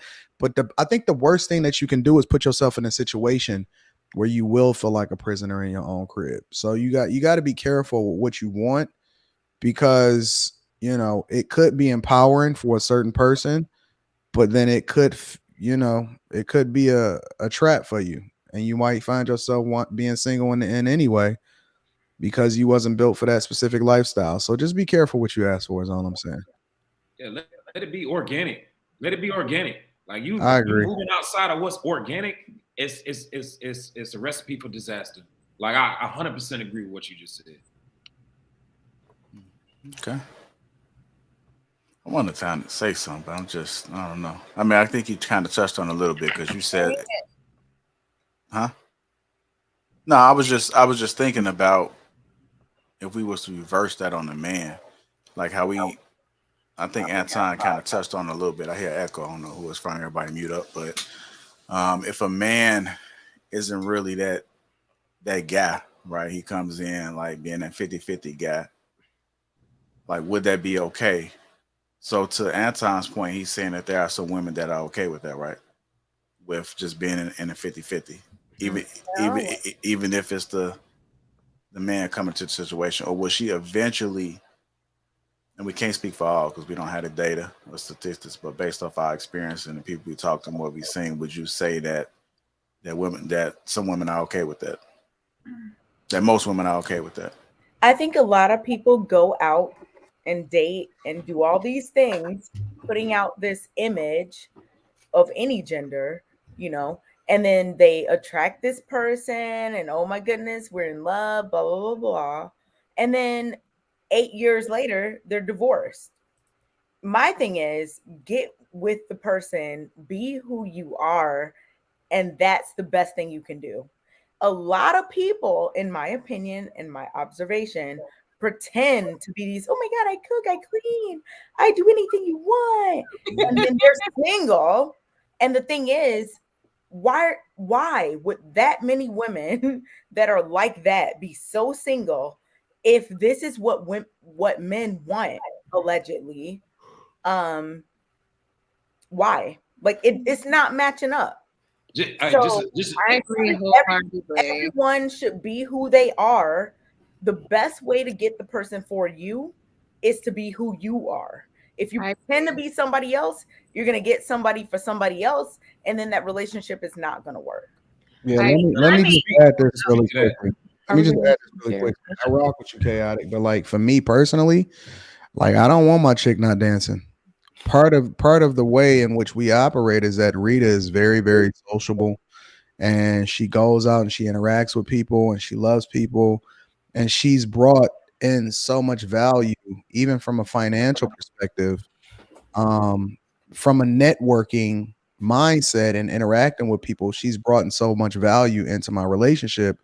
I don't want her over there docile. The thing that I always tell Rita, and I've always told her this, and I taught her this since the beginning of time, since I first met her, I say, listen, I'm not trying to put you in a cage. I'm trying to unleash you. I need to find out what makes you great. What is unique about you, and where are your talents at? And so I found her talents and I nurtured it. And so the thing that I've always believed is that I'm not focused on the things that I don't necessarily care about you. We can talk about that maybe 1 or 2% of the time. I'm going to spend the other 99% of the time highlighting the things that's awesome about you, and we're going to figure out and we're going to nurture that. So for me, I consider Rita pretty traditional, but Rita has grown into being traditional. That wasn't the person that she was when I first met her. She was born to a single mother, grandmother. She always worked. She had 2 jobs when I met her. Even she had a job since she was 14, 15 years old, and she's grown into that role based off of her changing needs and the things that she's evolved into and the environment that I subjected her to. So it's not something that I had to find her in, but it's something that we've both grown into because we've nurtured each other's talents and we play off of that instead of trying to figure out what position we need to put each other in. Right. And So so the difference that- between what you're go ahead, the difference between what you're saying and like a pick me, like the way that you and your wife move, it was very organic, right? It was natural. Whereas you're talking about these pick me's that's actually trying to force something that's not natural to themselves, right? I think that's dope that y'all organically evolved into this, right? Like from my perspective or whatever, like my wife is naturally like she was born in the household for her parents, right? Like man, they're still married to this day, you know what I'm saying? So like all these traits that I wanted, that was natural. She didn't have to put on no, she wasn't capping, she wasn't fronting, she wasn't doing it. It was natural. So however, I just wanted to be organic. I think What's your service? Yeah, you're kind of breaking up, Quest. You got Jamaican Wi-Fi. But you got that P Ray. To answer JR's question, he asked a question regarding 50-50, right? So in today's time, not everybody's making six figures. Let's be realistic. Households are needing two incomes at times. So that's why you have more women working, right? And so to your question, JR, some women think they go into relationships knowing, hey, I got to get a good job. You know, I got to work. Of course, some women are might be okay with the 50-50, right? Are with you? that aspect of things? If I'm okay with it, no, I've never had a roommate. So I've never, even in college. So, but so I have clients that they have it set up like that. That's how they have their relationship and their marriage, and it works for them. And some people have it where the man's paying all the bills and the main bills, and the women's taking care of the mediocre bills, or the man's taking care of everything. Every relationship is different, but there are women out there that are okay with doing the 50-50. Go ahead, Kay. I think you want to chime in. You want to say something? I see you came off of mute. You got to force it. No, I'm not forcing it. Right. I just don't. I mean, I don't see how a person could and I'm talking about anybody, could just be like, this is what I'm gonna do, and this is how it's gonna be. Like, unless you've been in like a marriage or a relationship leading to marriage, you don't know what you're gonna do. So like putting all these parameters, I think sometimes gets like the best people in situations that they don't want to be in. I think that everyone should be open to working with whoever their mate is, that be whatever gender. And it's just, I don't know. I don't even get it. Like, I don't understand what you're saying right now. I'm sorry. I can't imagine being like, I have a whole career, but I'm not going to pay a bill once I idiotic. I have literally an entire, I have multiple degrees, and I'm going to be like, well, I just refuse to pay for anything once I get with somebody, even though I've been, what? I don't know. But Kay, there are women. You know what? I think that the same way, like people. I'm trying to figure out how this relates to being a pick me though. Because this whole like Disney situation where people think a thing is supposed to look a certain way, and oh my goodness, if I cook and clean and do this and that. But the thing is, you might have all those qualities. You might be beautiful, cooking, cleaning, but you're like, I'm not paying a bill. You're going to be single. I'm not saying always, but a lot of times, if you're just sitting around with no goals, no hopes and dreams, no aspirations, nothing you're interested in, no personality, like I guess some men might like that. But I think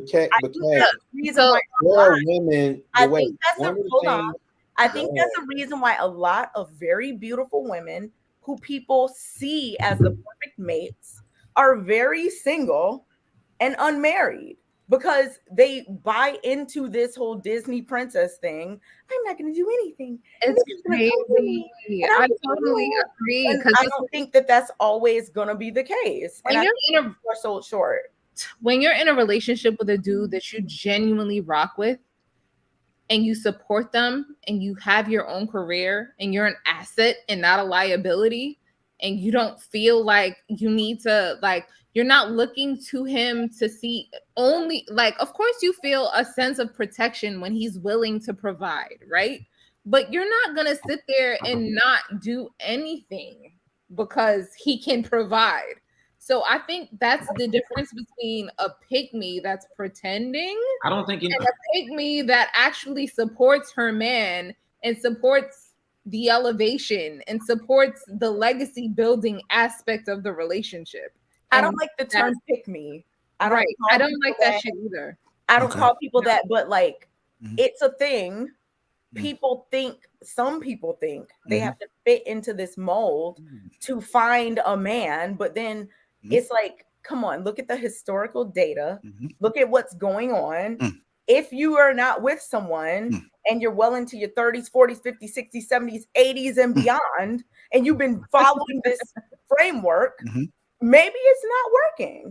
Meanwhile, the people that some people look down on, the Cardi B's of the world, are married and doing all these things. It's like, just whatever the case may be yourself.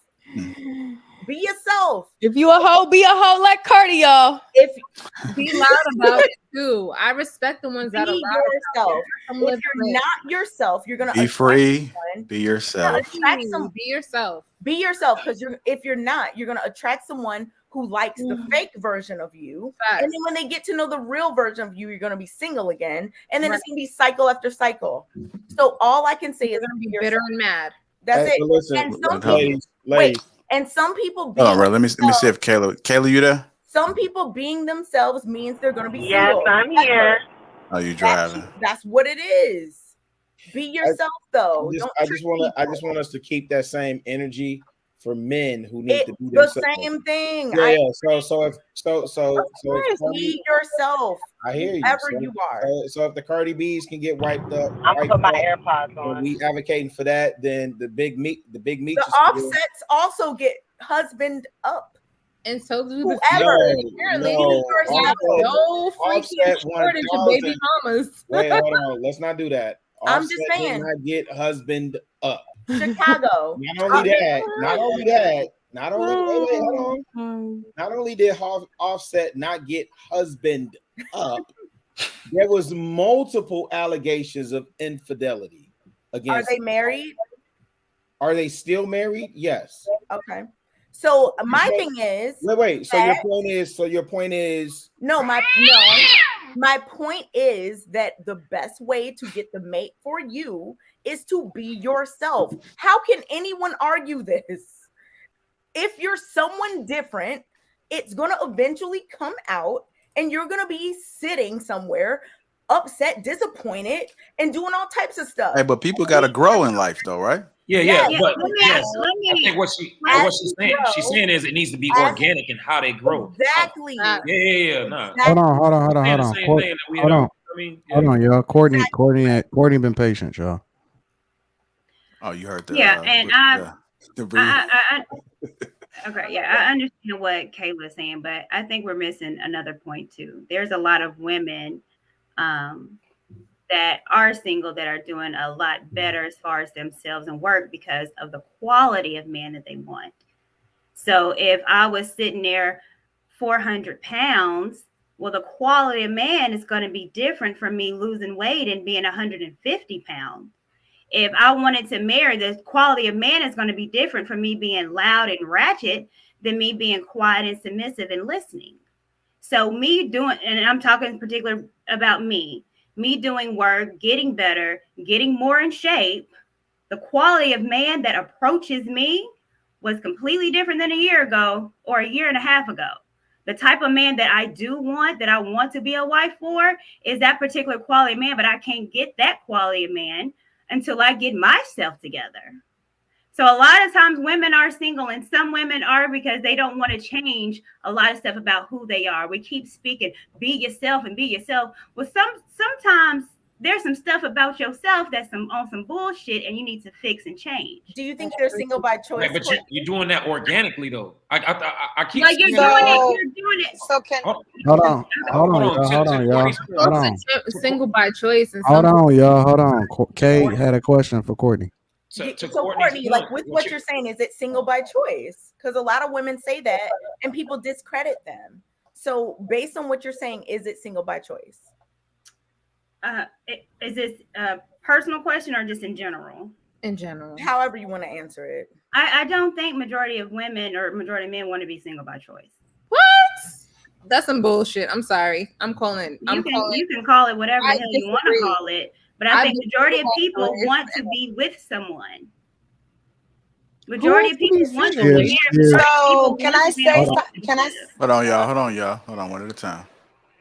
Why do you think most people want to be single, lady? I'm just curious. I'm not saying most people want to be single, but I think it's really, I feel like it's crazy that women and even men are quantifying the quality of a woman based on the proximity to a man. You're drifting. And I also know I'm not drifting. Hold on, Quest.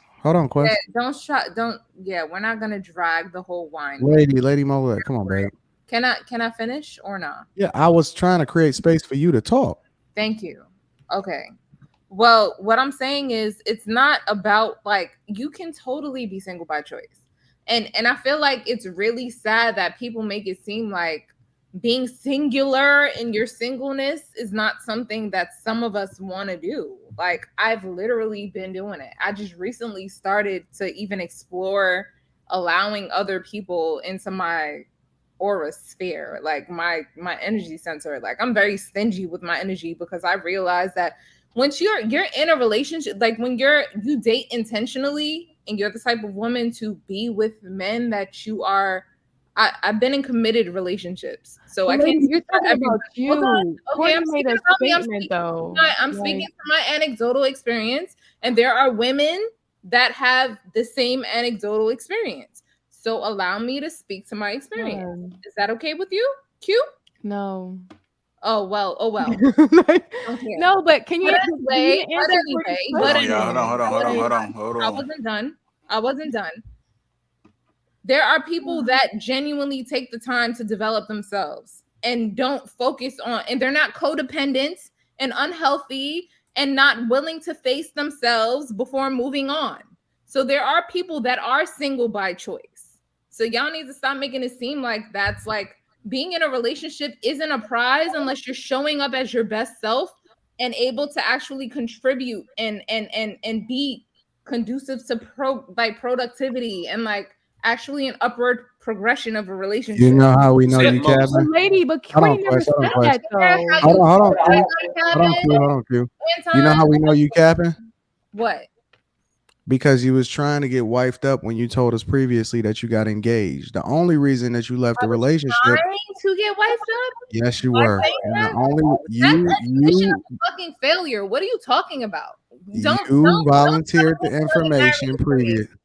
That's not something that anyone wants to admit to. What are you talking about right now? Me admitting that I was engaged and not married? How is that me wanting to be wifed up? Give me a break. That's because you're not. The point that I'm making is that I was going to spend the rest of my life with, and not spending the rest of my life with them. So how was I trying to get wifed up by stating that? Give me a break. Because the point that I'm making is that you're acting like you're single by choice. I am but for single some by reason, choice. I don't believe. It don't matter.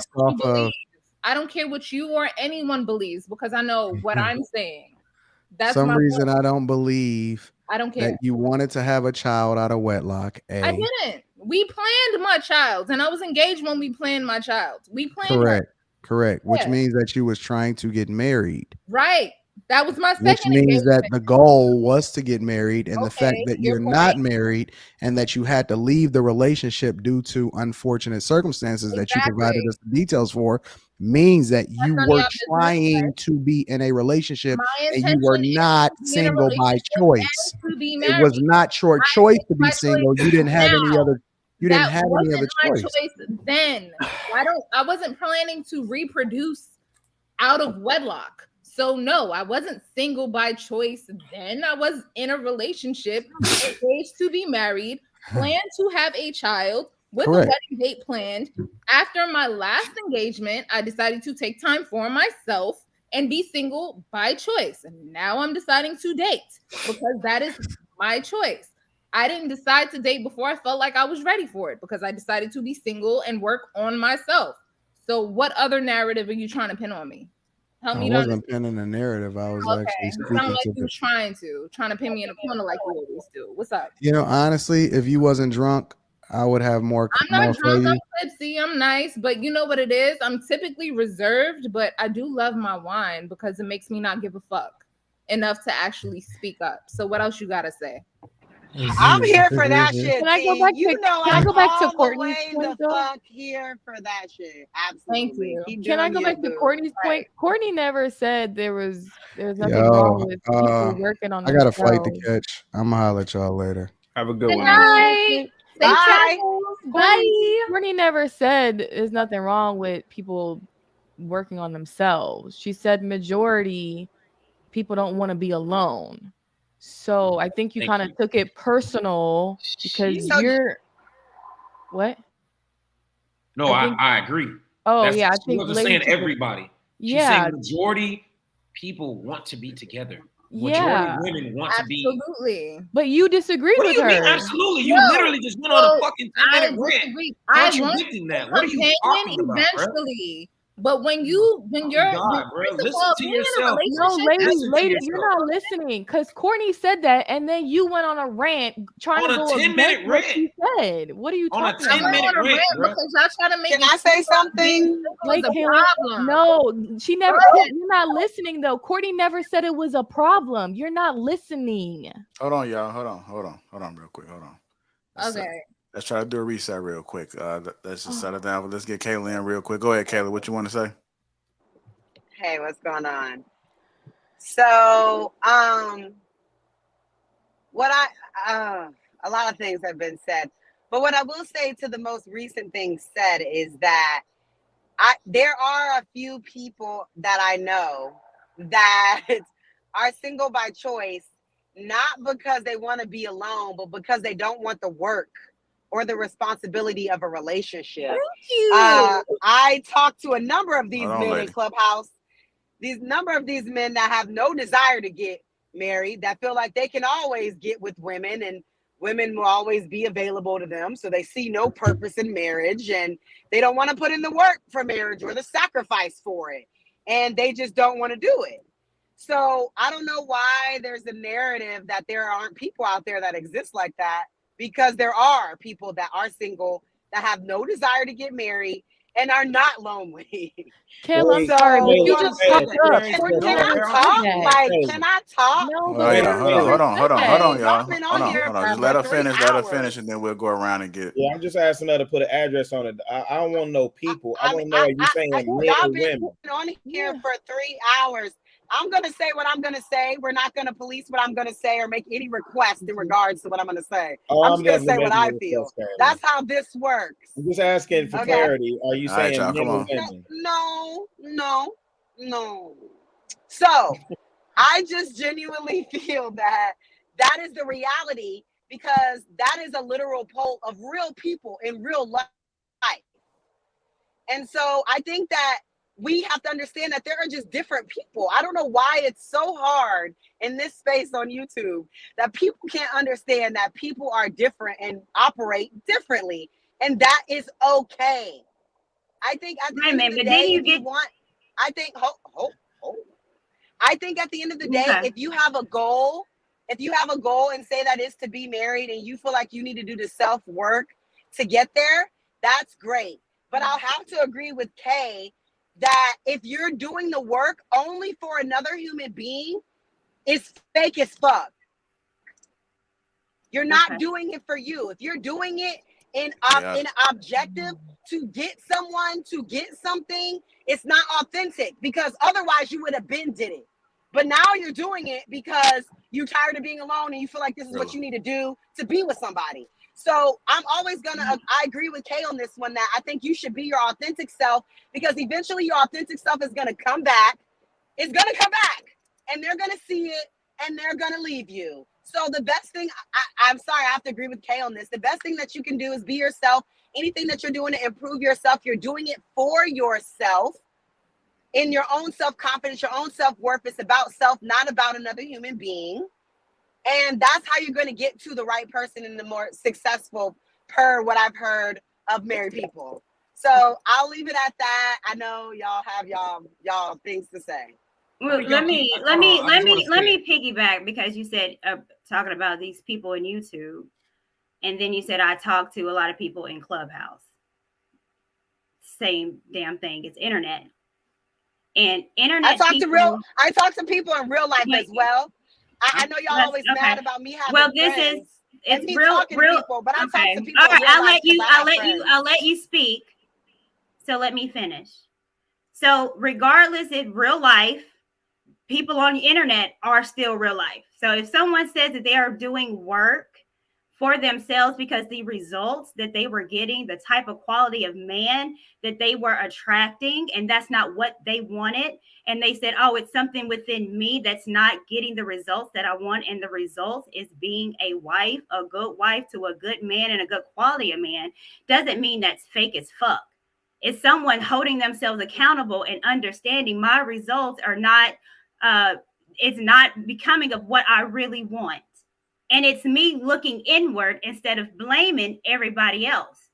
It's me understanding that me changing myself doesn't mean I'm fake as fuck. It means that just me giving you and take me as I am is not good enough. There's things that we all need to work on, whether it's trauma, whether it's health, whether it's our attitudes. There is nothing wrong with a woman saying, I want to work more on myself because the results that I'm yielding, I want a family, I want a husband, and a good husband deserves a good wife. And right now, how my attitude is, how I'm treating myself or how I treated an ex is not good for the type of quality of man that I want. And there's nothing wrong with that. It's not a pick me. It's understanding who you are, whose you are, and what you want for your life. And there's nothing wrong with that. And that's fine. And that's fine. I just feel like, why weren't you doing that before if it was authentic? Because, and I'll tell you why. Different phases. I'll tell you why. Because a lot of people don't know. You don't know what you don't. It didn't take me. I'll tell you why. That was a question. I'll tell you why. Because a lot of times people do not know what they don't know. If you don't know you doing some fucked up shit and still getting the same results, and you continue to do it and do it, and then sometimes it takes but people only want to make the change. Sometimes I'm not done. So sometimes it takes it, unfortunately, and especially with our women, it's taken us a lot longer because how we were raised to be wives. We were raised for work. We were raised to travel. We were raised to get degrees, which is all good, but we prioritize that over what, again, I've always said, what we are made and created to be. And it's unfortunate. It's unfortunate that some of us had to get it later in life, but I'm motherfucking happy that some of us are getting it. And the ones that are getting it, that happen to be older, and now are finding the results and actually getting the type of man, thank God, that I'm getting, besides the ones that I was getting, it would be behooving me and silly of me not to say it. And that's fine, Courtney. I get that. But at the end of the day, the shit didn't just pop up overnight. Whatever the issues are, they've been there in your personal relationships, in your family relationships, at work, in all parts of your life. But now that you're single and you're lonely, you think now you should change them for a man. And that's what's not authentic, because it didn't just show up now that you're Let's be very clear. Let's be very clear. And you as long as a woman, let's be very work on them when you was young. Let's be very because clear. You thought you had all the time in the world. Some weird shit. As long as you got a vagina, as long as you have a vagina, as long as you have a vagina, it's very easy not to be alone at nighttime. As long as you have a puss. We're not talking about sex, babe. We're not talking about sex. We're talking about a man that's with you. I'm going to finish what I'm going to say. So sometimes it's not about being lonely. And that's a wrong idea. And I'm not going to, again, back that up here where thousands are listening. Sometimes it's not about being alone. And that's the problem. And that's the lady. That's the problem. Lady, I'm not done. Well, how's it not about being alone? No, let her finish. No. Y'all let her finish. The problem is a lot of the problem is that sometimes women get with a man because they're lonely, and again, that will fuck up the quality of man because you choose someone because you're lonely. A lot of women don't think that. A lot of women are not just trying to get with a man because they're lonely. A lot of women really want a good man. But see, and really want to be a good woman to that good man. So you think that the women that are lonely not changing for a man? That's my point. If you're intentionally single to work on yourself, you're not changing for a man. You're changing for yourself. You're spending the time with yourself because you feel like you need to sit with the lesson that you learned from the last experience, so that you're not bringing the bullshit. Man, y'all full of shit, man. And that y'all full of shit. Your new relationship. I don't give a fuck, really. JR. Based on my no. Now I want to change it. No, you full of shit. All this. No, y'all are full of shit. Y'all are full of shit. Like I told JR on the last episode, I've been through therapy through every major trauma of my life. It didn't take me needing a man or wanting a man to feel like, oh, I need to go work on this. It didn't take that.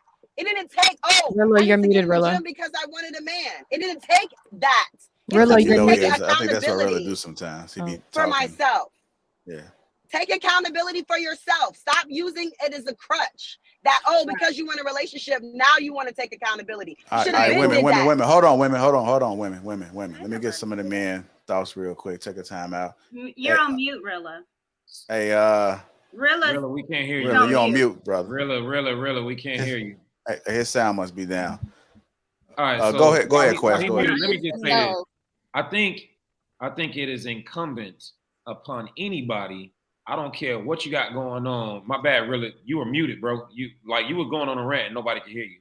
But I think it's incumbent upon anybody that if you are acting in a certain manner and you are getting the same results that you do not desire, and you are looking for a different outcome, if you don't go back and change the behaviors, your attitude, and all those different things, organically, right? Like you organically saw that you were getting a certain type of result. You organically are saying, I don't want that result from me. What do I need to do? I need to go and fix myself and change my different things, my different traits and all those different things. And I need to have a different outlook. I need to behave a little bit differently if I want this specific outcome, this specific outcome.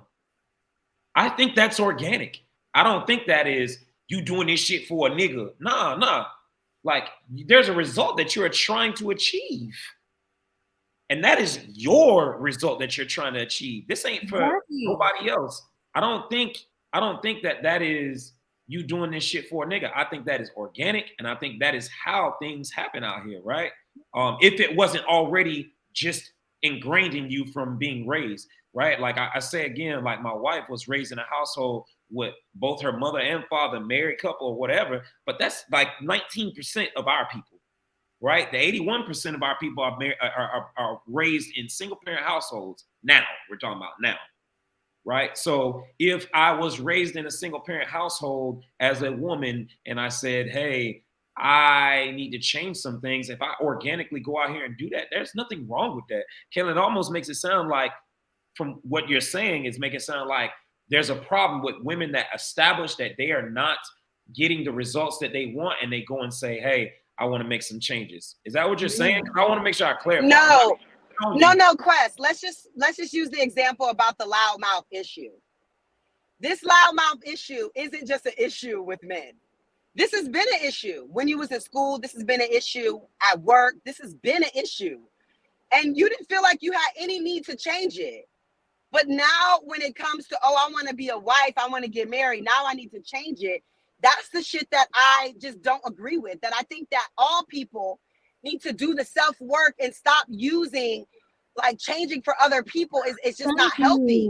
Because your loud mouth has always been a fucking issue. Your mama told you, your friends told you, everybody told you. And you like, oh, I'm fine. But then you think, oh, now I'm going to get married. Now I want to change it for a man. Everybody been so telling you need to improve your health. To your point, been telling you to eat healthy. But now that you want a man, now you want to eat healthy. Okay, all right, Kayla. So to your point, I think what I'm saying is, what are we prioritizing, right? If we're not prioritizing those other things that said, hey, I'm a loudmouth, whatever, these people think I'm a loudmouth over here, it ain't a big deal because I'm not prioritizing those things as final results that I want in my life, right? But like marriage is to a lot of people, man. So like they will prioritize changing behaviors in order to get those results that they want or whatever. So yes, I hear what you're saying as far as like, yeah, nah, you known all this time that your mouth was a problem, But when it came to that one thing that you've been wanting, i.e., you've been wanting a husband, you've been wanting a nuclear household, you've been wanting to create a family, right? I think that was one of those things that sits high on the priority list to say, hey, to look introspectively and say, hey, I need to make some changes. I need to make some changes. Hold on, lady. Hold on, lady. Hold on, lady. Last thing to Quest this. Last thing to Quest. I totally get where you're coming from, Quest. I agree. I just think that my main thing is that through our life, you're born alone, you die alone. Through your life, your goal should be to be the best person that you can be, because ultimately that is what's going to make you the best partner in a relationship. So I feel like it shouldn't take the motivation of another human being for you to be the best person that you should be. You should have a desire to do that regardless of your proximity to another person. And that is, I feel like, the real issue in the community, because if everybody worked on self in for the benefit for self to be better, things would naturally fall into place versus people doing things in reaction or for the focus of others. I agree. Hold on, y'all. Hold on. I can agree to a certain point. I just want to say this. I'm back off. Okay, but y'all keep saying that. Okay, so bad. So just give me 1 second. I'm gonna come back to y'all. Let me go to Chaotic and then Rilla, then we get back to the ladies. Go ahead, Chaotic. Man, wow, that was a lot that Kayla said. I mean, to a degree, she's not wrong. Not wrong. But I still lay claim to the fact that you as a pick-me, the idea is that, because we're still in the pick-me topic, right? I'm a little bit tired right now, but we're still in the pick-me topic, right? You as a pick-me, it should be reactionary because it's life or death. It's you needing to change to fit into a institution that's been practiced for tens of thousands of years by mankind, which is marriage. So whether you don't have those traits now, those traits can be cultivated.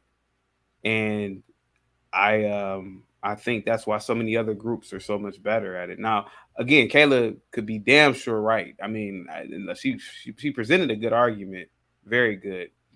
And I'm kind of shocked that Kayla got on the panel for 3 minutes and she was immediately cut off. And I was literally trying to hear it from start to finish. But I agree. And also with the 50-50 topic, we were talking about that as well. And can I broach that too, JR, in the panel?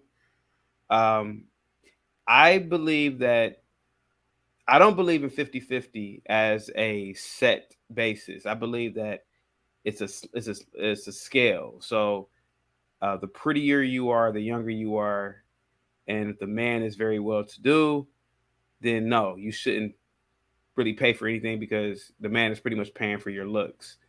But if I'm 40 and I just meet her and she's 37, yeah, we probably will have to do 50-50. But if she's smoking hot and she's 22 and I'm 44, yeah, and I'm well to do, then absolutely. It should be a man should provide for almost everything.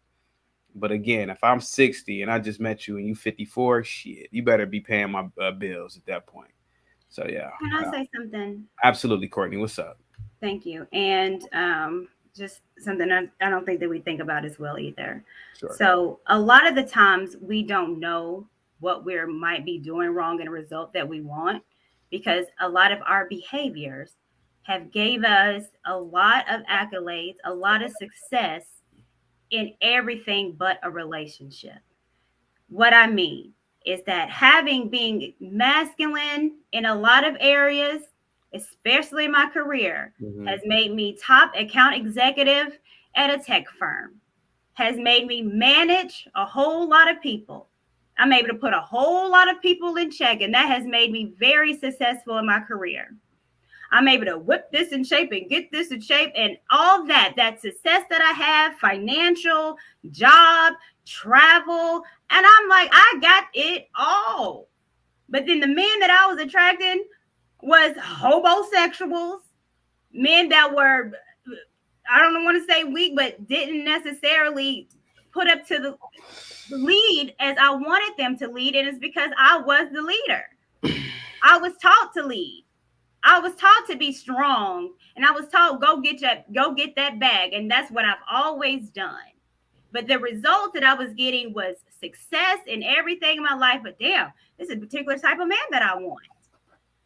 And then flipping it and understanding that, well, damn, the type of man, the type of leader you want ain't gonna be the one that's gonna want you because you the man. You not being submissive to him because for your whole life in your career, you have worked so hard.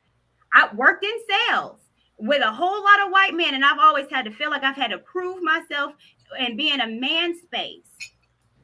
So then it wasn't until kind of it triggered, and it was like, well, damn, you want to be this type of woman because you want this type of husband, but you've had success in here, then why aren't you getting it? And it was a balance. It was a balance that wasn't in place.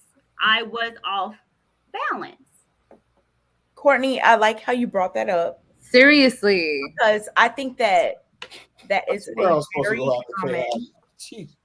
common experience. But like, I think that a lot of people don't understand that you could like not be in that particular situation and still be viewed as masculine, whatever. Yes. Like, I've always looked at it like entering this YouTube space, people have been like, oh my God, you're so masculine. And I'm like, I'm literally you don't know me, stupid.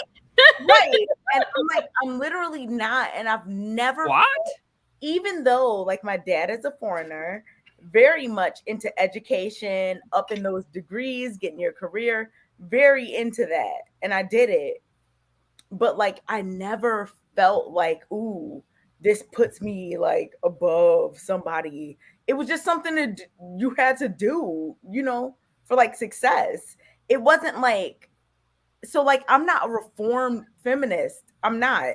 I never was a feminist. I mean, people that do feminist things, I appreciate them and that's cool, but that's not my fight. Like I'm more so into like racism, but like, it's just interesting to hear when people, like when you describe your experience, Courtney, because I think it's valid, but it's just like very interesting because we have a totally different experience. Like you were raised, like you gotta work, I never was raised that way. My dad is Nigerian, my mom is American.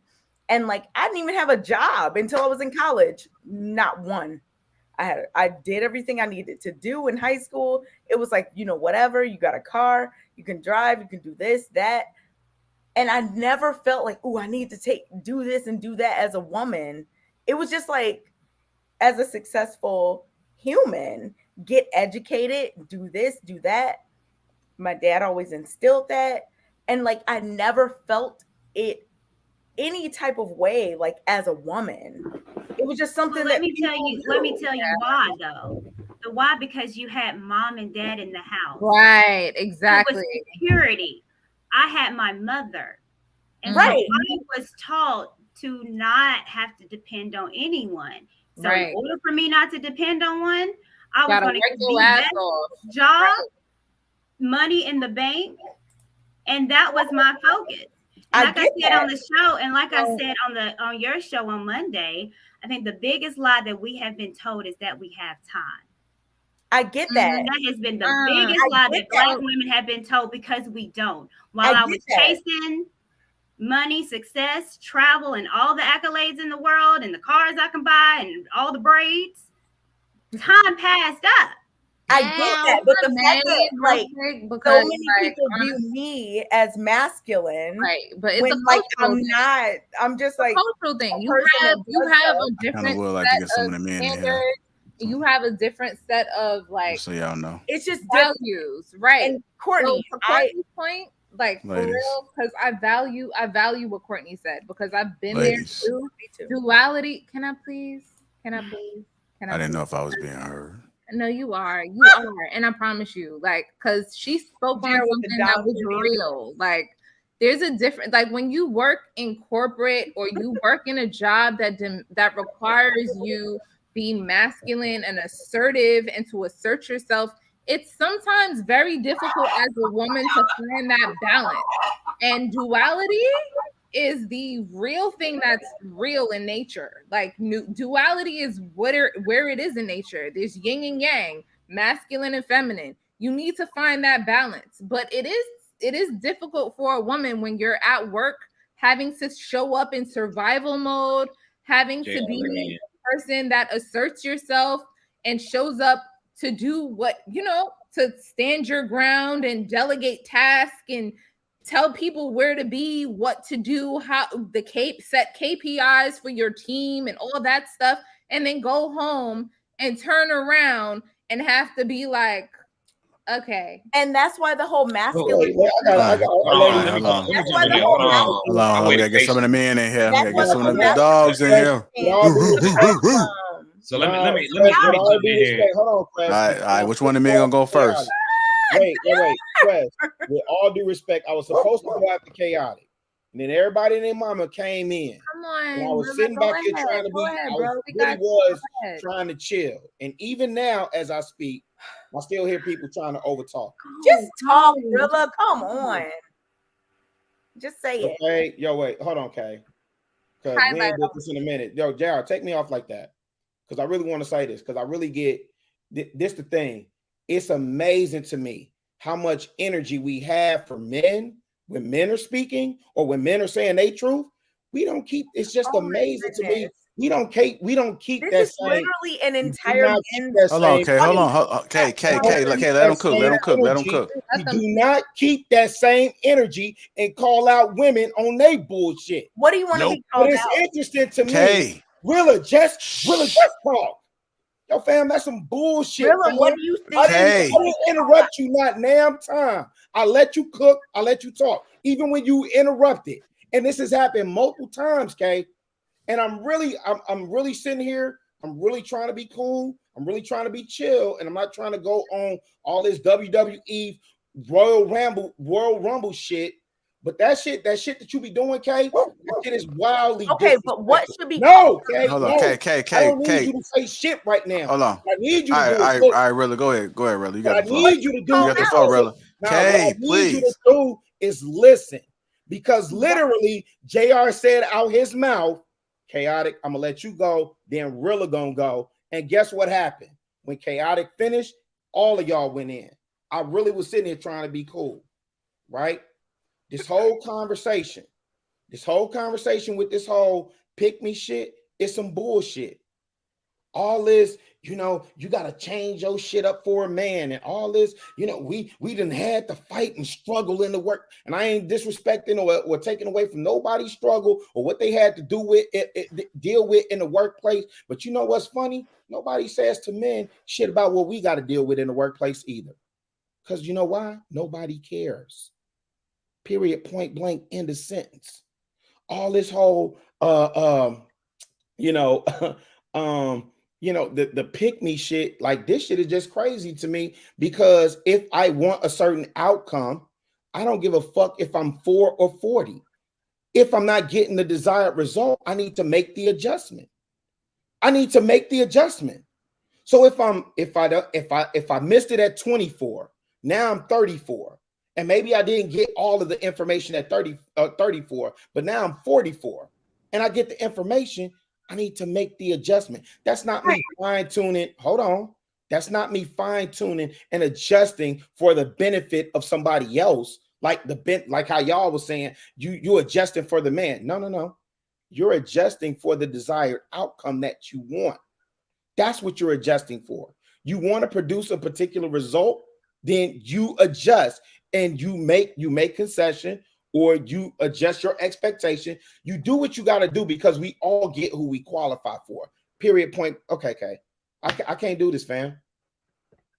I can't do this. Coming in and off mute, like you itching to jump in. I have no idea where this is coming from, but we literally let somebody listen, fam. Let somebody say something derogatory about a woman. Let somebody say something like somebody could say something derogatory about men all day. No smoke. We don't skip a beat. We gonna keep it moving. Hold on, Kay. We gonna keep it moving.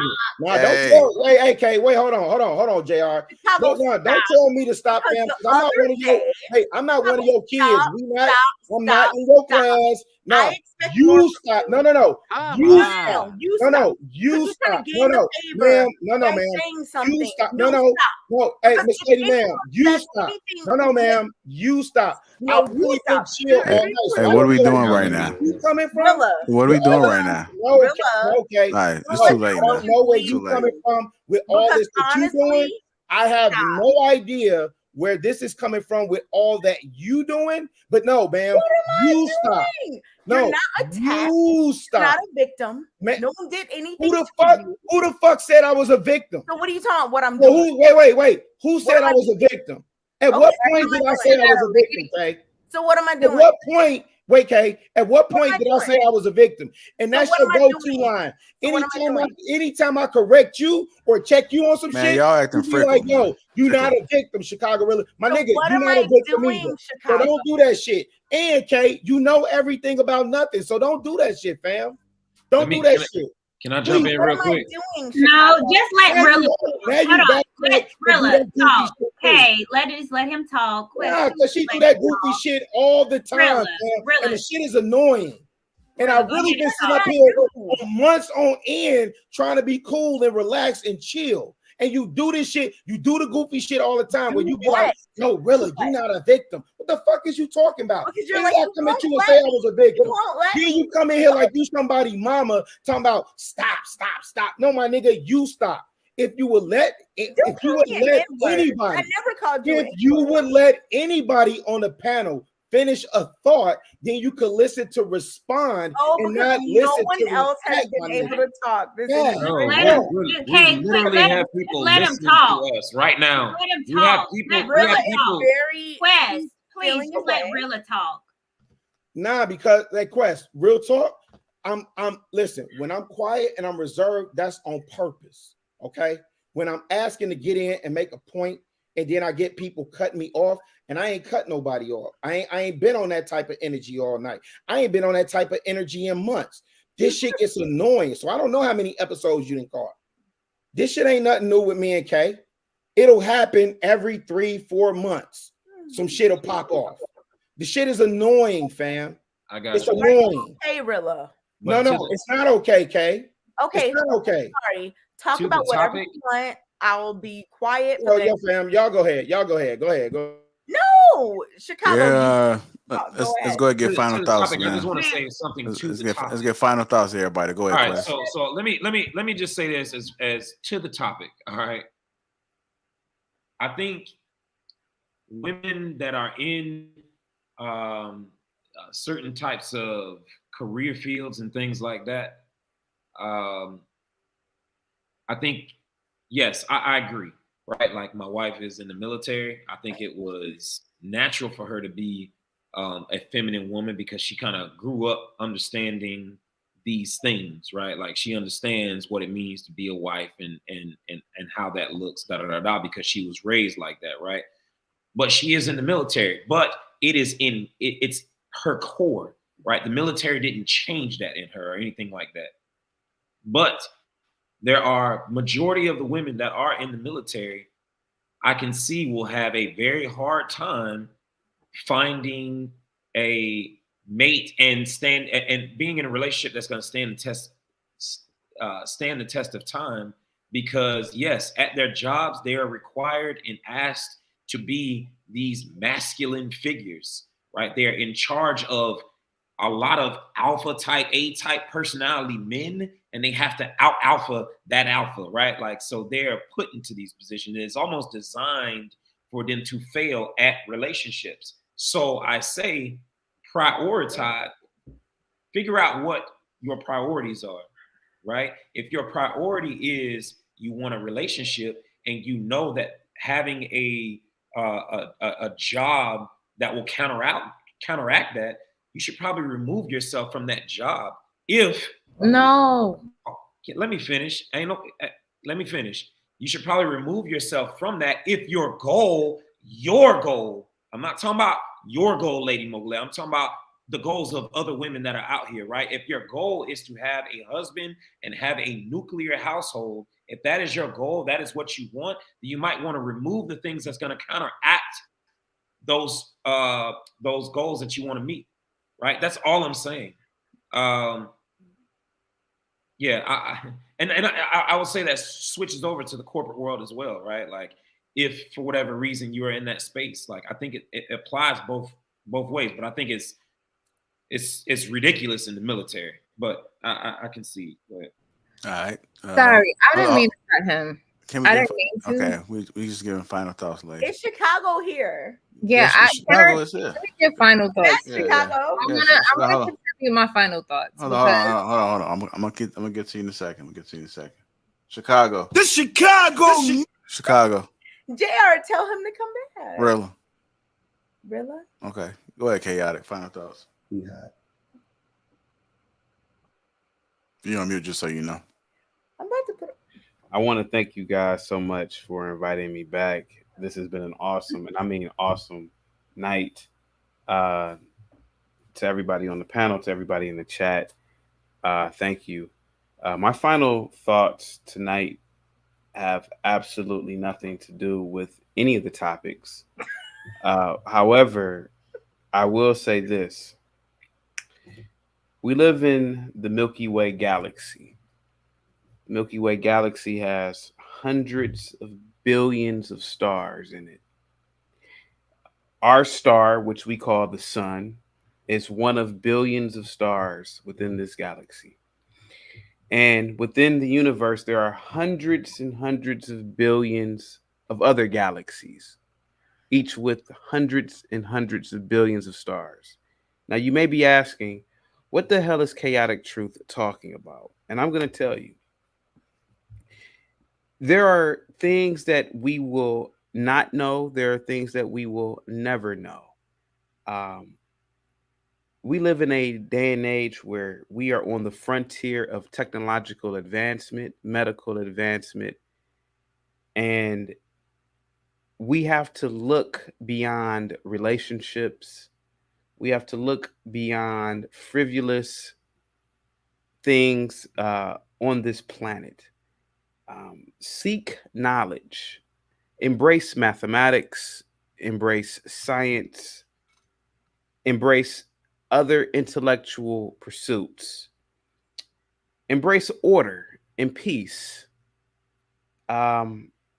We find ourselves caught, I believe sometimes, and not just Black people, but people in general, we're caught in some sort of primitive past. And that primitive past will keep us behind. And what I mean by is talking about drama and relationships and this, that, and the other. But until we break those chains, we will always be enslaved by these types of conversations, which I enjoy, by the way, as well. And I also have to say something, too, for a little trolling as well. This has to do with the topic. If you are 18, 19, 20, 21, 22, I want you to listen to this entire stream and listen to the cackling, listen to the goosing and giggling around, especially from Lady Mogulette tonight. And I rock with Lady Mogulette. Guys, divest.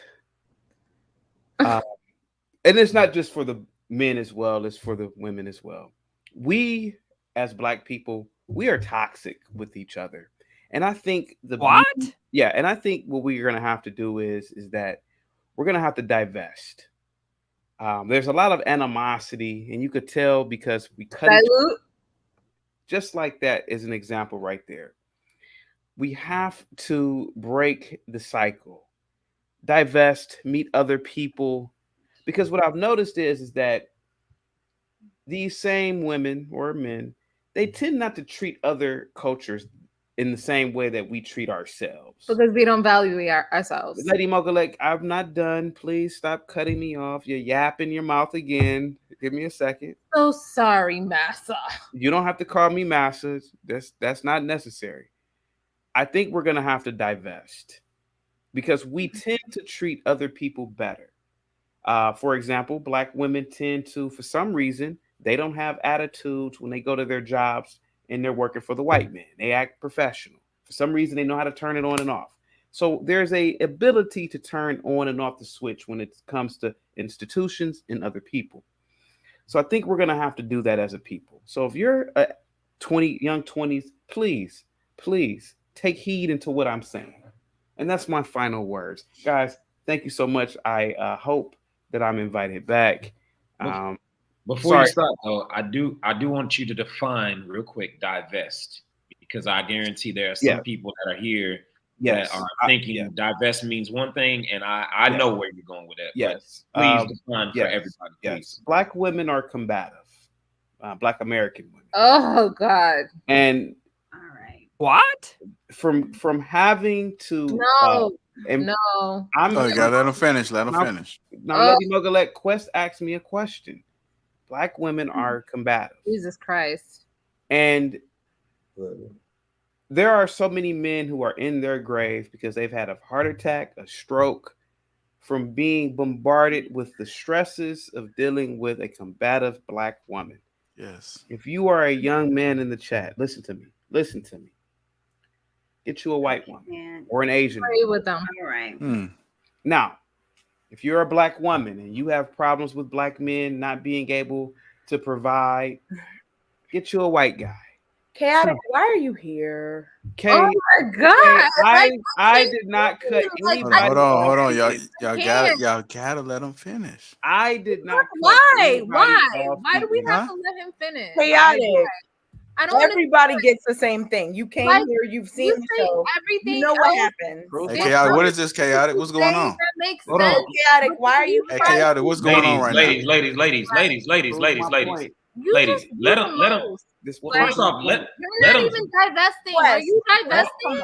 Because my wife does not act like you, Lady Mogul. I don't give a fuck. I'm happy she doesn't use act foul like language. I would never want to She be doesn't get with the sloppy likes of drunk in you. front of 5, 10, ladies, 1,000 people.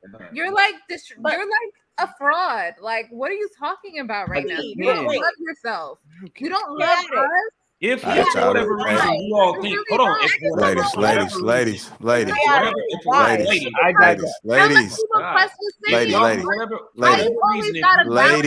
experience by trying to make you got a Black wife and you love us. You don't. Hold on, lady. If for whatever reason you feel like he is off base, let him finish, and then we'll counteract with whatever it is that he's saying. Because I don't necessarily agree with what he's saying, but I want to at least let him finish saying it. That way I can counteract. Well, so please finish what you're saying, because I do want to respond. That's the reason why I asked the question. I have quietly waited each and every last time everybody's chaotic. Why do you come to Black shows? You don't like. I never said I didn't like you, Kay. I actually said you don't want to come. I've been on here with you several times. Kay, I do not dislike you, Kay. No. I don't think you dislike me. Okay. I'm saying why do you like you either? I'm saying why do you come to Black? I enjoy the conversations. So then why do you always reference non-Black? Right. Because here goes the thing. I'm gonna do a sports reference. I'm assuming all the men on the panel and the women play sports. Why is it so different when a coach compares a team to team or players to players? What is so wrong with that? So why not compare Jewish women or Asian women to Western Black or white women? They are. So maybe they can help your channel. I'm not talking to you guys though. I was talking to younger people in the chat. I say that over and over as a disclaimer. I'm not talking to you. I would like to respond. Ladies, can I jump in real quick? Do I not do those things? Do I not say I'm talking to the 18, 19? Chaotic. Why? You can go. Can I respond to chaotic, please, ladies? Go ahead. Ladies, can I respond to chaotic, please? I initiated the conversation because I knew where this was going, and I wanted to be able to respond to what it is that he's saying. You are saying that you don't want our young men and women. Yes. No. I'm talking specifically to when you said young men start dating white women and Asian women. Yes. And Asian, right? Okay. Yes. I got it. So, well, one, I don't agree with that, right? Because I think that you know what? I'm not going to speak for everybody else. I'm going to speak for Quest. And I want our race to get better, move forward. And the only way we can do that is together. Now, there is a fine line here, right? That takes action on both parties. That is the black men and the black woman. Thank you. So what I would suggest is black men find the right black woman. Now, okay, you clapping, lady, but I would suggest that you are not the right woman just in your behavior this evening. Okay, so be careful on clapping. Now judgmental, so I don't care about you. Let me finish. You can call me all kind of pussy ass niggas later. No, I would never. Let me finish my point. I'm saying choose the right black woman if we want to continue our race moving forward, right? I would not suggest going out and completely divesting from your people unless you have across the board given them a full, good opportunity, and they have fucking failed you repeatedly. Yes. At that point, move on, right? Because you can't find what you're looking for within your race. But don't completely just step over your people thinking that you're going to find something better with the white man's ice or the Asian man's ice or da-da-da-da-da, right? Look at your people first is what I'm getting at. Pick the right one within your people. Do not go out here and pick the cackling and all these different things, what we were talking about earlier, those that are showing an extreme amount of masculine energy, which some of the shit we seen this evening or whatever. Don't pick that, bro. don't pick that. Yeah. I ain't put a name on that shit. I'm just saying. I got it. Let me say something real quick. Yeah, you go ahead and say we got to push through, man. I got to get off work. Let me just say something real quick. Chaotic, you know a lot of content creators, so you're aware of like Rollo Tomasi. I am aware of him. Yes, but you don't watch his content. I don't, believe it or not, I don't watch anybody on YouTube. Believe it or not. Okay. Yeah. So. Yeah. Right. Joe Rogan. So I thought you said you subscribed to the Lapeef Network. Oh well, I mean, of course I watch you. I'm talking about Red. Let me go check. Hold on. Go ahead, Courtney. I'm about to He do a fact check. But yeah. Right. You ain't gonna start crap on JR talking about he got to get up for work in the morning. He ain't got no job. Okay. So the reason why I asked is because there is a whole sphere that's bigger than the black manosphere, particularly white men, that have the exact same complaints as their white women. Okay, that's fine. They have the white men have the same exact issues of women not wanting to listen and not being submissive, and it's actually a bigger platform than the black manosphere. Mm-hmm. So what we fail to believe is that you going to divest, you going to white men, white women, Asian men, white women, it's still you. You thinking that the grass is greener on the other side is not what's going to fix the issue of maybe you having a really bad relationship and trifling women are coming to you. It could just be you. So instead of saying divest, make sure that person is a good person. Make sure that person understands that like attracts like. We're magnets. So maybe you're getting messed up results because you're messed up and you trying to go to another culture that probably won't want you, because usually 85% of the same race is always going to connect with their same race. Maybe you need to look inward at yourself. And these are still conversations. Instead of saying divest, maybe we need to start looking again as a mirror of ourselves. Yes. Instead of trying to run to everywhere, and you're still going to be the main factor in every single relationship. That guy Toby that just got murdered by that white IG model, he thought that, and now he's dead. So it's not always a group of all Black women or all Black men. Sometimes the issue is just you as a Black man and you as a Black woman. So let's start throwing that out there instead of just divest. I mean, go where you're wanted, go where you're appreciated. I get it. But if you're the problem, then you're going to be, it's going to be continuously you as the problem. Courtney, may I respond to you real quick? Absolutely. No. You know I'm married to a Black woman. However, I will admit yes, this. Courtney, I like what you said. I dated, and believe it or not, I've only dated 2 white women in my life. And Courtney, I have to say this. It was like being, and I'm not trying, listen, it was like being in heaven every day.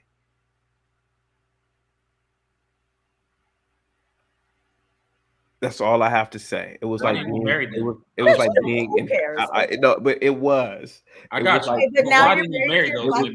Oh, because I wasn't ready for marriage. I already told you guys I wasn't ready for any type of marriage back when I was in my 20s. But but what I can say is this: it was like being in heaven every single day, every day. Explain that to your wife. No one here. I've explained that to her. Yes. Okay, great. Yeah. So it wasn't. Yeah. Okay. That's cool. Can I? Go ahead, Lady Boko. So honestly, like, I can't with this whole conversation about. Okay, well, go ahead, calm down then if you can. No, but no one was asking for your permission or for like you to guide me, so I need you to just chill out. JR, bro. Somewhere, right? No problem. I'll chill out. I used to rate it, but I'm gonna rate it again. I'm sorry, I don't speak that language. I'm sorry. I wasn't talking to you, so it's not for you to speak the language. I don't business about you speaking the language. I don't rate Quest again because you was really trying to make it seem like Queen's English. Other than it wasn't. I'm speaking my lingual, my tongue, and that's okay. If you don't understand it, you're not meant to understand it, and that is okay too.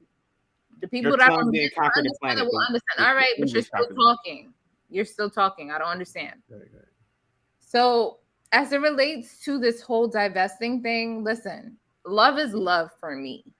Live and let live. That's my philosophy, right? If you find love outside of us, who am I to say no, right? But at the same time, don't divest because somebody that is not divesting is encouraging you to based on his tainted, very biased, very foolish, ignoramus ass fucking standpoint. Yes, and I'm being very, very vulgar tonight. Pardon me. You know, I'm cursing, which I don't typically do, but whatever. Because that's where I am right now, and I'm okay with it. I'm owning it, right? If this is me being quote unquote masculine, okay, fine, whatever. But my thing is, like, the whole argument of divesting because all Black, we're not a monolith, people. There's magic in our melanin. There's magic in our culture. It's like there are certain things that we don't understand. We've gone through so much as a culture. We've gone through so much as a community. There's so much that like other people won't understand. And we don't value one another. How can we expect someone else to value us? Like at the end of the day. So y'all can say, he can say divest. He can say, you know, Black women aren't submissive. He can say because we're submissive, because we're expressive and we're passionate, that we're being aggressive. He can say, they can say whatever they want to say. Love on each other. Love on yourself first. Like, get to know yourself so that you can show up as the best version of yourself for the person that you want to attract in your life. At the end of the day, we're all supposed to show up as the best version of ourselves if you want to attract who you want to attract. Like, that's what it boils down to. Like, you know, I feel like someone, he's not here right now, so I'm not going to call his name, but he asked what it means to be spiritual. Existing in a religious world is existing in a organized, indoctrinated system that tells you what to believe. If you're existing as a spiritual being, you know that there is God within you, and you know that if you pay attention to the God within you, and you pay attention to the laws that God set forth for you and the Creator set forth for you, and you actually balance on that and pay attention to that and show up as who you are, you're going to be the best version of yourself for who is meant for you. So if you're going to do that, then you're going to attract what you need for yourself. Don't listen to anyone else telling you to divest when they're not doing that shit for themselves. Like, that's not cool. You know what I mean? Like, divesting just means that we're not uplifting our culture, and we're not doing what we're meant to do for our people, because we're diluting it. We're not keeping it pure because we want to be accepted. And that's what he wants to do. You can be lost, but he wants to be accepted. So you can be lost, but the folks that are meant to get it will get it. And that's all I'm saying. All right, y'all. I know it's pretty late, man. We gotta start going wrapping this up. I'm gonna go ahead and end it with this clip that I thought was funny. Grab her. Grab her? What are you talking about? Come on. Aren't you a good citizen? What do you mean? I just thought that was funny, man.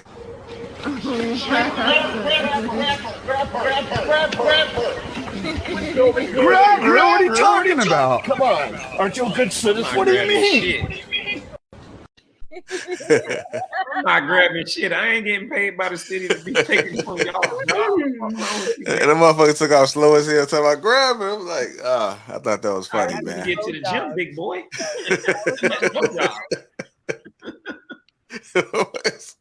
It took off. Hey, as soon as he took off, the girl started radioing. Like, Grab her. Yo, it's Grab so many her? What are you talking about? Come on. Bro. Aren't you a good citizen? What do you mean? She ain't even try to run after her, bro. Zero incline. Oh man, I don't know what this was. It worked. Hey, but I do want to say this before we close out. I'm gonna say this. I was trying to finish off with that question. You go get your last word in, huh? My bad. Hey, if you want a specific outcome, this is men and women. If you want a specific outcome, you gotta work for it. It ain't finna just be dropped in your lap. It ain't finna just be given to you. It ain't finna be handed to you. If you want a specific outcome, men and women, you have to work for it. Men, if you want the type of women that you want, you got to put in the work and get the bag and do all these things that's necessary in order to get that woman. Women, if y'all want the men with the bag, y'all have to really put some effort in becoming the type of women that these men want. I'm going to just say that, and I'm out of here. Yeah, well, there it is. Ladies, really sleep. And according to some of these, and according to some of these points, according to some of these points on the panel, you got to be who you are. Because if you don't, you're gonna be saying she's gonna run out. Grab her. Grab her. Grab the men with the bag. Grab her? What are you talking about? Come on. Aren't you a good citizen? What do you mean? Plus, real quick. Do you think that women should go after men for their money? Yep, that's what it sounds like.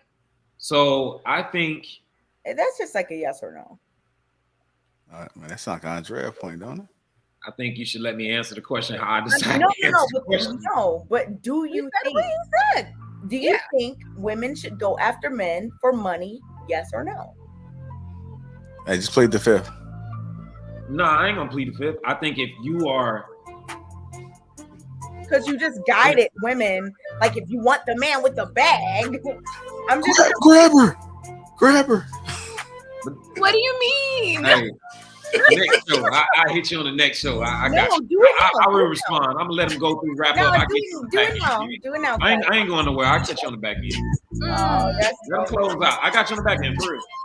Hey y'all. Shout out to Hold on. Before we do this, with submissiveness. go ahead right now and grab your tickets. That link is pinned to the top of the chat right there. It's like if you want a man with a bag, do this.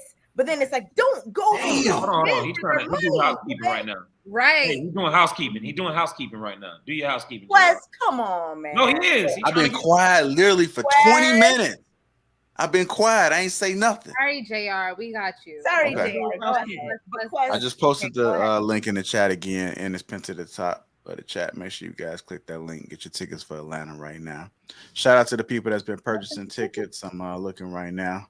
I appreciate you guys. It's definitely going to be epic.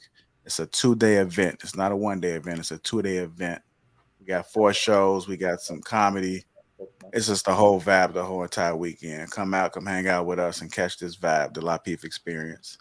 Hit that like button if you haven't already. I know we started a second stream, and somebody may have to do the opportunity and grant us access again with that like button. So go ahead and hit it. Thank you guys. Make sure you guys enjoy your early morning. I know it's late. I don't know if y'all hit me up in the morning, man. I go ahead and send a cash app and buy y'all coffee, man. So JR, what are those glasses? I will. $10. Yeah. Just send Starbucks coffee is $14. Just send a request for $10 and I'll go ahead and I shouldn't have said that shit because everybody in the chat they're gonna be doing that shit. I'm talking about the people on the panel. People on the panel. Y'all do know Cash App do block if you send too many It's at like a time. 2,000 people, so you're gonna have like $20,000. No, I'm talking about the people on the. I should have said in the back chat. Let me shut my ass up. The people that's watching, click the link that's pinned to the top of the chat. I just dropped the link again. Yeah, it is what it is. I gotta go to work in the morning, y'all. So, JR, what are those glasses? Wait, no, I'm off. Glasses. well, you're off. I'm not off. It's my Friday today. Salute to you. But us people that actually, JR, what are those glasses? Actually, what? I'm off every day. It's black on. Ooh. These are my glasses. But where are they from? Huh? Where they from? Yeah. They made in Chicago. Where? Who's the designer? On Canal. Canal is a street in New York. A lot of stuff is up there. A lot of stuff is there. Who? I said me. I'm the designer. Oh, shout out to you. Can you send us your shades? Like those are okay. So y'all want coffee and shades? No, I'll take the shades. Is there any other request? I don't want to be greedy. No. Okay. Is there any other request? When I come to Atlanta, I expect some of those glasses, JR. Thank you. Even though I could get them because we are in the same state, same metropolitan area. Okay. Or else, if you bring yours, expect them to go missing. Bring them. So y'all trying to be like Andrea, huh? Okay, I see. Hey, what's up? I need. Leave my girl alone. Okay, leave her alone. Wait, what did she do? He said we trying to be like Andrea. In what way? I don't know. It was an assumption. It was another one of those far-fetched things that they say sometimes, you know. Oh my God. All right, man. I know. Chaotic's like I'm never coming back here again with this bullshit. It's cool. Oh, no, man. I'm definitely coming back. Nah, they be in the chat screaming for Chaotic to be here, man. Like Courtney. They be screaming. They be like, hey, no more quests, man. Bring Chaotic. I'm definitely not coming back. What's the name of that color on your lips? Now, Courtney made me feel what kind of colors? What's the name of that color? The balance. That's the whole fact. Like, Ruby. Since we're here. Ruby. Okay. Do you guys know you're still alive? What did you say, Lady T? Yeah, anybody saying nothing. Tonight, like the whole corporate America balance being masculine. Now, if somebody started saying some reckless ass shit, I might hit the end. But but I doubt that happened though. Well, Quest, since you're here and we're still here, are you saying that women should go after men? Y'all just won't let it go, huh? Yes, he. Y'all be passionate about these topics. I'm starting to wonder if y'all go to sleep thinking about this shit. So listen. I'm gonna say this, and I'm gonna go on to sleep, right? I think if you are qualified for that dude, and if you're bringing the balance to that, right? So when I say that, I mean like, hey, you're looking for the guy that has the bag, but you're going to be bringing all those things to the table that the man with the bag is going to want. And sure, go after the guy with the bag. Okay, but that's not what I asked. That's not what I asked. Kay, can I finish? But that's not what I asked. If I was like, what color is the sky? And you were like, well, you know, sometimes No, really ain't hop out people there. cook with oil. Like, Kay, that you has said nothing that? to do. Help me to understand go after. Wes, I'm asking you specifically, do you think that women generally should go after men with money? So, black women or white women or just women? Anybody? What? So I think. Do you think women in general should go after men in general because of the amount of money they have? Stand on it. I think women should go after men that have the ability to provide and have resources that are going to be able to provide for a family, right? So is that like yes or no? Let me fucking finish, Kay, bro. I'm trying to give you an answer, dog. I know all the tactics of dodging. I'm the master. I'm not dodging shit. I'm trying to give you are. You are. I'm trying to give you an answer. It's a yes or no, though. I think what you're saying is the bag is that thing, but it's more than just a bag, dog. You mentioned the bag.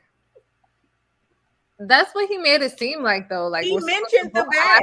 The bag. That's what made me ask. He's a married man, and the reason why I can understand where he's coming from is because it seemed like it was well. Okay.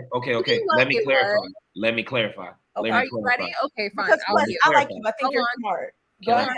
Even though I shouldn't yield to you after you said what you said about me, but I'll yield. Go ahead. No problem. Can I I just want to clarify. Go ahead. I think women should go after men that have resources and have the ability to take care of a family. I don't think women should be going out here fucking with niggas that don't have the ability to take care of a family or that are not even at the bare minimum showing potential to be that, right? Why did you mention the bag? I guess potential. Potential is a sticky one, ladies. Why did you mention the bag, Quest? Because typically, being able to support and provide for a family, it requires a bag, bro. Like that's literally like, don't get so glued onto that, bro. Like, no, I'm not. It's not bruh. I'm not. I'm having an actual conversation with you.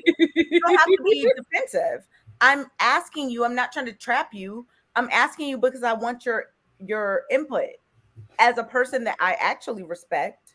Right. You've been on here a couple of times. I think you're actually smart. Yeah. You're married. You got the goal that a lot of people are looking for. And so when I ask you that question, it's not me like, oh, I caught you. I'm just asking you because you said a thing, and I'm trying to get the answer from it. So don't like feel attacked or backed into a corner. Because I'm asking you something. So I don't feel attacked. I think the biggest issue is y'all let me work my answer. Like it's not so cut and dry what you're asking. You're saying, do you think they should? But it was cut and dry what you said. That's the thing. I literally that's the thing. I know you can't. And the thing is that it's when you say something very cut and dry. If you want the man with the bag, and then someone questions you on that, you can't be like, you backed me into a corner. So I didn't.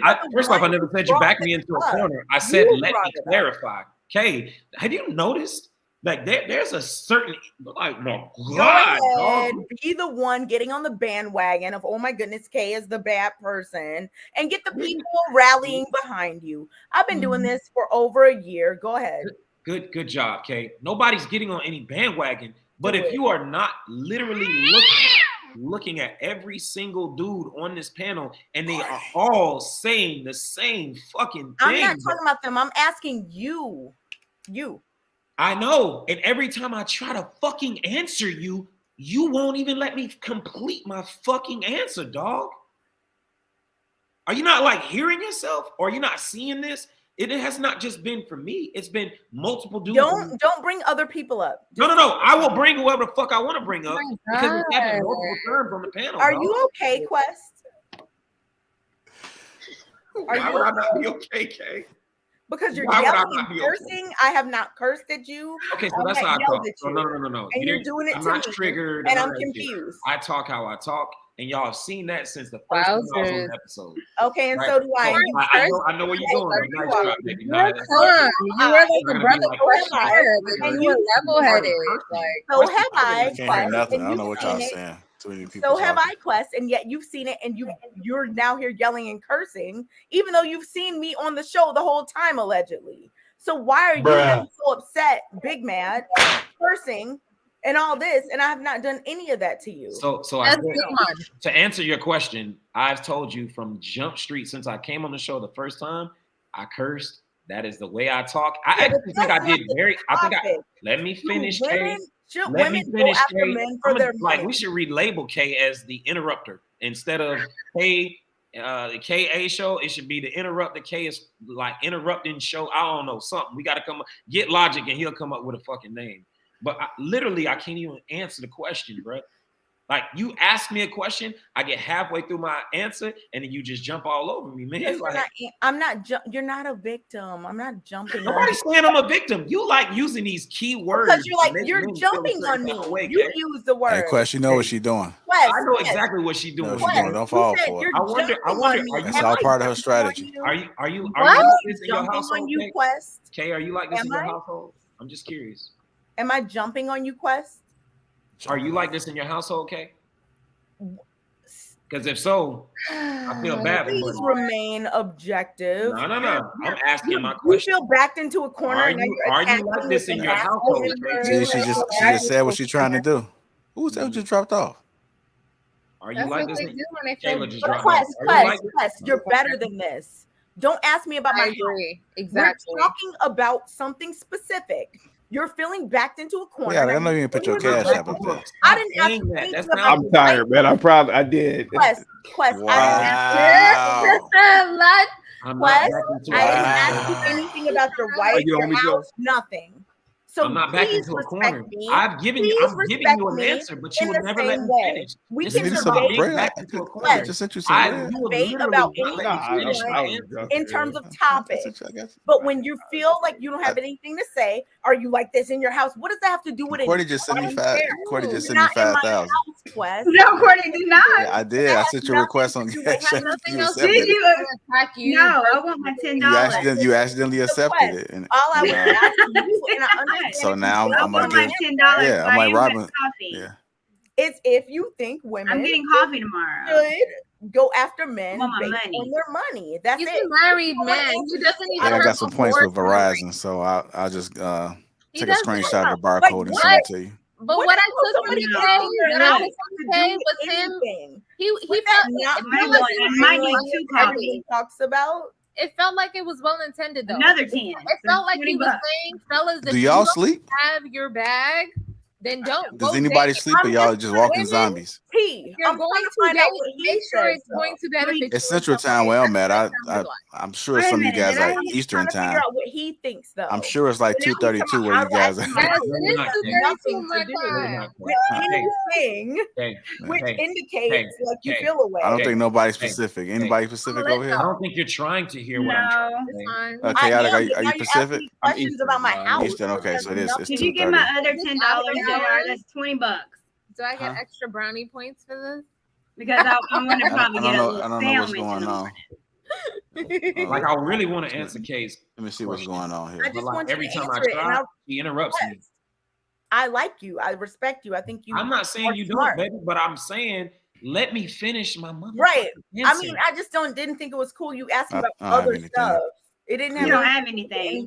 I'm glad. That's shit! It just popped up. Yeah, I was like, yes, you do. It just popped up. Oh, what now happened to Quest? Oh. Y'all ran them off. Imagine if I was like Courtney. Decline this one right here. Green, and you were like, I just don't know. And I'm like, so do you got a man? Like, what do you have to do with anything? That's why you ain't got no man, because you don't like the color green. I just got a decline cash app. You want to stay alone forever because you don't like the color green. Like, oh. I just gave you money for the coffee. What's your favorite auto? Did you decline my 20? And I'm like, wait, so does that mean? Coffee don't cost us 20. You buy $20 worth of coffee, man. I need 2 and I get espresso shots. Well, it's people that's bougie. You got your coffee. That's it. Yeah. Listen, What happened to Quest? $14 when I Quest said, "Fuck, I gotta go to work, man. I gotta go to work, man." So connection. What? Yeah, Allah. What? Tommy. This Kay, is can I- work. It's just crazy that like It's not so work. many people are like, cool. I'm not one of them. Whatever to whoever. Maybe one day, but I'm not. It's like I gotta go. Did Quest just run away? He did. He ran. Kay, can I ask you a question, Kay? He told women to be gold diggers and then ran. Lady T, Kay and Lady T, can I ask you two a question? Yeah.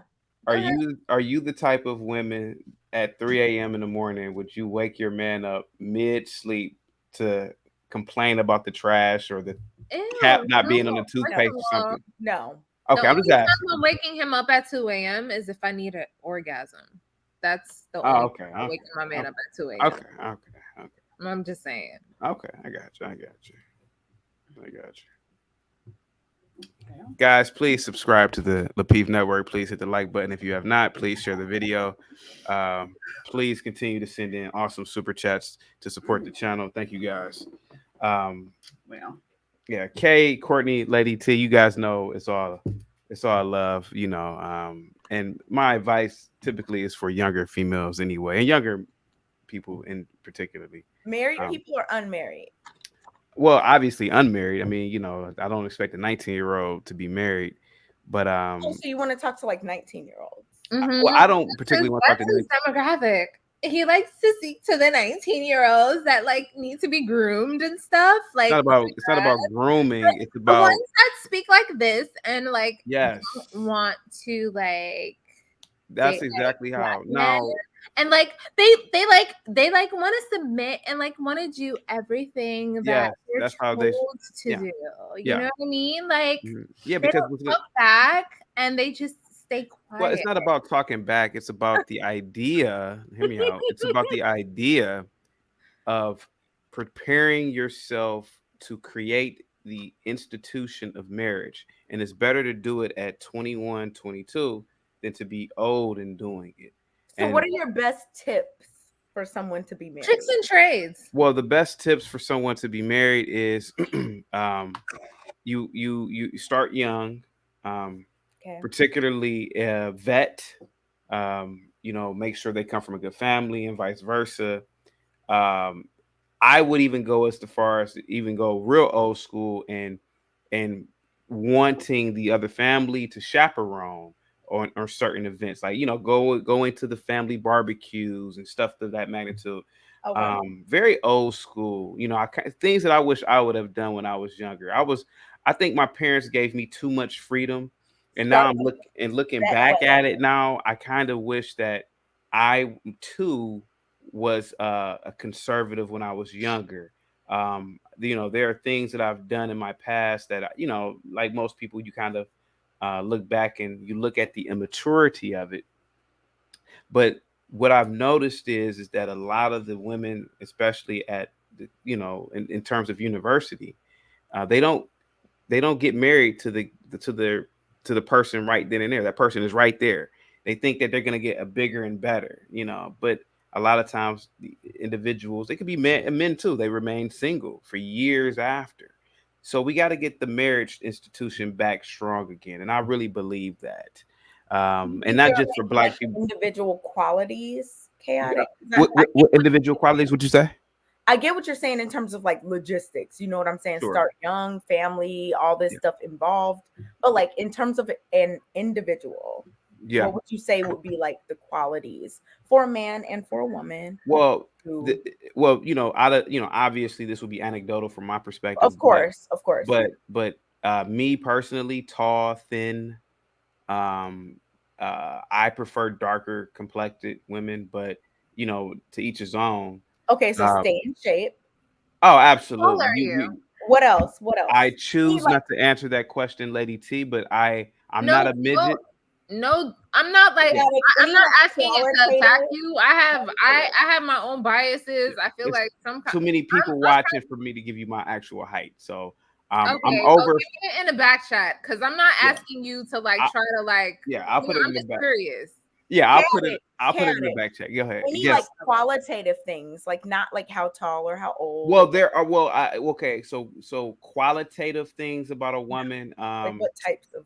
I mean, I'm not gonna lie to you. Intelligence is a factor. As much as a lot of men just say looks, intelligence is a factor. You want to make sure that your children are if you breed with the woman, or if anybody, you want to make sure that your kids are intelligent. And there are a lot of science that suggests that actually the intelligence actually comes from the woman. But I've read peer-reviewed articles that say that. But me being a misogynist, I kind of don't like that. Oh my God, I'm so glad that you claim that. Yeah, but the fact of the matter, but I'll admit to it. Okay, so like what else? Like I'm not intelligence, obviously intelligence. I prefer when I was younger, I got into the whole atheist thing, but now that I'm older, I would prefer a woman who is a Christian, or she could be Muslim. Well, I mean, that's what I would give the advice. My wife is actually Christian, but that's the advice that I would give, because those are grounded religions, and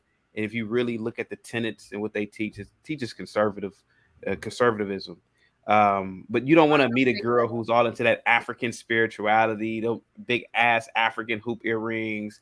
You don't want to meet some hippie, some girl talking about she's agnostic. Like all of that is that free thinking. Okay, so chaotic. You can't on this like objectively. I beg your pardon? You can't, and it's okay if you can't.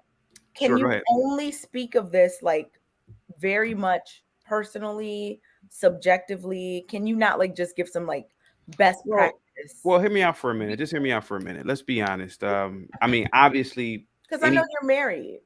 Yeah, but any opinion that I have obviously will come from my perspective, and I apologize if it's generalized, but all that free thinking, like all that free thinking thing, it leads to it just leads to, I think, destructive. Not free thinking. Like, let's not do that. Well, I'm saying like I'm not saying like, oh, free whatever, whoever. I'm saying sure, go ahead. Just some basic best practice in terms of mate selection. Yes, I'm not having anything to do with your own personal. I'm telling it. If you are young, you mentioned like religious practice. Yes, absolutely. Tell everyone, and that's very personal. No, it's not. Well, hear me. No, it's not. That lacks the most, that has the least melanin possible, and all that. Like that's what he's gonna say. Like no. Kay did a good job at asking me after the physical with the qualitative, and that's what I'm giving. So I'm giving the intellectual aspect, and I'm giving the philosophical aspect, which is Christianity or Islam. I got past the whole physical thing. I clicked, and that's what Kay asked me. And what I'm saying is that yes, you want a woman who is conservative, who believes in Christ, a woman who's not going to do things of the world, like going out to the clubs. Generally, a woman who's truly a Christian, she's not going to do these things. She's going to be the soccer mom. She's going to take her place in the hierarchy in being that good mom. I have to pick up the kids today. That's what a man should really want. And if you're young, you should want a woman like that. A woman who, instead of going out for cocktails, she's going out to pick up the kids from soccer practice. Those are the types of women that you should want if you are a young man right now. And that's the kind of woman that you should want to be if you're a young woman listening to this.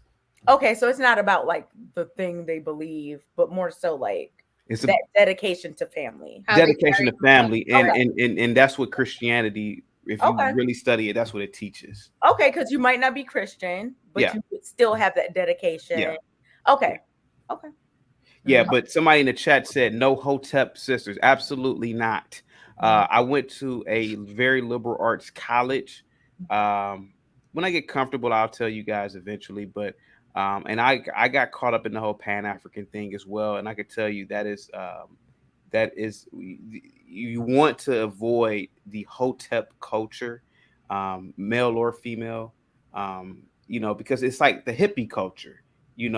A lot of women that I knew who were Hoteps, they grew their armpit hairs. They beat on drums. They talked about the ancestors.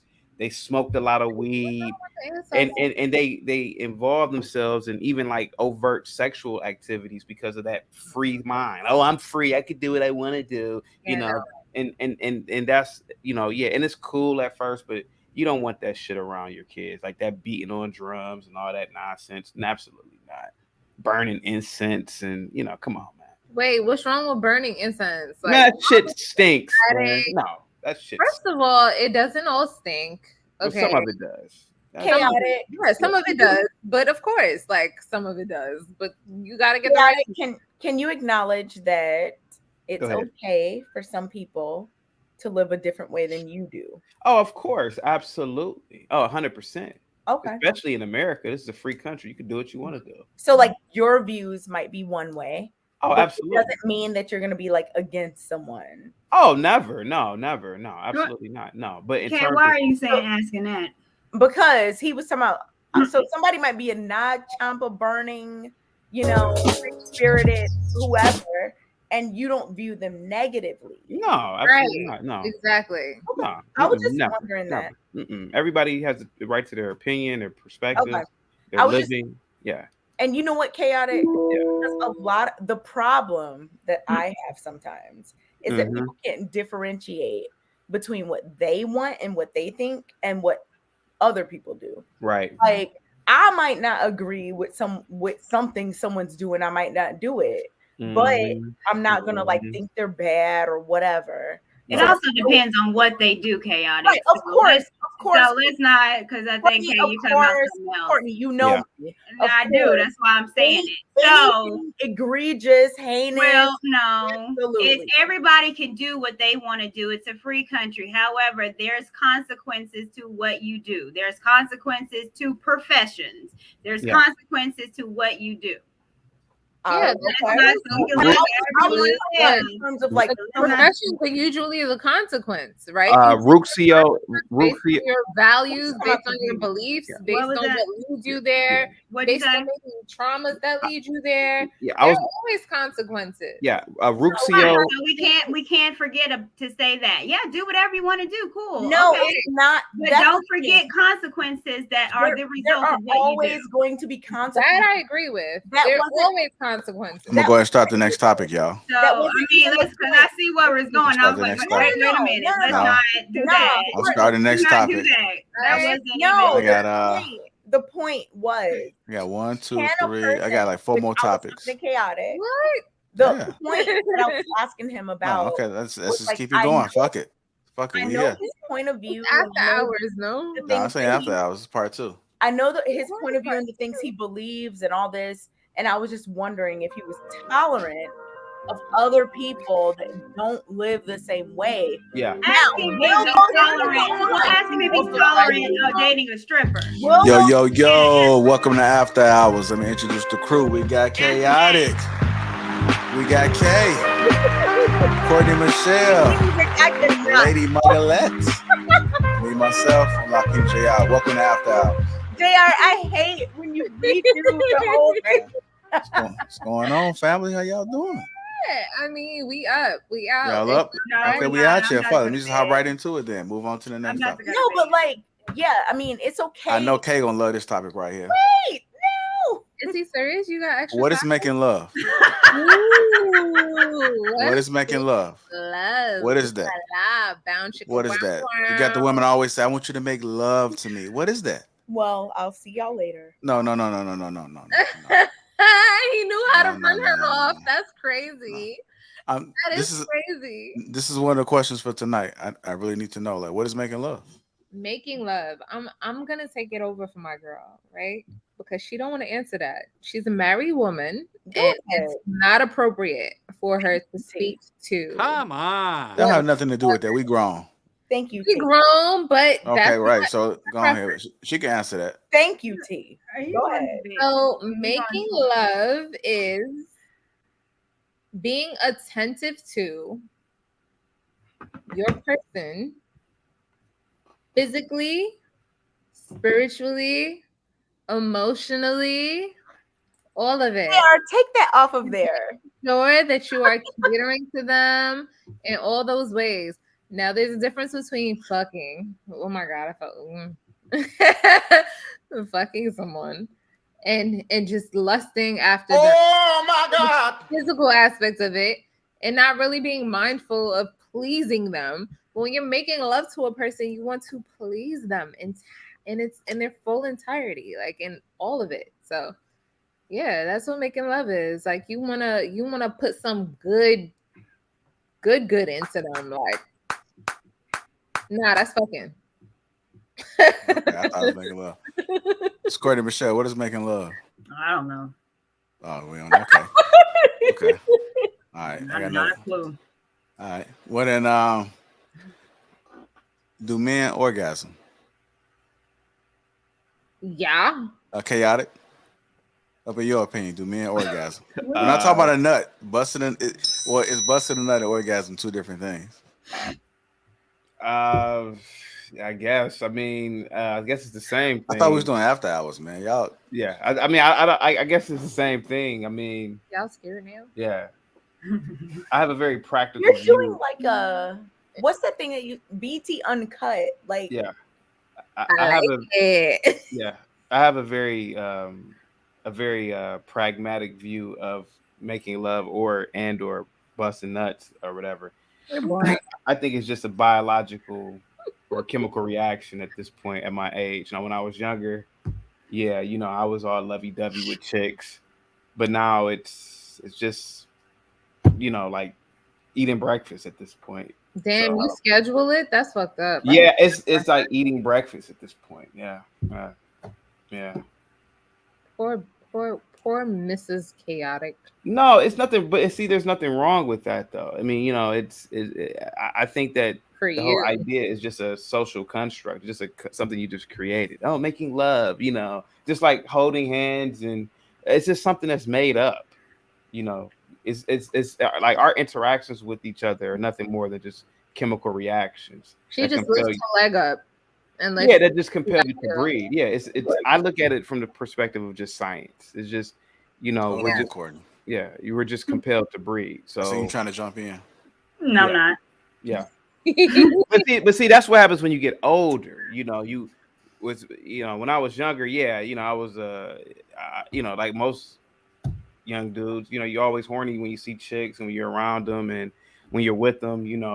But now that you're older, it's like, oh, this is just a chemical reaction, So, I was I was listening to this lady speak about this, and she was talking about poly and polyamory.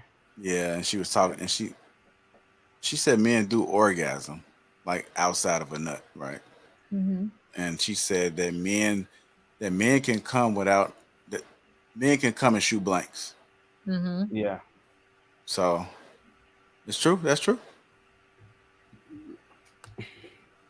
I mean, I'm not a man, but according to science, yes, men can nut because you see how I'm trying to trick y'all into answering y'all. Physiologically, what happens when you are sexually stimulated, but orgasming is something completely and entirely different. Hey, Courtney, the chat said they want to hear what you got to say about it.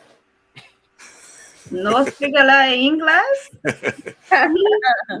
hable no English. Sí, señor. Hey, Kay. Oh, Taco Bell. Hey, Kay, the chat said they want to hear what you got to say about it. She got a whole husband. No. Sorry. Okay. Well, then let's talk about the school system then. Perfect. I'll go off camera for this one. What about the school system? No. Look at Chaotic. I don't know. I was a former teacher, so I have strong feelings about. What did you teach? Oh no, we're not going down there. All right, y'all. All right, y'all. I think that's it. I think that's it. I had enough. That's it. That's it. Yeah. Appreciate you guys. I see the panel didn't want to participate in these questions. Super weak outputs. But make sure you guys give your input. Put a 1 in the chat if you enjoyed the stream. Hit that like button if you haven't already. Again, copy your ticket for Atlanta. JR, the glasses, please. You should have participated in the conversation. Because you didn't, now I have to punish you. Grab her. Grab her. Grab her. What are you talking about? Come on. Aren't you a good citizen? What do you mean? Aren't you a good citizen? What do you mean? Yeah, I thought they were blue blockers, but clearly No, absolutely not. You know what that reminded me of? Jay, you remember that Martin? Kay know this. You remember that Martin episode where he thought he had a son? Oh yeah, I remember that one. Yeah. You remember when Martin was imitating the son? Martin, I just wanted to go to Arizona. That's how that white dude sounds.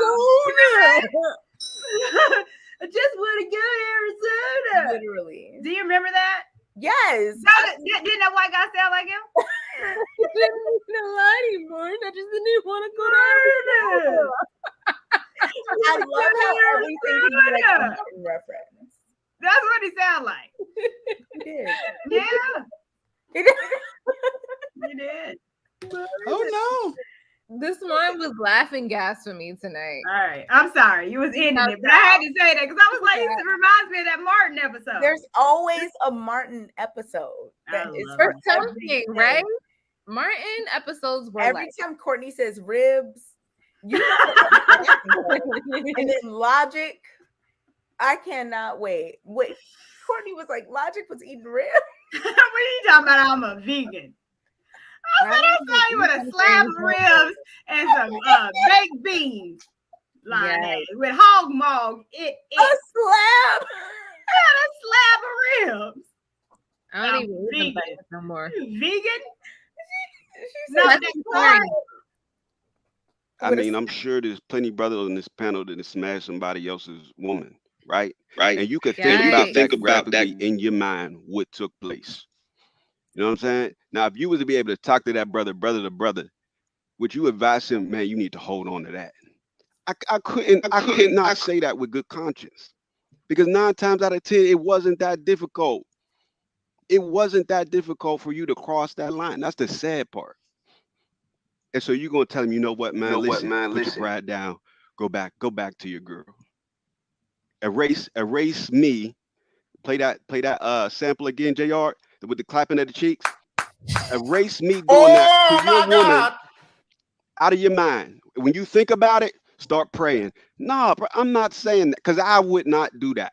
I'm not saying that. I'm sorry. Sometimes you just got to move on with your life, brother.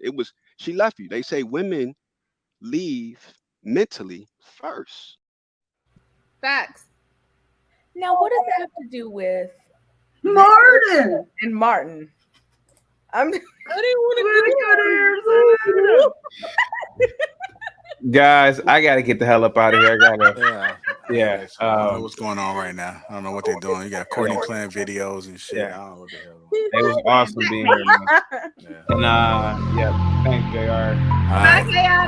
We have a good one, Courtney. Have a good one. Thank you, TK. Have a good one.